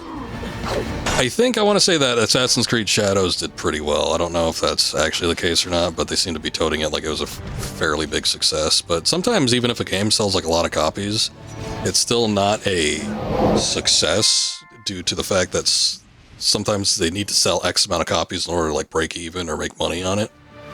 There is still no way for me to get to you. So even if they sold a lot, it still might not be a technical success, but there was like a lot of other stuff, like that Far Cry 6 I don't think did too well. Star Wars Outlaws didn't do too well. Those are big, like major games for them, and they just, you know, are kind of failures. So, you know, however much money it takes to make a video game these days, it's a lot, I would assume. It's like, you have even just a handful of duds. It's like not only is the reputation bad. No, what the hell was that? Not only is the reputation bad, but you're also out like a lot of money. Probably doesn't look that great for investors either. You get a reputation for bad games. These days people stop buying stuff altogether. Got games costing $200 billion, need to sell 4 to 5 million to profit. Yeah, and it's like, you know, it used to be that you sell 1 million units, and it's like that was a huge deal. That was almost guaranteed success back in the day, but games also costed a lot less to produce. Now, where did I leave off? Too many specialists in games. You have to dedicate a particle programmer. Gone too far. Yeah, I mean, there's like on the one hand, it's not great if like you're just pumping out games. I mean, like sports games, I guess, still do that, and it's like they barely change from year to year, and it's like that's no fun for anybody. But there was a time where even like annual releases, like we were just talking about like Assassin's Creed and stuff, there was a time where, you know, those games could still be quality, not change like a ton from installment to installment, but it was like worth your time playing them. I think we maybe could have done this, taken out both of them, but whatever. I'm fine doing it this way. You got one game, you got a game where one guy's job, and specifically that one guy, is just supposed to work on grass, and that's it. Yeah, the grass guy. And you wouldn't think it would be all that much effort, but holy shit, is it? Just because of how they do it. You like Watch Dogs 2? I've only ever seen footage of that game. I'm sure. I mean, that was still kind of in an era where they were doing okay, though, right? So it probably wasn't anything too egregious, I'm sure. I'm sure the gameplay was still fun. A lot of people hated on that first one, but I think that one was probably okay. By the time GTA 6 drops, it'll cost $1 billion, probably. I wouldn't be surprised. I wonder if it's going to be worth it. I mean, if it's got online, probably it'll pay off in the end. A lot of people are saying that like so many online games are going to just drop in player base once GTA 6 comes out. Is this where I should resume? What's up, Taylor? GTA 7 will come out before 6. Possible at this rate. They might even have the sequel ready before the next installment. Remember someone worked on Batman's cape for like 3 years for Arkham. Good lord. Might have been the best meme exaggeration, but at least the cape was good. The cape was good in that game. That was a damn good looking cape. What the hell was that little symbol down there? What does that mean? Whatever. Wasn't there just an announcement where like, I forget if it was Todd Howard or just somebody, some rep for Bethesda, but they're like, pretend we didn't announce that. Because they just announced it for the hype, but they weren't working on that game. They weren't working on the next Elder Scrolls. There was no intention of that being made within the next 2 to 3 years or longer. Yeah, forget we made that announcement. Just pretend it didn't happen. All right.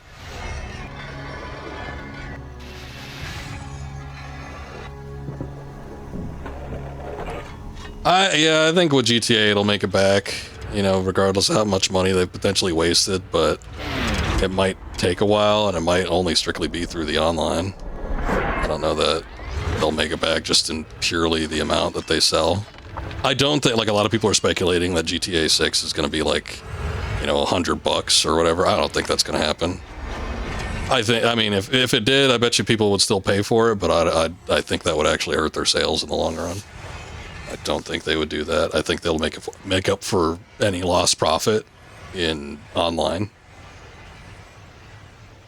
which nobody ever seems to take account of. I don't know why. It's like the only reason like GTA 5 has gone on for so long is because how many people play it online and buy the damn shark cards. Heavily invested in Take-Two because you think it'll be the biggest game of all time. Don't even want to play it, but if it sucks, you'll be poor. Well, hopefully that doesn't happen.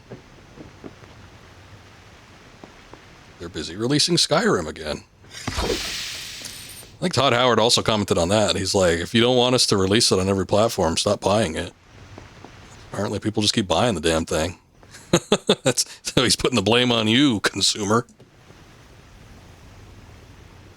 Todd Howard is a genius. I think all the Bethesda fans have to get such treatment as Todd gives his fans, the worst one. They deserve it, probably.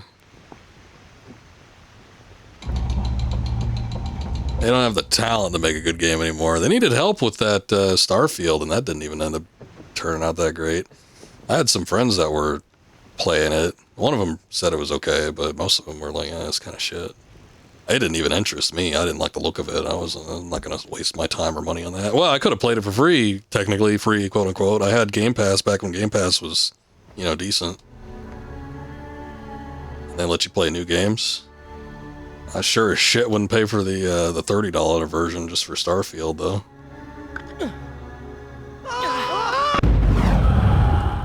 Maybe, Boris, maybe. I don't think I bought it. No, I did buy it, but I bought it really cheap, so that doesn't count.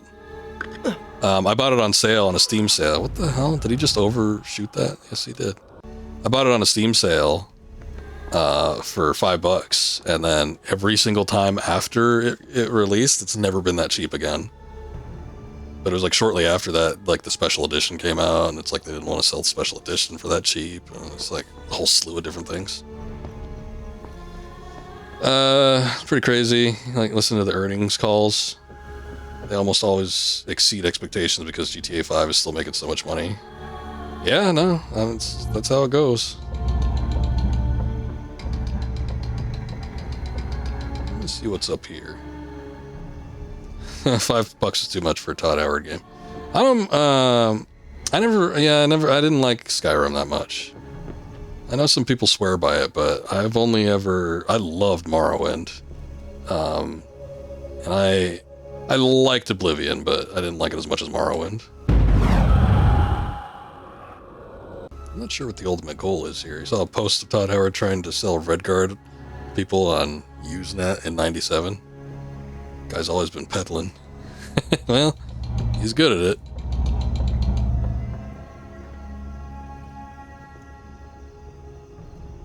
So the way these panels work, some of them move them to the side, some of them move them up and down. I don't know what the whole deal with the little flames are, though.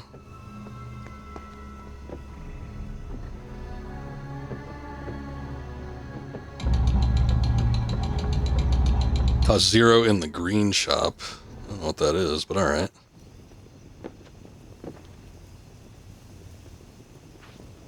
Okay, I still don't know what I'm doing here. I think all the torches need to go up, maybe. So we'll just sort of see if we can feel it out. What the hell? What if I go one up? Is he still gonna die? Son of a bitch. You know, like the Skyrim gear system. You can never replace your sword after the first couple hours. Percentage base and side grades for playstyle.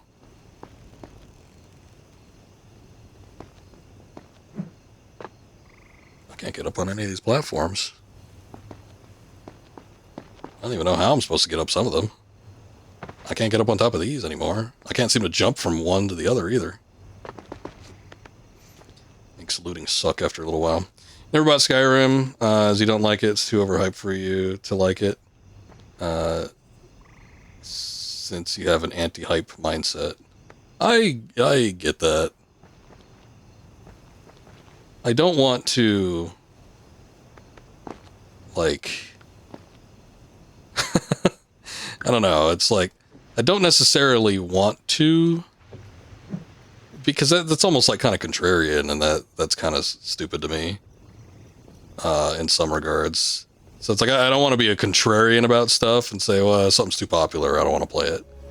But there is a point where people just go gaga over something, and it's like, but at the same time, I don't know that I've ever felt that way towards Skyrim in particular. It's one of those games that is, I guess, maybe perceived as being like a huge deal, but I don't know. I guess I never felt it as being like an overhyped type of game. Especially when it first released. I don't remember like a ton of people toting it as like the greatest thing ever.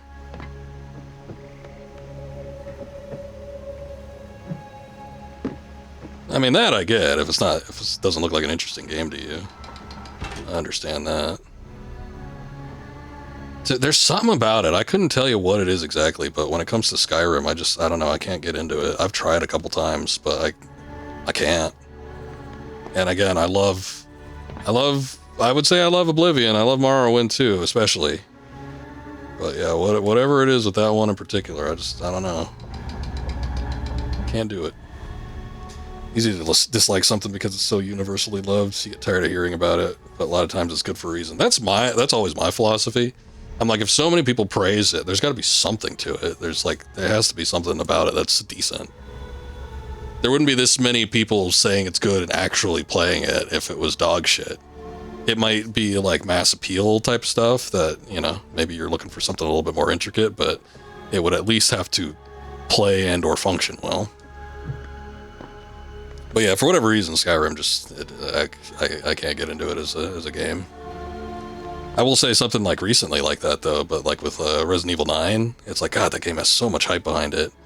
Personally, I took a look at it and I just wasn't terribly interested. And I've heard that the campaign is super short. Like a couple people that I know what types of games they play, it's like they finished it in under 12 hours. And I'm like, I don't want to spend $70 on a 12-hour game. It would be unfair of me not to return the favor. Farah will make an excellent queen, fit for a god. Like Dispatch, which you can't get me to play. You need to make some. All right. Here's the thing about Dispatch. I'm not a fan. I know I just played Life is Strange, but that was a redemption on Mr. Mythical's part, one of our viewers here. And I had fun playing it. The prince was I had fun laughing at that game. What an uproarious time we had. But yeah, I'm generally not into story-heavy centric games. They tend not to agree with me too well. I want to actively be doing something when playing a video game. I would probably play it on my own time, but I don't think I'd stream it. Because then it'd just be me. I'd have to sit here and like listen. I don't want to listen to this. And it's like, you know, this is a heavily interactive game. I don't want to listen to these cutscenes. I kind of don't give a shit. So how much more so would I be disinterested in like having to listen to like, I don't know, like a cartoon play out in front of me? It's just one of those things. I could probably do it if I was sitting alone. But like as a stream, I think I'd get too self-conscious about it. I'd be like, I gotta be doing something, you know, something else has to be happening. Here's the thing about that with like the story-based games, it's like everybody's already seen it. Like, yeah, you could choose different things that maybe a particular viewer hasn't seen, but there's no like real particular play style that you can do. Once again, it's like everybody has probably, especially if they're super interested in it, they've already seen every possible variable. That girl. We would not be in this situation if you had just stayed focused. But I mean, you know, that is just me. Enough! All you do is taunt and insult me. I do not know what you are planning, but I know that I do not trust you. And I am ashamed that I ever... Everyone that you know that's played RE9 says it's incredible. Oh, yeah, I mean, same here. Everybody that I know that's played it says it's a great game. But also people that I know personally say it's not probably worth, like, unless you get like super heavily invested in it, it's probably not worth $70 for the 10 hour experience that you get from it. Oh, yeah. So I'm like, yeah, I'm fine. I'm just waiting for that. You don't see any reason to play things day 1 anymore, or even day 90. I've definitely gotten to that point, Jubei. It's definitely been my particular mindset. I no longer feel a need. Like sometimes there'll be something where like a story, you know, especially if it's like a story centric game, it's like I don't want to get spoiled on anything, but I know how to like prevent myself from getting spoiled. I know where not to go. I know what not to look at. So it's like I can keep away from that stuff if I really wanted to.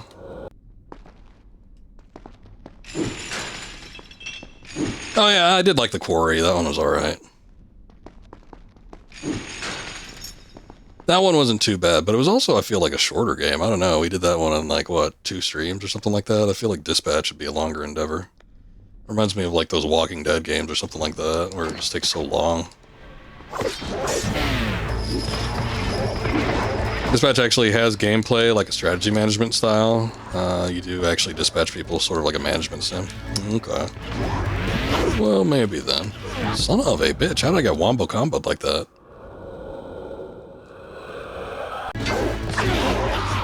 Ain't doing jack shit over here, and this guy's like tearing my ass a new hole. Oh my god. Many of our friends who love Skyrim agree that the game is a bit overhyped, and he was annoyed that no one would want to admit it, especially the people that say other games aren't as hyped as Skyrim, are too overhyped. It was just weird.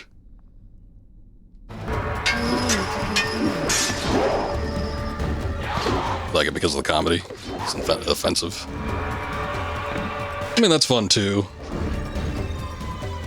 I don't know. So here's the thing with that too. It's like I don't really like comedy-based stuff either because I have a very particular sense of humor. So then if like something like forcefully funny is supposed to happen on screen, I feel awkward about not laughing at it, but it might just not, like, it might not appeal to my particular brand of humor. Once again, you have denied us victory.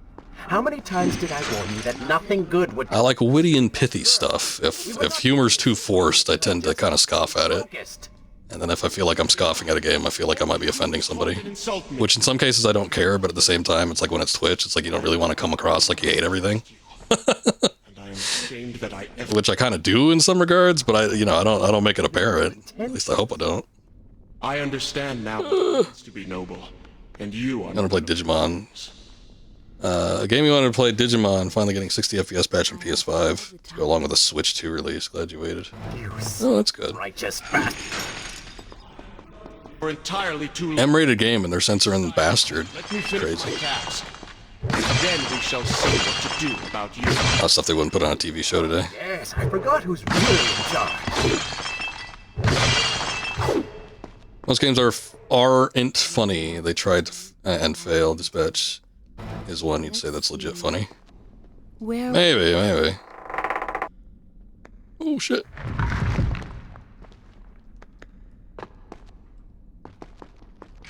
I don't know. I've seen a couple shots of it, and it's like there's one, you know, some blonde chick has her nipple out, and I think that's supposed to be funny or something like that. And I'm like, yeah. Haha.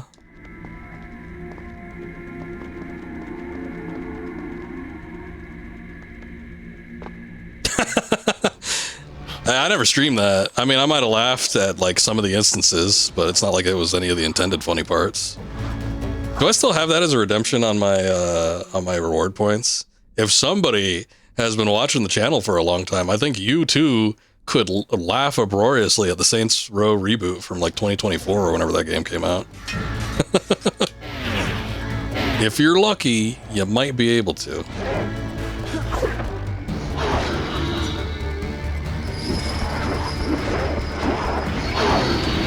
It's not a funny game, Scoob. It's it's one of the cringiest millennial writing, awful humor. Spork waffles, funny. Isn't consumerism bad, guys? It's one of those types of games. I don't know what's going on with these guys. I think you're supposed to, like, lead them into a light patch or something like that to get them to weaken, but, like, there's nothing there as far as I can tell. All right, Crescent. Well, thanks for hopping in. I appreciate it. You have a good night. Epic Reddit writing. Yeah, pretty much. Once again, you have denied us victory. Oh, jeez. What the hell's got? This scarf was going out of control. I almost thought it was a 2008 game for a second. Nothing good would come of pursuing that girl. We would not be in this situation if you had just stayed focused. Enough! All you do is taunt and insult me. I do not know what you are planning, but I know that I do not trust you. See, but I don't think I'd find that funny, though. I think I would just, like, be like, oh, this is awkward. If a guy's dick is just, like, flopping around for the entirety of, like, the first act of something. You are none of those things. I don't know. I've never really found nudity funny. I know it's used in a lot of circumstances, but it's like one of those things where I'm like, yep, this person's naked. Then we shall see what to do about you. Oh, yes. I forgot who's really in charge.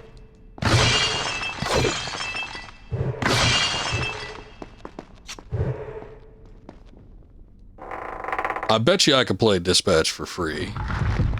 I'm willing to bet. So, maybe one of these days I'll take a look into it. And I shall see. Or, you know what? Since it's a story-based game, I could probably just look up... I could just look it up on YouTube. Oh, why didn't I think of that before? I don't even have to play the damn thing. I just watch it on YouTube. If you I don't know what's going on in there. I feel like I want to maybe look around here. to continue. These guys don't drop any damn sand either. I don't know what that's about.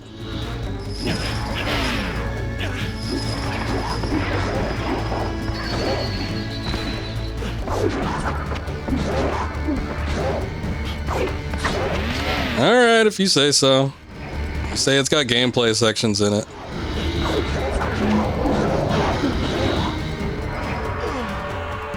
Oh, come on. Are you kidding me? It took that long for some sand to drop out? It took so long for some sand to drop out that I actually just died. Oh, but it didn't drop out there. I don't know what this is. Yeah, it's a fuel shortage problem, definitely, with this particular segment. I don't know what's going on, because that guy that dropped an orb of sand did not drop it when I rewound time. Unless I absorbed it? Maybe I absorbed it? No, I didn't, because I died. Denied us victory. I don't know. How many times did I warn you that nothing good would... I guess it's just something where you have to be, like, super careful. If you had just stayed focused. Enough! All you do is taunt and insult me. At least we can get through most of this segment relatively quickly, but it's like, oh my god. And I am ashamed that I ever did. There's been a few segments on this stream. This stream in particular, there almost wasn't any on the last stream we did of this, but there's been a few on this one that are just like, holy cow. I have put up with you for entirely too long. Be silent. Let me finish my task. And then we shall see what to do about you. Oh, yes. Alright. Oh, let's get in there.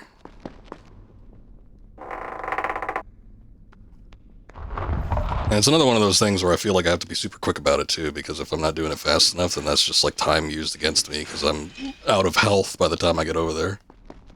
So it's like I feel obligated to go through as quickly as possible. I just don't know if it's going to end up being worth it, or even like something that we need to do. There used to be a pretty foolproof method for killing these guys for me. I think it was like a couple triangle presses and then like square, but I don't know.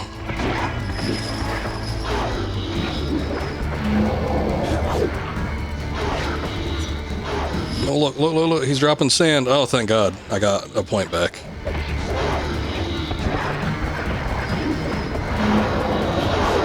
Oh, you know what? I was thinking of another game for an instance, because we were talking about games that are just like overhyped, where you just don't want to play them anymore. Claire Obscure 33, that's definitely one.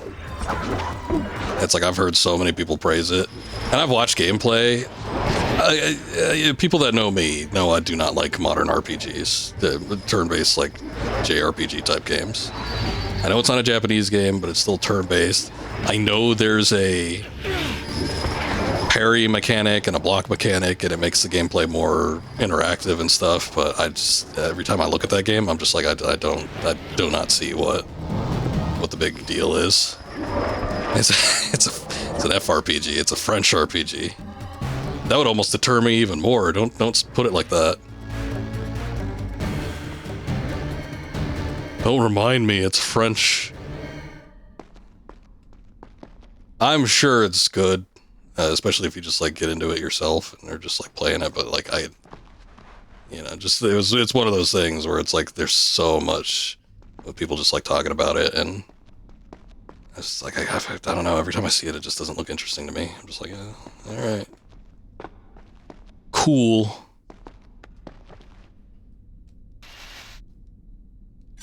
Would you like to hear more?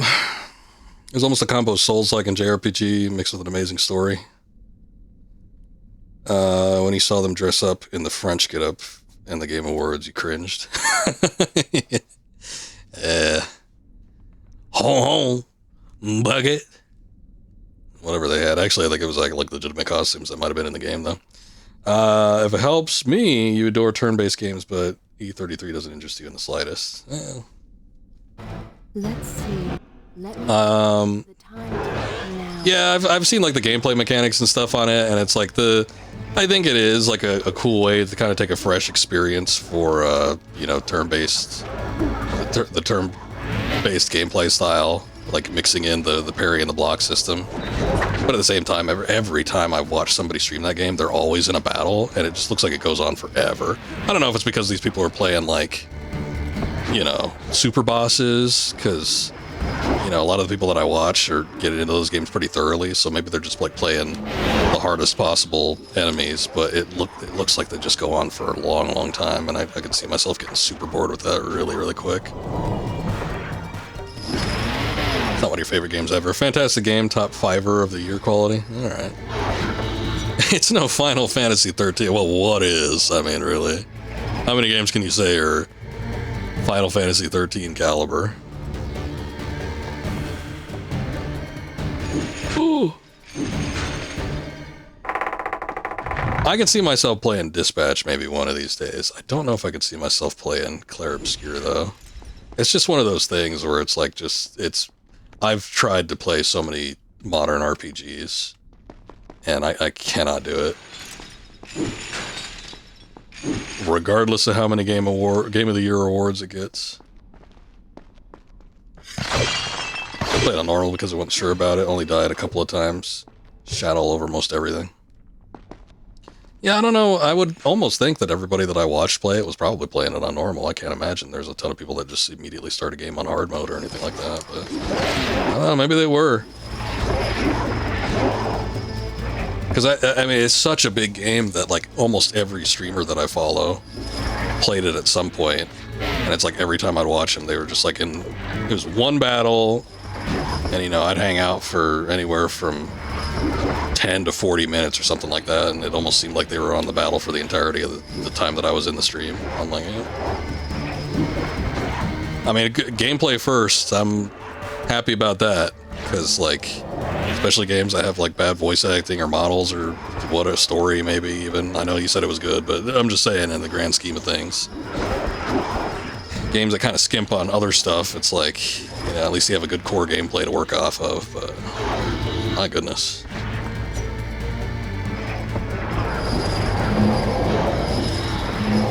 Baldur's Gate 3 looks good, but you don't know if you'd like it on PS5 with a controller. That definitely seems like a PS5, or, I mean, a PC game to me. I could only ever see myself playing Baldur's Gate with mouse and keyboard. Fun's playing it on a PS5 with a controller without issues. Not bad once you understand how the wheel works. I played it not super early in its lifespan, but I played it on PC while it was still in early access. Is it still in early access? There's no way.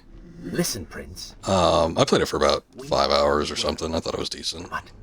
But it was in early access, so I was like, see it? I'll come back to this once they finish it up, and I haven't gone back to it yet. I think the Vizier has drained it. How long do you think you can maintain your health, your control of the body? Physical copy, oh boy.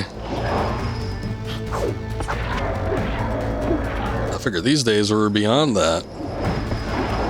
I've kind of given up on physical. I hate to say it, I was so stingy about getting physical copies, but these days it's like, you know, especially with like the Nintendo Switch 2 situation, it's like, what does it get you? Nothing. You get a pass and a little case. It's not even technically the game, you still have to like download it or whatever, and I'm like, god damn it. It's not even worth trying to get physical in my eyes these days anymore.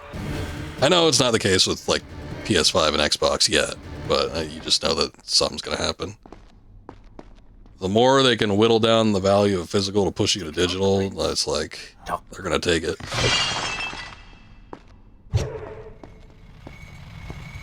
Tell me when you have time. Also, I missed that. If you're sure about a game, you go hard. If you don't, you don't want it to last too much longer, so you go normal.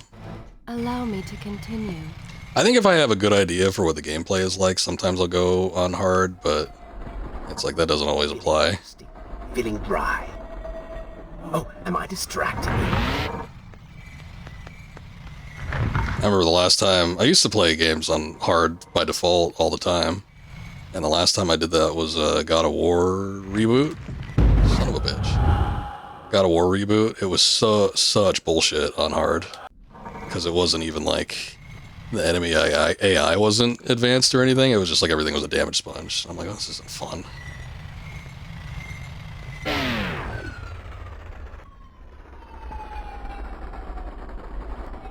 Just if a game just like takes longer to play and that's what's hard about it, it's like, nah, I'm good. If a game is actually like has some sort of challenge or something to it, then I'll put the time and effort into trying to learn it. But if not, you're probably not going to attract me with it.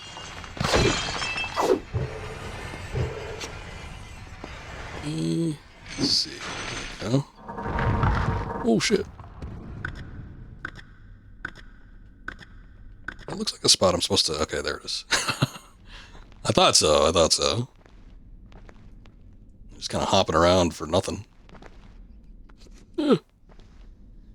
Limited run prints are such a scam too. You think companies deliberately make it shady even to further dissuade purchases? Probably.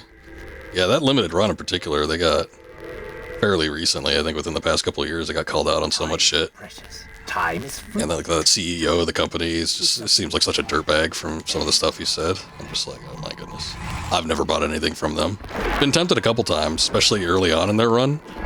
Like when they first were kind of a company that was getting some traction. I was a little bit tempted.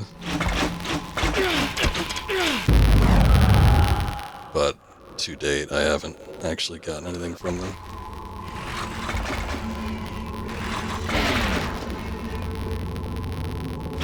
And I'm better off for it. Oh, would you like a drink?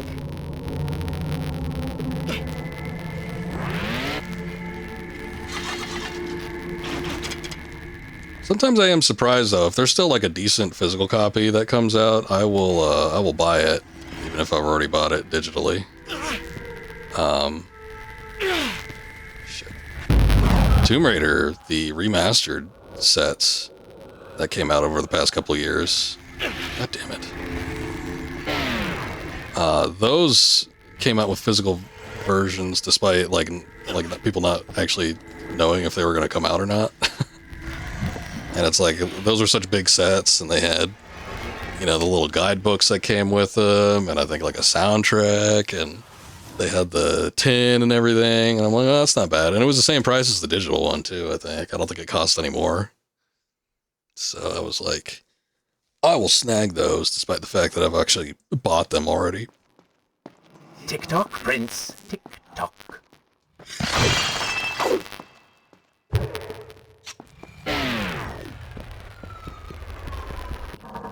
Feeling thirsty.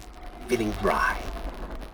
Oh, am I distracted? PS5 is probably the last console you build a physical library for. I think it would go to Steam PC going forward. Yeah, it's kind of what I've done. You would have thought Nintendo would have been like one of the final vestiges of, you know, physical value worth, but it's like PlayStation and Xbox, surprisingly. I was upset with PlayStation once they started with their physical copies not, you know, having too much in them. It was just like a case and a disc and that's it. And I was already kind of peeved with them because,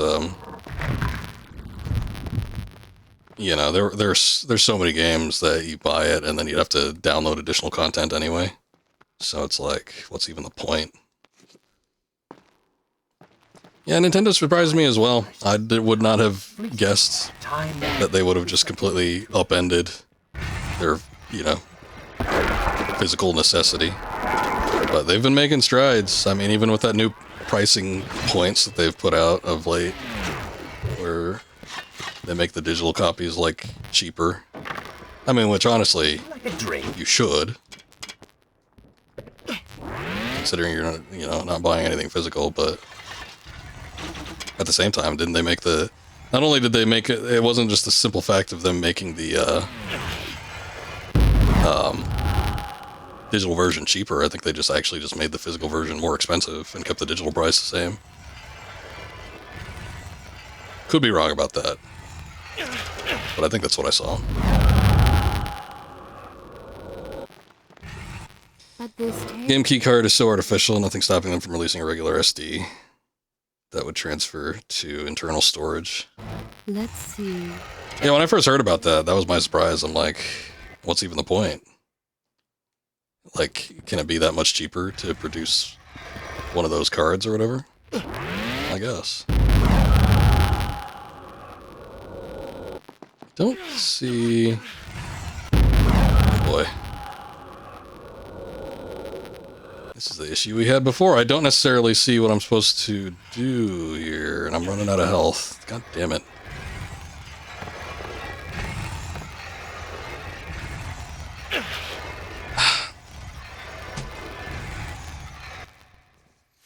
That section again. I don't see it. I don't see it. I don't know. I see the where the path continues, but I don't see what we're supposed to like latch onto or anything. Please let me know when you're ready to hear more. I'll let you know when. It's been a long time since I've muted voices in a game before. I don't think I've ever done it on stream either. I am a little bit sick of hearing these guys, though. Oh, shit.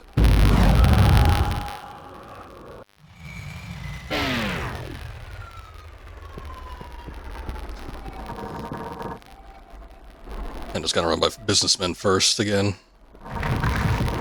Iwata is more of a technical background. Yeah, well, they had such a downturn with that Wii U period, too. It's like... Nintendo's always been a company where if they fail with something, they, like, move on and refuse to look back ever again. You obviously see this happen with a lot of their IPs, but if, like, an IP isn't a 100% guaranteed success in their eyes, they pretty much abandon it. You know, I think Metroid was such a big one that they couldn't ignore it forever. So eventually they just had to kowtow to demand. But what was that for that first Metroid game that they made after like such a long hiatus? What was it? Was that like Bounty Hunters one? The games look like shit. So it's like not always putting their best foot forward with that kind of stuff either.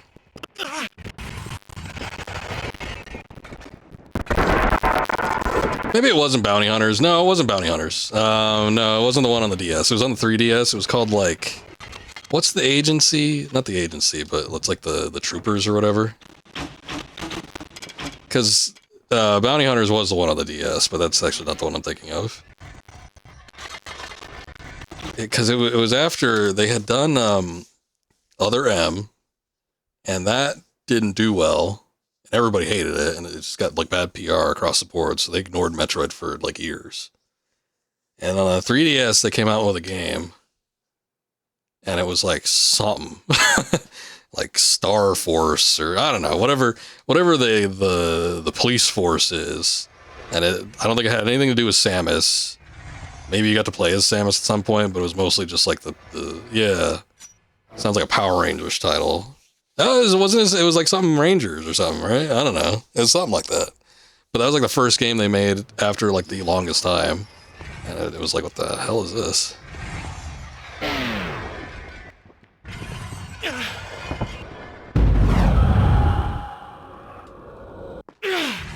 Okay, thought that didn't do anything. Oh, it's up there. Oh, I see. Well, there's your problem. Of course, we're gonna run out of time on this, no doubt. Oh, son of a bitch.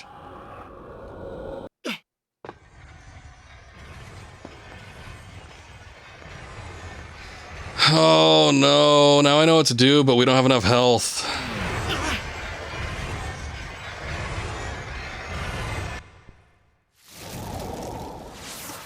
Right after that door, there's got to be something there. I'm surprised that they don't put a jar down for you with sand in it, like as soon as you cross that gap, though. That's kind of bullshit.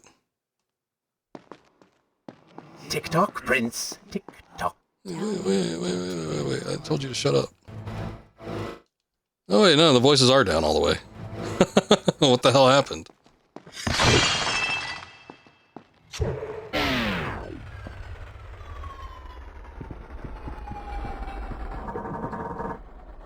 But yeah, it's been years since we've seen...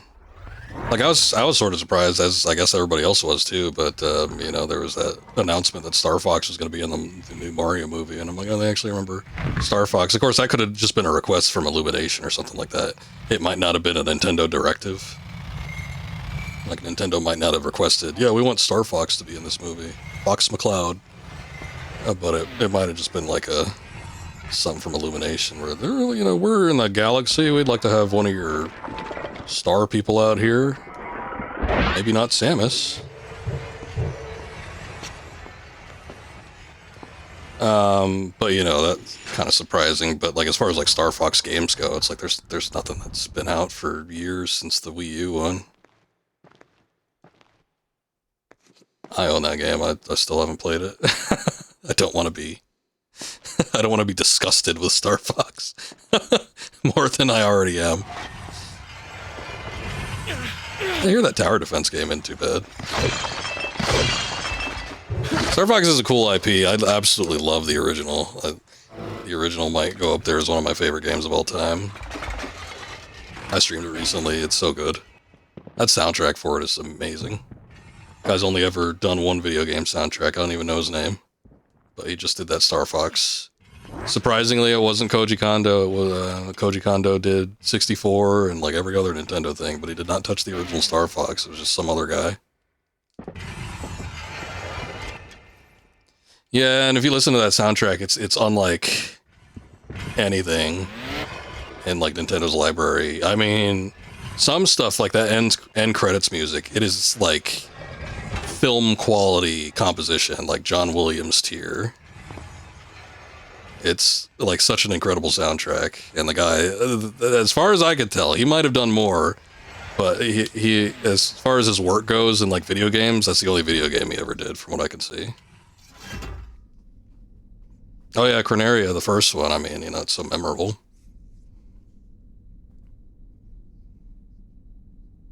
Oh, we turned voices off. That's right. I'm like, okay, it's pretty silent. I got a little bit sick of the Dark Princess in me. Oh, what the hell? The music is tied to the voices? You really expect to find him alive? Even Why? after everything you have experienced, still you hold out hope. Oh, Father. What have I done? What now, then? Gather up enough sand, perform another grand rewind? Or perhaps you can return to the island and travel back to a time when he might still be saved. Maybe rescue a damsel in distress along the way. No! You are right. I have been like a child. Naive and arrogant, always rushing to undo my mistakes. never facing the consequences of my actions. We'll go learn someday. No more. I accept what I have done, and all that it implies.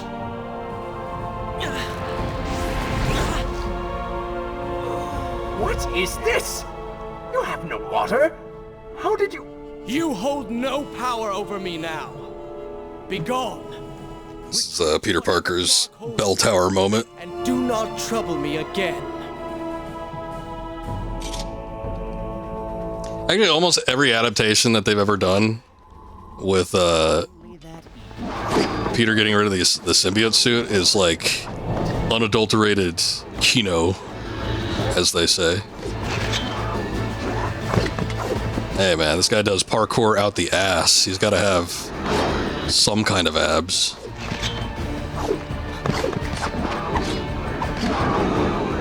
I don't know what the sword is. I guess it's light-based or something, because we have like a light source from it.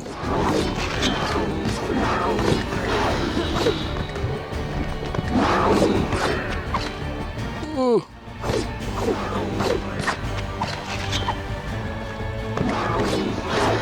Even going back, I mean, the original comic obviously was great, but then like the animated series from the 90s did it justice, I feel. Spider-Man 3 is not great as that movie is. It's like that one sequence is done so well. Spider-Man 2, as not great as that game is, that sequence is done so well. Kind of, actually, I think Miles' intrusion on that one sort of softens it a little bit. Oh, that's what we're looking for.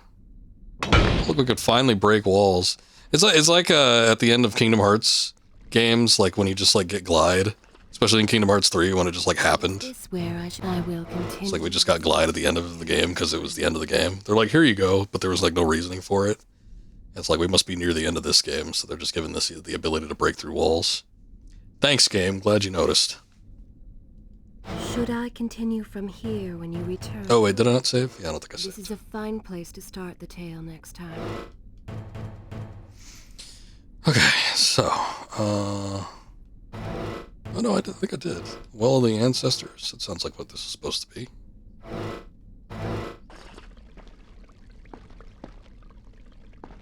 Alright. Well, we've been at it for a minute, and I feel like this might be a good opportunity to take a pause. I don't know how much is left in this game.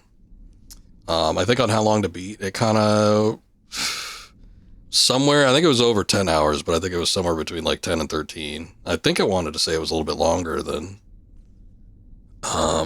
what's it? Whatever. Warrior Within. So we still might have a few hours ahead of us, especially if we have some bullshit boss. But who knows?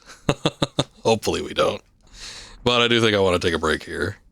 We've been going a minute. It's been going for about 5 hours or something like that. So should be a decent place to come back to. I might take a look and just see where I'm at. And we might even just, you know, if it's super close to the end, I might just come back with this tomorrow. And we could look at capping it. But otherwise, I think I'll come back to it on Sunday, if not. And we'll see if we can finish it off. Boy, today's stream was great. I love talking with you guys, so I'm glad we got to do that. But holy shit, this game put me to the limit. Thank you, Buns. Thank you. Jubei, thanks for being here. Scoob, everybody else, thank you once again to Daler. Make sure you guys go check out Daler55. Rated earlier, was playing some Metal Gear, of course. But yeah, everybody, you guys are awesome. I do appreciate you being here. Thanks for carrying me through this trying time of this god-awful boss and puzzle.